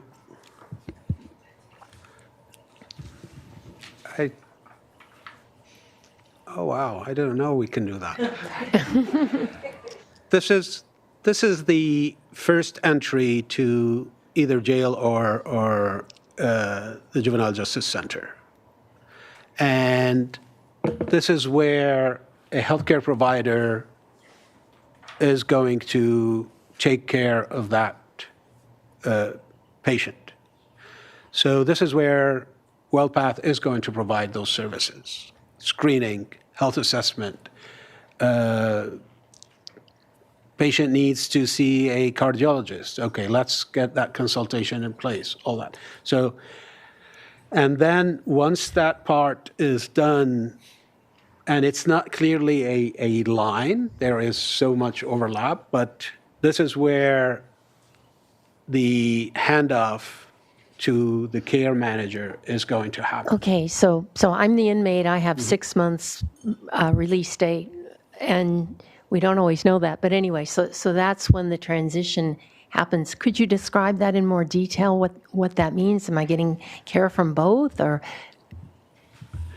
Yes, and I'm going to probably need help from Lindsay. Actually, Okay, then from my boss. Supervisor Hartman, through the chair.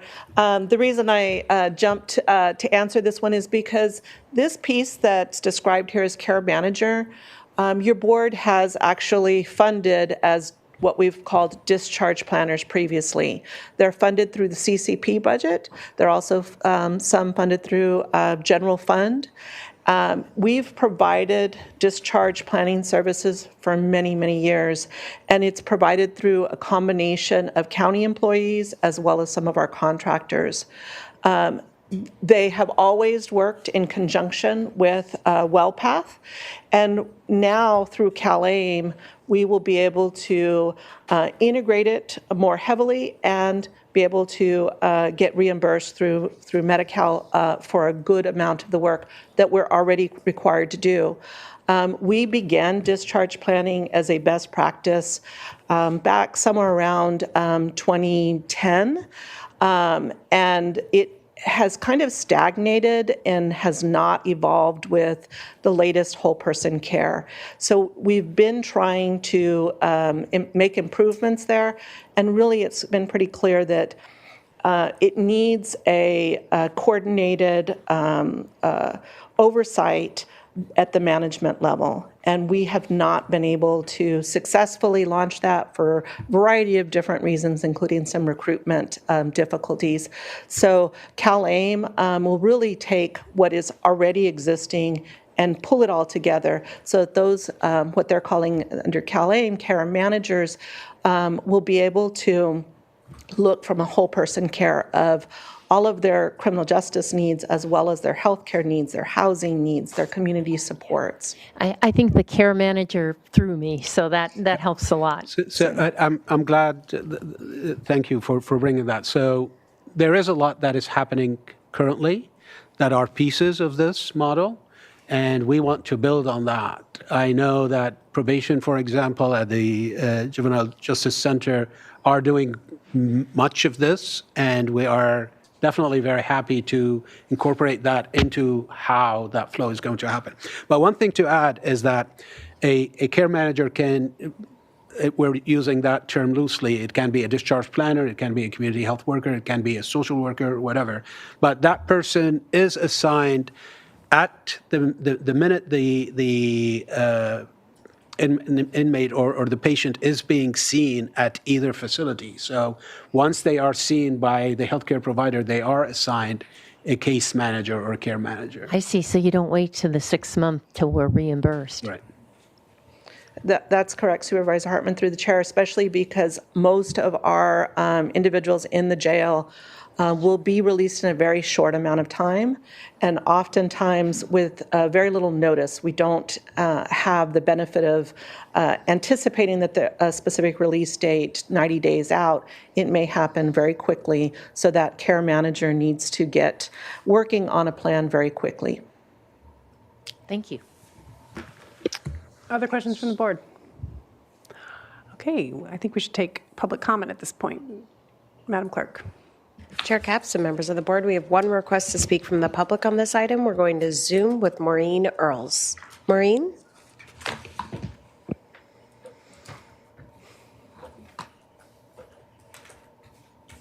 Good afternoon. Can you hear me? Yes, we can. Please proceed. Okay. I am speaking as an independent member of the League of Women Voters CLUE Criminal Justice Work Group, which has been advocating for improved jail health care for years. We strongly supported the public health's increased role in the oversight of WellPath. The report today on WellPath's non-compliance is of serious concern. The written report speaks of persistent non-compliance in about 1/3 of the measures required for minimum healthcare standards in the jail. The WellPath results are unacceptable. Correction plans for years have not been working. Vulnerable people in jail continue to be at risk when such practices as safety cells are not checked, people with suicide risk are not followed up on, medications are unverified, etc. I hope you consider today whether there needs to be a plan for replacing WellPath as a provider with the more experienced, skilled leadership of the county public health. Consider if it isn't time that they need to be the supervisors of the jail health planning and requiring improvements. Thank you. And that concludes public comment on this item. Okay, does the board wish to make any closing comments, deliberation, ready for a motion? Supervisor Hartman. Oh, well, I just, I'm really glad to see the expanded role of public health and oversight of WellPath, as well as the billing function and the implementation of CalAIM at the jail. And I think the Sheriff's Department and Be Well and probation, everybody who's working together on this, I participated, I'm actually a member of the community group that's planning. It's very complex. The jail piece of it, had no idea it's going to take most of the time we have because it is so complex. So I just think we're making incremental steps to major improvements, and just wanted to recognize that before making the motion A through C on today's staff report. Yeah, and I'll second and just add that this, it's a little bit mixed results for me. I'm really appreciative of the oversight, but clearly we needed it because the results are not great and should be a lot better. So I take that all in, and I will second the motion. All those in favor, please say aye. Aye. Aye. Motion carries. Okay, we have one last item. It's going to be about 45 minutes, so my suggestion is that we take a short break, maybe 30 minutes, 20 minutes? What do you all need? 2 o'clock. 2 o'clock? Yeah. Okay. And we'll come back at 2 o'clock for our remaining item, which should be about 45 minutes.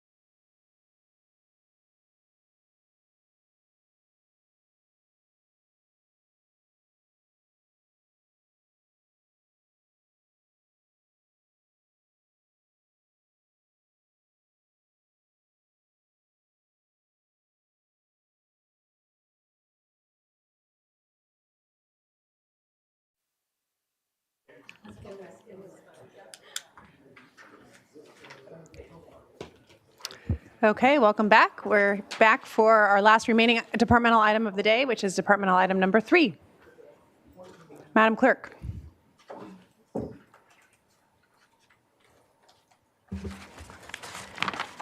Chair Capps and members of the board, departmental item number 3 is from the General Services Department. It is a hearing to consider recommendations regarding the 5-year capital improvement program, CIP, fiscal year 2025 through 2026 through fiscal year 2029 through 2030.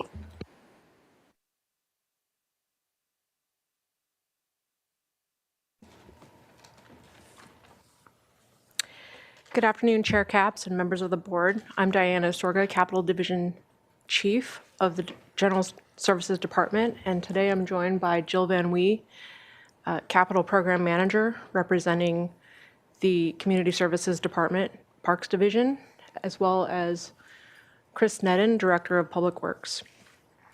Today we will be presenting the annual 5-year capital improvement plan, specifically highlighting the fiscal year 25-26 program for our respective departments.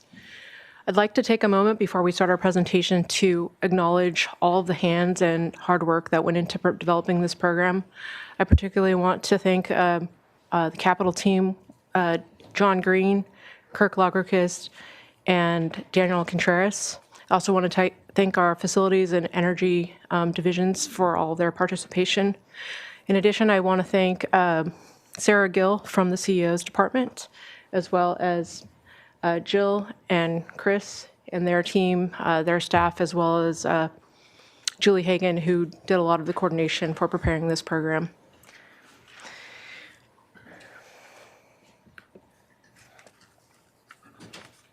An overview of this year's program includes a total of $109.73 million in proposed projects across all 3 departments.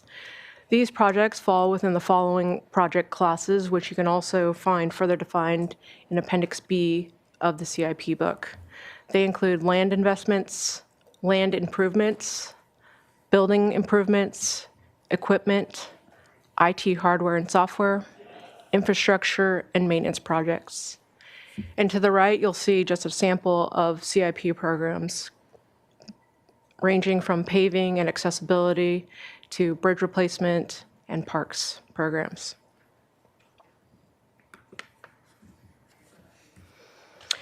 The objective of the Capital Improvement Program is to serve as a multi-planning tool to identify and implement short and long-term capital needs. In order to ensure its value, we continue to expand our asset management databases so that we can make data-driven selections, project selections, and we also continue to work with and seek feedback from our partnering departments in order to create a more comprehensive program and an informative program that helps address facility needs to ensure to get ahead of costly emergency actions. In alignment with the Renew initiatives, we also continue to evaluate ways to improve the program. This year, we distributed funds, a fixed percentage of the available funds to the partnering departments, including Public Works, CSD, and General Services. And I just would like to emphasize that the General Services funds that are received are allocated to projects based on steering committee, based on projects that are evaluated by the steering committee, and then they are also selected based on anticipated available funding and other county priority considerations. In terms of evaluation, we provided additional training and improved instructions to our steering committee. We also improved the scoring criteria, which included 3 additional criteria that allows better continuity of prior year projects. We also had more efficient communication. We established a all-inclusive schedule at the beginning of the process, and we had better defined action items. In addition, we updated our project submission form, which allowed for more comprehensive data, streamlining the evaluation process as well as the data extraction process. The next few slides highlight the Capital Improvement Program timeline and process. As you can see from this depiction, it's a 12-month cycle starting from project solicitation in August of the current fiscal year through September, which that varies depending on the department. Generally, it's a longer process due to the rebudgeting that occurs between budget approval and the time that the dollars show up in the project coffers.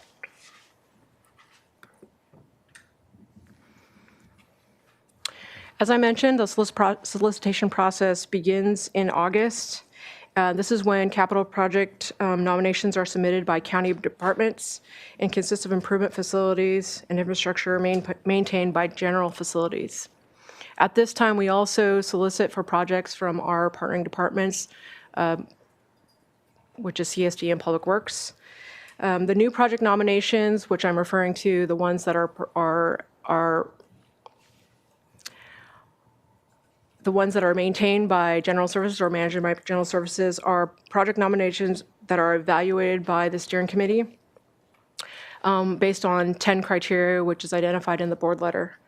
And the steering committee is represented by various staff from different departments. This year, they were represented by the Community Services Department Housing Division, Public Works, Maintenance Division, CSD Parks Division, as well as Facilities Maintenance and Energy Divisions.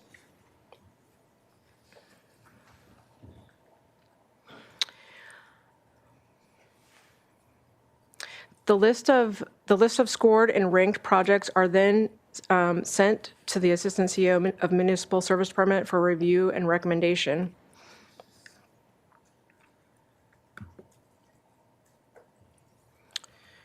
The process continues with preparing the CIB book and presentation in January and February, and then we present the annual program to the board, which is today.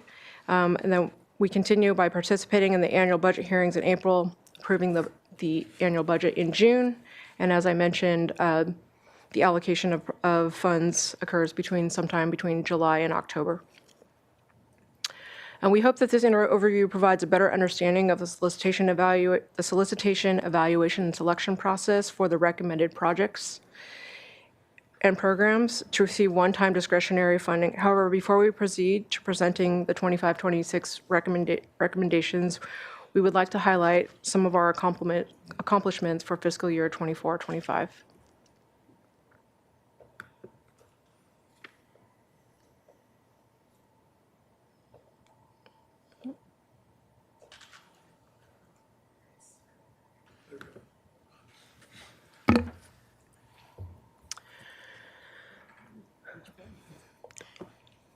What? Okay. So I'd like to highlight our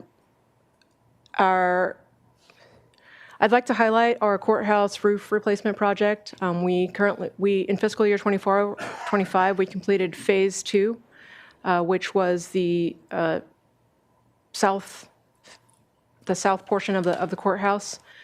We are in the process of getting ready to award phase 3A, which is from the annex building to the clock tower. I also want to highlight the Kyriel Water Loop Phase 2, which broke ground in December 2024 and is anticipated to be completed in May of 2025.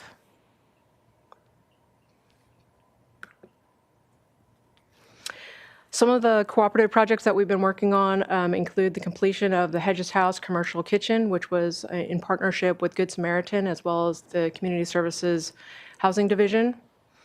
Also partnering with Community Services Parks is the Halama Beach restorations, which were completed just earlier this year.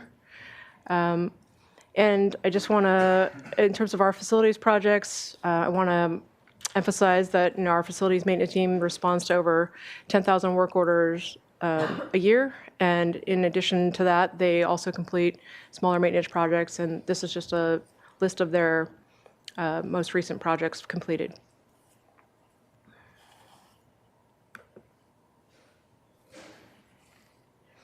On this slide, I'd like to highlight the completion or substantial completion of the Regional Fire Communication Center.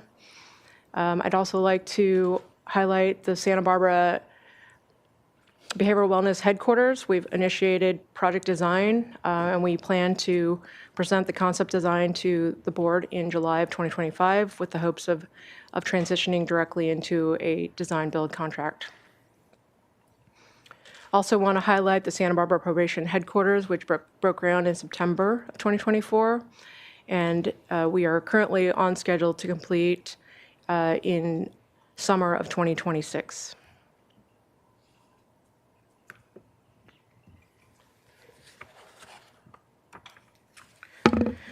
Our Energy Division Manager, Brandon Kaysen, along with our new project coordinator, Alec Jones, have continued to work diligently to pursue grants and complete projects in order to meet county energy efficiency and reduction initiatives.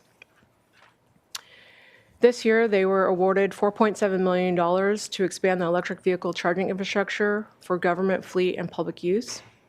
They also completed the decarbonization roadmap and began developing an implementation plan to meet the zero net energy target. In addition, they completed the design of 8 new building energy management systems across the county. And they completed the RFQ process for the solar and battery microgrid projects, which was recently presented to the board. In addition, they completed the Foster Road LED lighting upgrade. And with that, I'll pass it to Jill.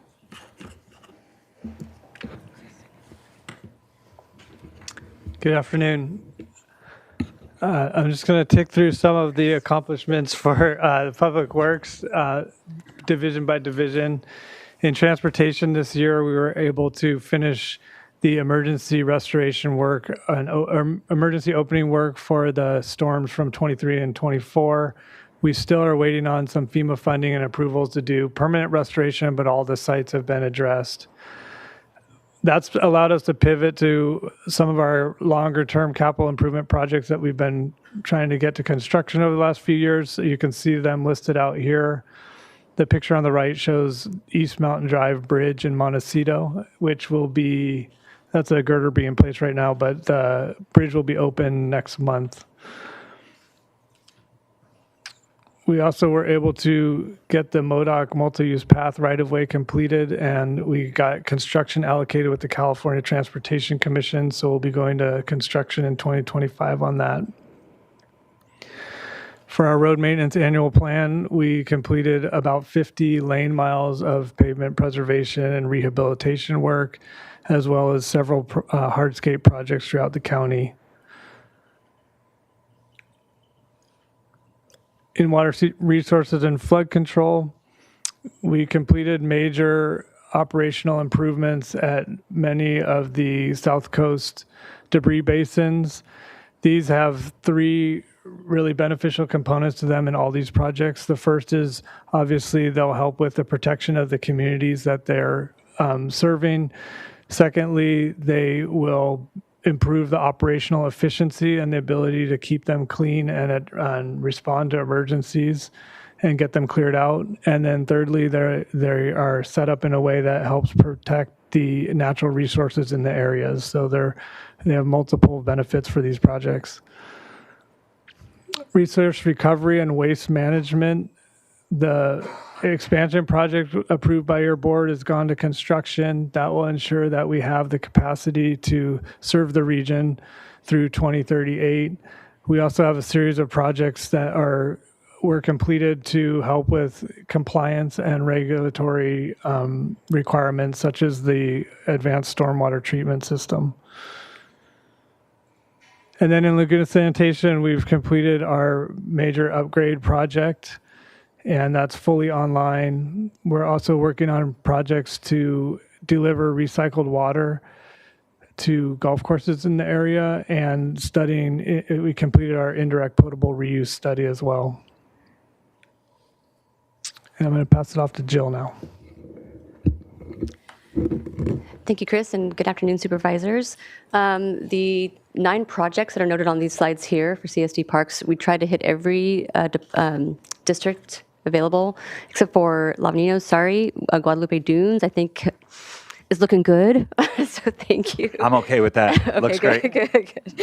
And we were able to commence and or complete design or repairs throughout countywide. So, and we also have improved coastal and recreational access at Goleta Beach and the design at Santa Claus Lane in District 1. And also we focus on improvements to revenue generating parks, notably Halama, Kachuma, and Goleta Beach. And these are the new restrooms at Halama, which are quite, they're great, they're beautiful. Yeah. I'll pass it back to Diana, thanks. Oh, I do one last note is that I have to say that of the 5 of the 9 projects for parks, they leveraged grant or insurance funds to complete. So, and about the tune of $2 million. So, thanks.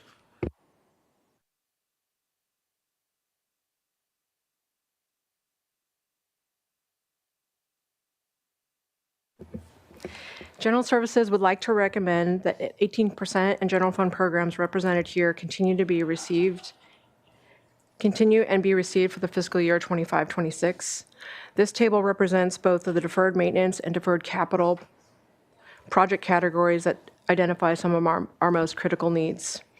These critical needs are further identified by historical data captured through our systems and reports such as Maintenance Connection, Street Saver, the county's ADA transition plan, and security assessment reports and evaluation criteria.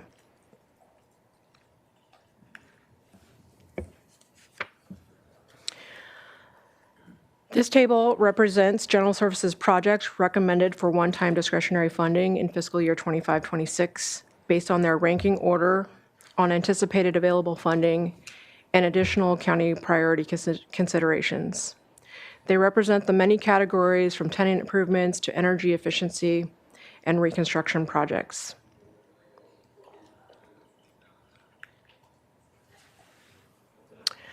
The highlighted projects shown here were considered priority projects for General Services, or are considered priority projects for General Services to provide a facility for food preparation and distribution and for culinary training programs serving shelters and its clients throughout Santa Barbara and Carpinteria.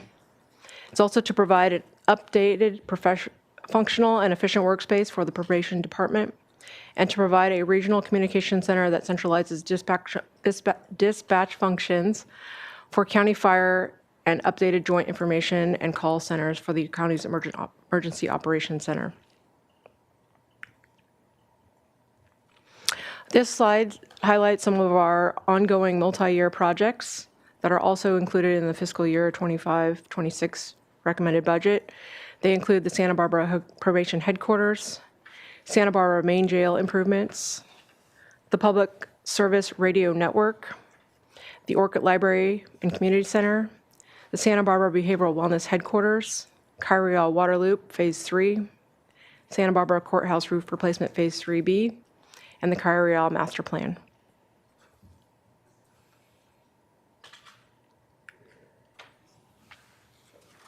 Pass it back to Chris. Thank you.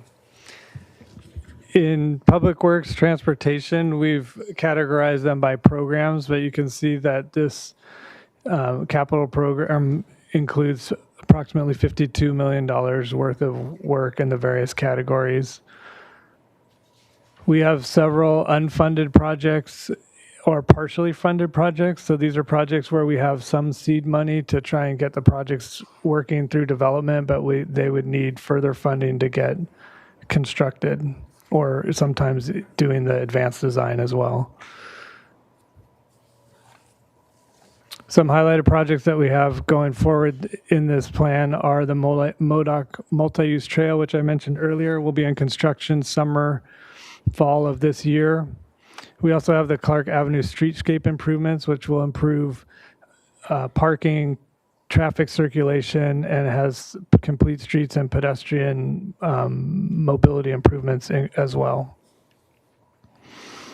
We'll also be working on the Refugio Trail Phase 2. So Phase 1 has been completed for a couple years, and we'll be moving that trail to the next phase, moving northward from there towards baseline. Santa Claus Lane Streetscape Phase 1 construction is underway currently, and we're working to get Phase 2 to construction in 25-26. In flood control, we have several projects that are in various phases of development. To highlight a few, we have the Bradley Channel Improvement Project, which will be in design in the upcoming year. Lower Mission Creek, which the design and right-of-way stage will be advanced in the upcoming year. We have the construction plans should be ready by the end of the year, but we're waiting to see what happens with FEMA and our federal reimbursements to see if we have funding to advance the construction or we need to hold off on Lower Mission Creek next year. Buena Vista Creek debris basin, the design will be complete and we should be in construction by the building season, which is summer next year. Resource recovery, we have several projects underway in various stages also. To deliver services. The Tahigas Capacity Increase Project I mentioned before is a multi-year project. We'll be working on that next year as well. That we have projects going on at the transfer stations to increase efficiency and streamline processes that we're doing to get our solid waste processed and moved to Tahigas or wherever it ends up going at various other locations. And then we also have all the projects that are associated with running a landfill. So, for example, the Tahigas landfill gas treatment system will have some capital improvements to it in the upcoming year. Laguna Sanitation has several projects in the works in three kind of major categories. The first being our recycled water work that we're doing and continuing to expand our system of recycled water distribution.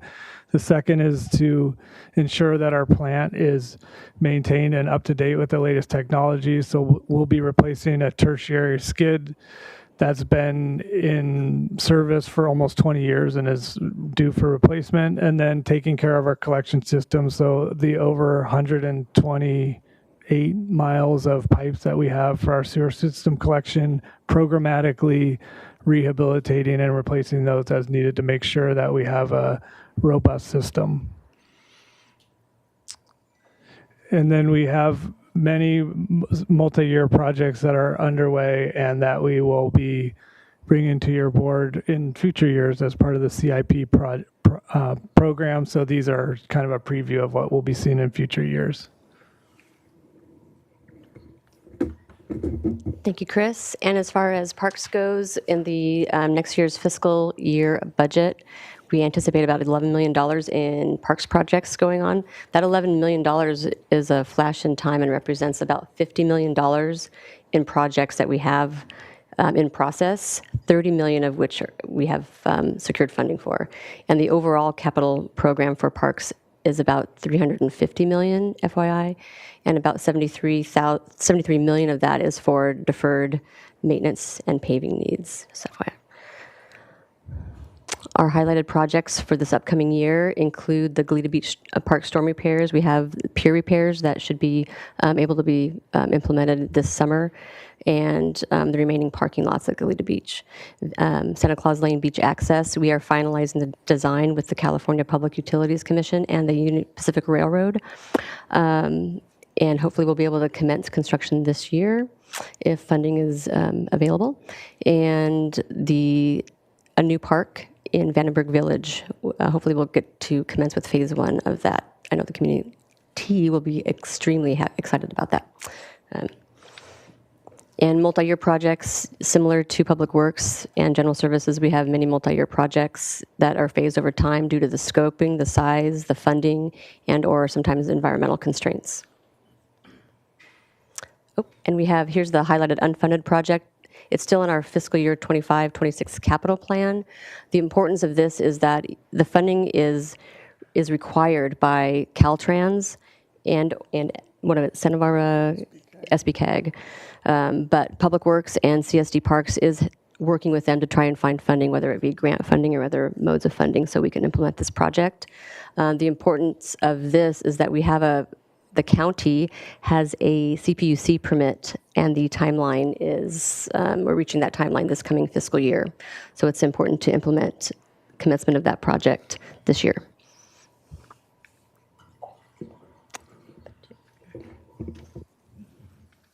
Thank you, Jill. This year, a total of 98 project nominations were accepted, of which 60 were from prior years and 38 were new submissions. And as I mentioned earlier, those new submissions were evaluated by this year's steering committee, which again was represented by CSD, Public Works, and General Services staff. The list of scored ranks and projects were again presented to the CEO, and this table represents those projects that we recommend for one-time discretionary funding for fiscal year 25-26. This year, as I mentioned again, a fixed percentage of the anticipated $10 million was distributed between General Services, Public Works, and the Community Services Department. This table also reflects the 1% the capital arts fee based on the 1% capital annual budget, which is maxed out at $200,000.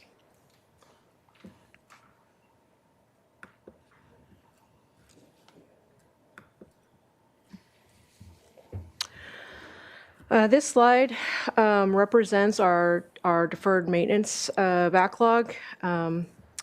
Although the current budget policy allocates 18% of unallocated discretionary general fund revenues is committed annually to General Services Public Works to address deferred maintenance. The revenue typically is not, even though it increases each year, is typically not sufficient to address all deferred maintenance. And the amounts shown here represent each department's current backlog.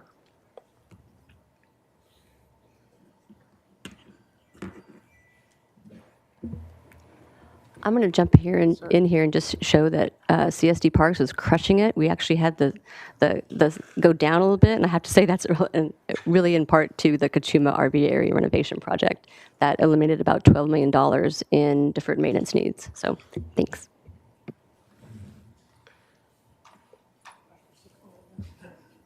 Oh, you are sorry. Oh, sorry, it's still me. Oh. So this slide represents General Services' current pavement condition index, which is 57 out of 100. Approximately 70% of our pavement is in fair to good condition, and we have a total backlog of about $20.1 million in pavement maintenance backlog. Our inventory is about 22.5 million square feet of parking lot, road, and driveway access to county facilities. And we hope to use part of the pavement program funds to continue our evaluation of the pavement so that we can have as accurate data as possible in order to identify priority projects for pavement repairs.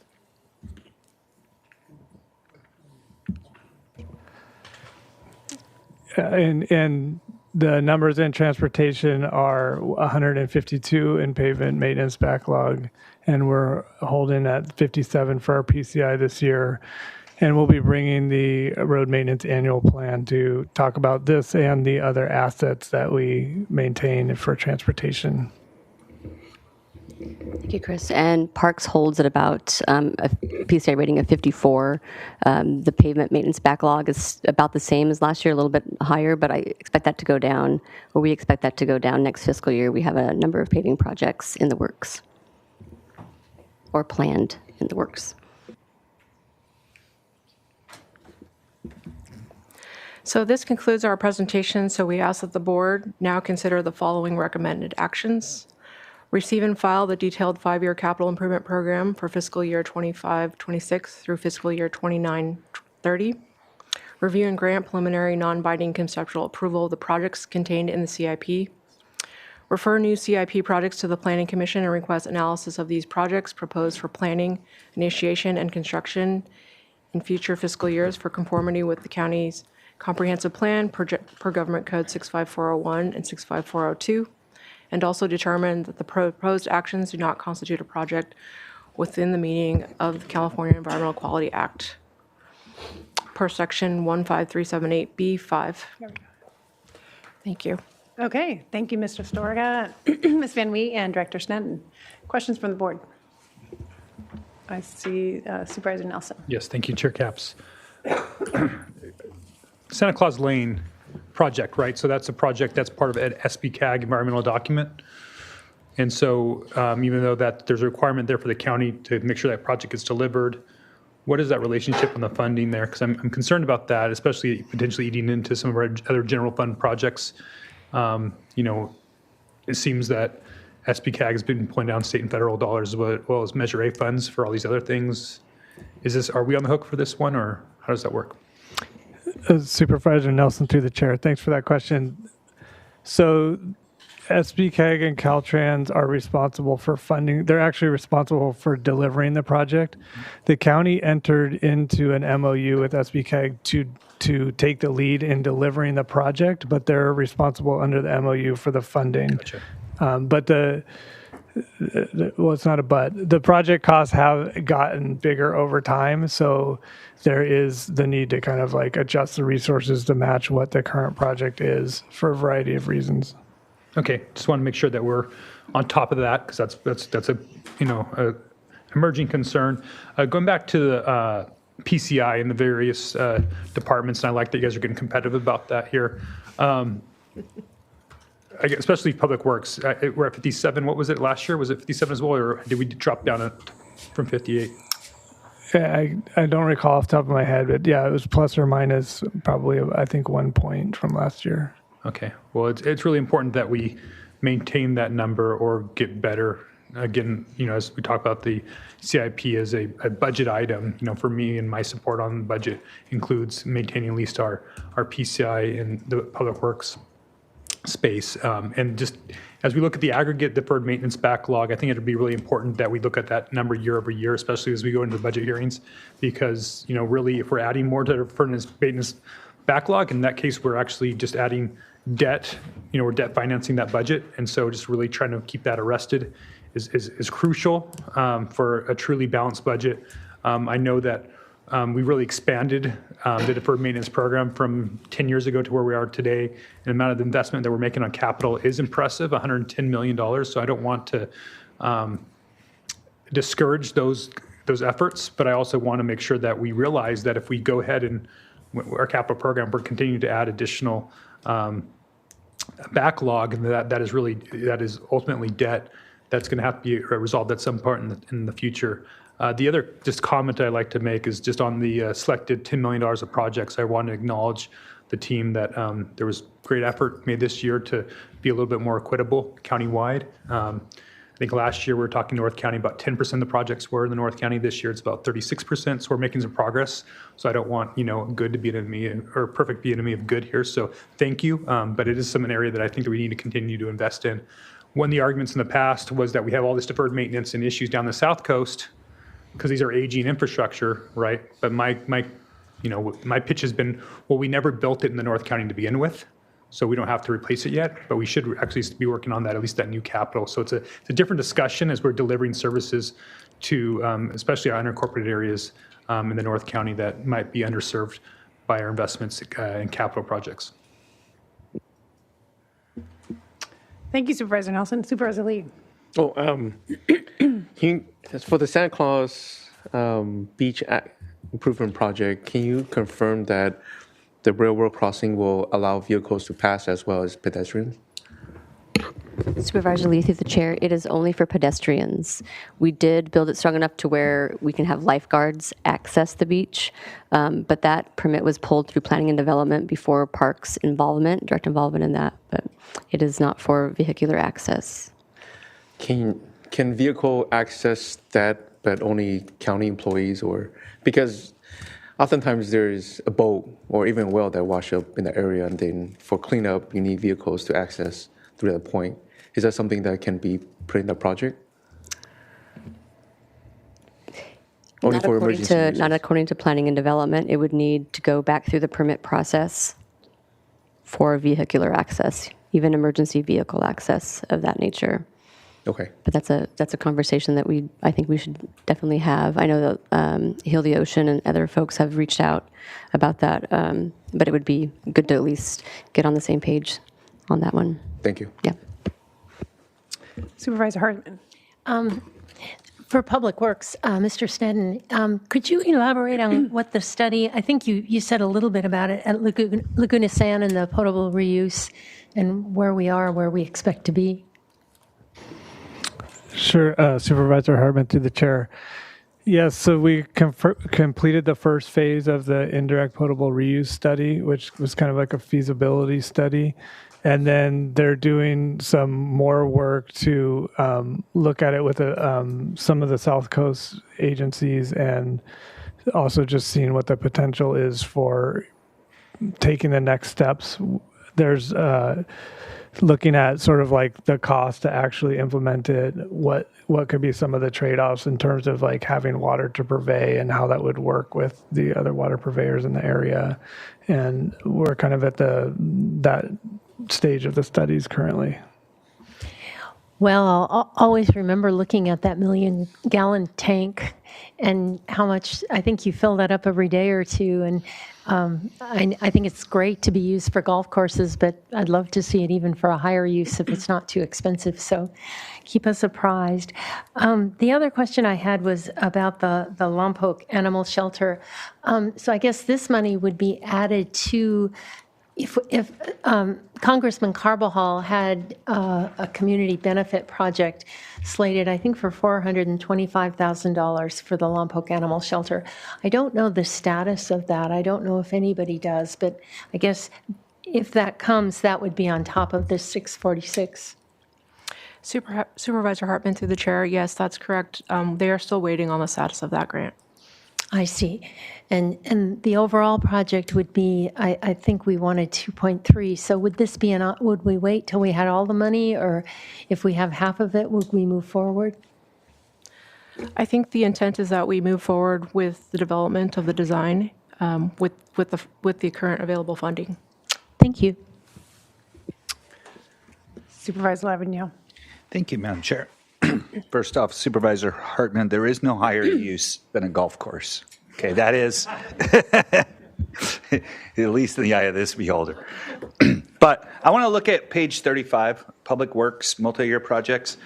It says for D5, reservoir expansion.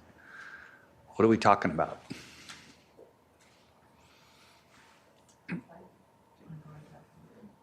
It's about halfway down. It's the only one with a 5 next to it. I totally support. Yeah, well, it's 4 and 5. 4 and 5. I totally support reservoir expansion, but I don't know which one it is. I'm sorry.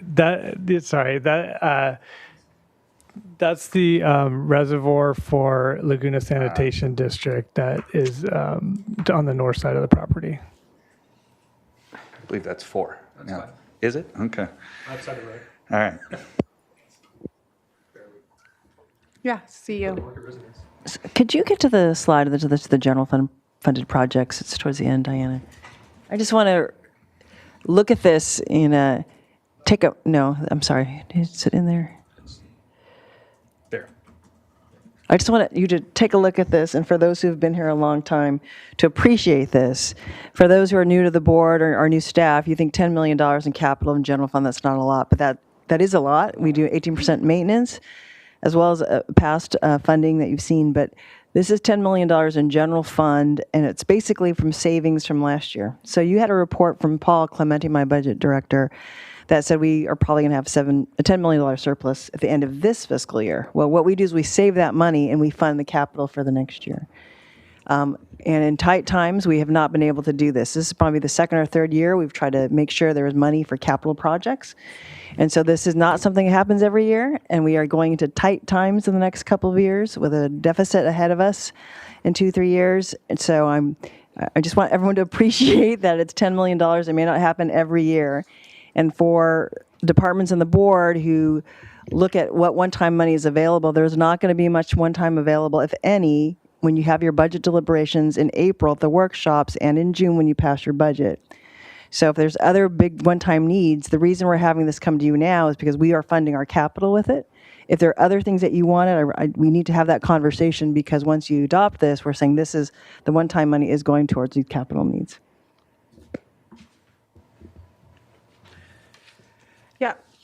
And I would just say that I brag on our financial prudence because we're doing this, and as Bob said, not really creating a deficit in arrears for all the work we're not doing. So I'm committed to this. Bite the bullet.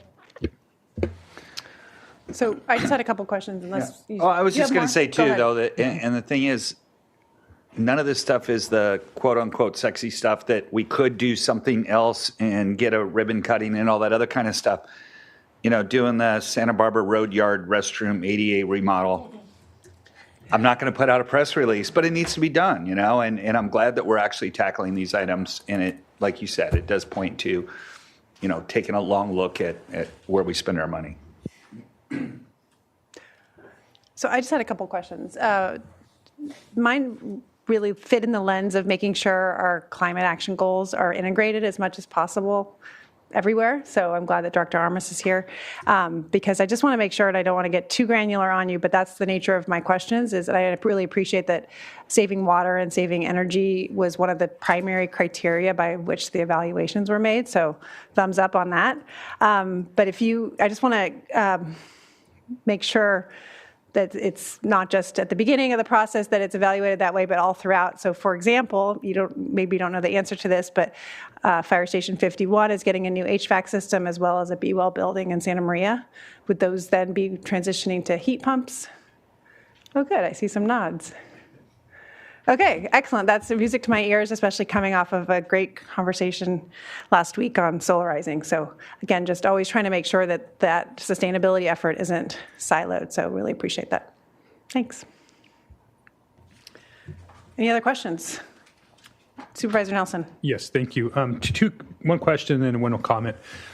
Getting back to the Vandenberg Village project, there was two different numbers there. There was one number on our recommended one-time use, and then there's another number that's for that project. Can you give me the difference on why those? It should be 855,000 for Supervisor Nelson, through the chair. Sorry, it should be 855,000 for phase one. The total project is about 3 million. So if there's a discrepancy, it should be the 855,000. Geez. So I see in the recommended one-time uses it's less than that number. So I guess I was just curious about what is the other funding source for that project? Correct. That was the only available funding for the percentage we were allocated. Parks was allocated. The other funding would be coming from development impact fees that would need approval by the board. Okay. But yeah, that's the 400,000. Okay, just wanted to kind of write that. Thank you for catching that. In my head on where that was coming from. The last comment was, you know, I appreciate the fiscal prudence that all the departments have shown, and that lead to have this budget surplus that we're able to use now in capital. But really good fiscal planning includes having this part of a budget in general. We shouldn't have to wait to our savings in years to actually handle capital. So I know we're heading into some tough years, and we got some big projects like a jail, you know, pods on the horizon. So there's going to be some big challenges that this board's going to have to wrestle with. But I want us, as we talk about budget priorities, and when maybe in the future, as we start to might have revenues that are starting to outpace some of our expenses, that we start to carve out a section of our budget ongoing, not just in savings for capital. So just want to float that out. There's a concept that we should be embracing, because I think that is how we eventually arrest that number in the future. So I know we can't do it every year, and especially in the lean years.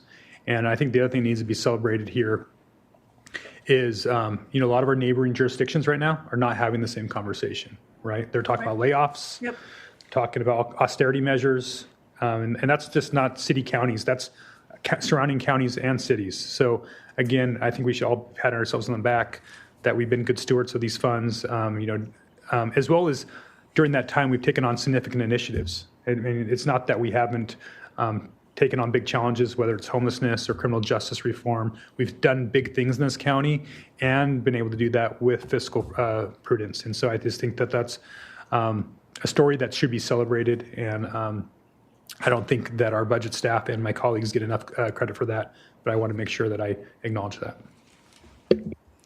Thanks for that. And supervisors, 'cause I can't let that go. Thank you, Supervisor Nelson. We can have that conversation when we get to the budget development policies in December for the next following budget year. But also just to remind everyone, you do set aside an ongoing amount of money towards deferred maintenance. Yep. Whether that's enough, that's always debatable. And we come to the workshops, we can reiterate how much that is that you're actually putting aside from general fund every year for maintenance needs, deferred maintenance projects. Director Lagerquist. Supervisor Capps, I wanted to address your comment earlier. Yeah, peanut gallery here, Yeah. but that is the push to go for electrification of our buildings. That's been a board priority from a few years ago, the zero net energy buildings, and in order to get there, it's installing electric heat pumps, electric hot water heaters, and then as we put solar on them, I mean, it just kind of all ties together for greenhouse gas emissions reduction. So I just wanted to address that. Thank you. Okay, I think there's. Do we have any requests to speak? Chair Capps and members of the board, I just wanted to note for the record, we had no requests to speak from the public on this item. Okay. Well, Supervisor Hartman. I'll move A through D in today's capital improvement project staff report. Thank you. A second. Okay, we have a motion and a second. All those in favor? Aye. Please say aye. Thank you to the team for presenting. With that, I will adjourn our meeting and see you all next week. Special meeting or the community forum, on Friday the 14th from 12 to 2, Thanks a lot.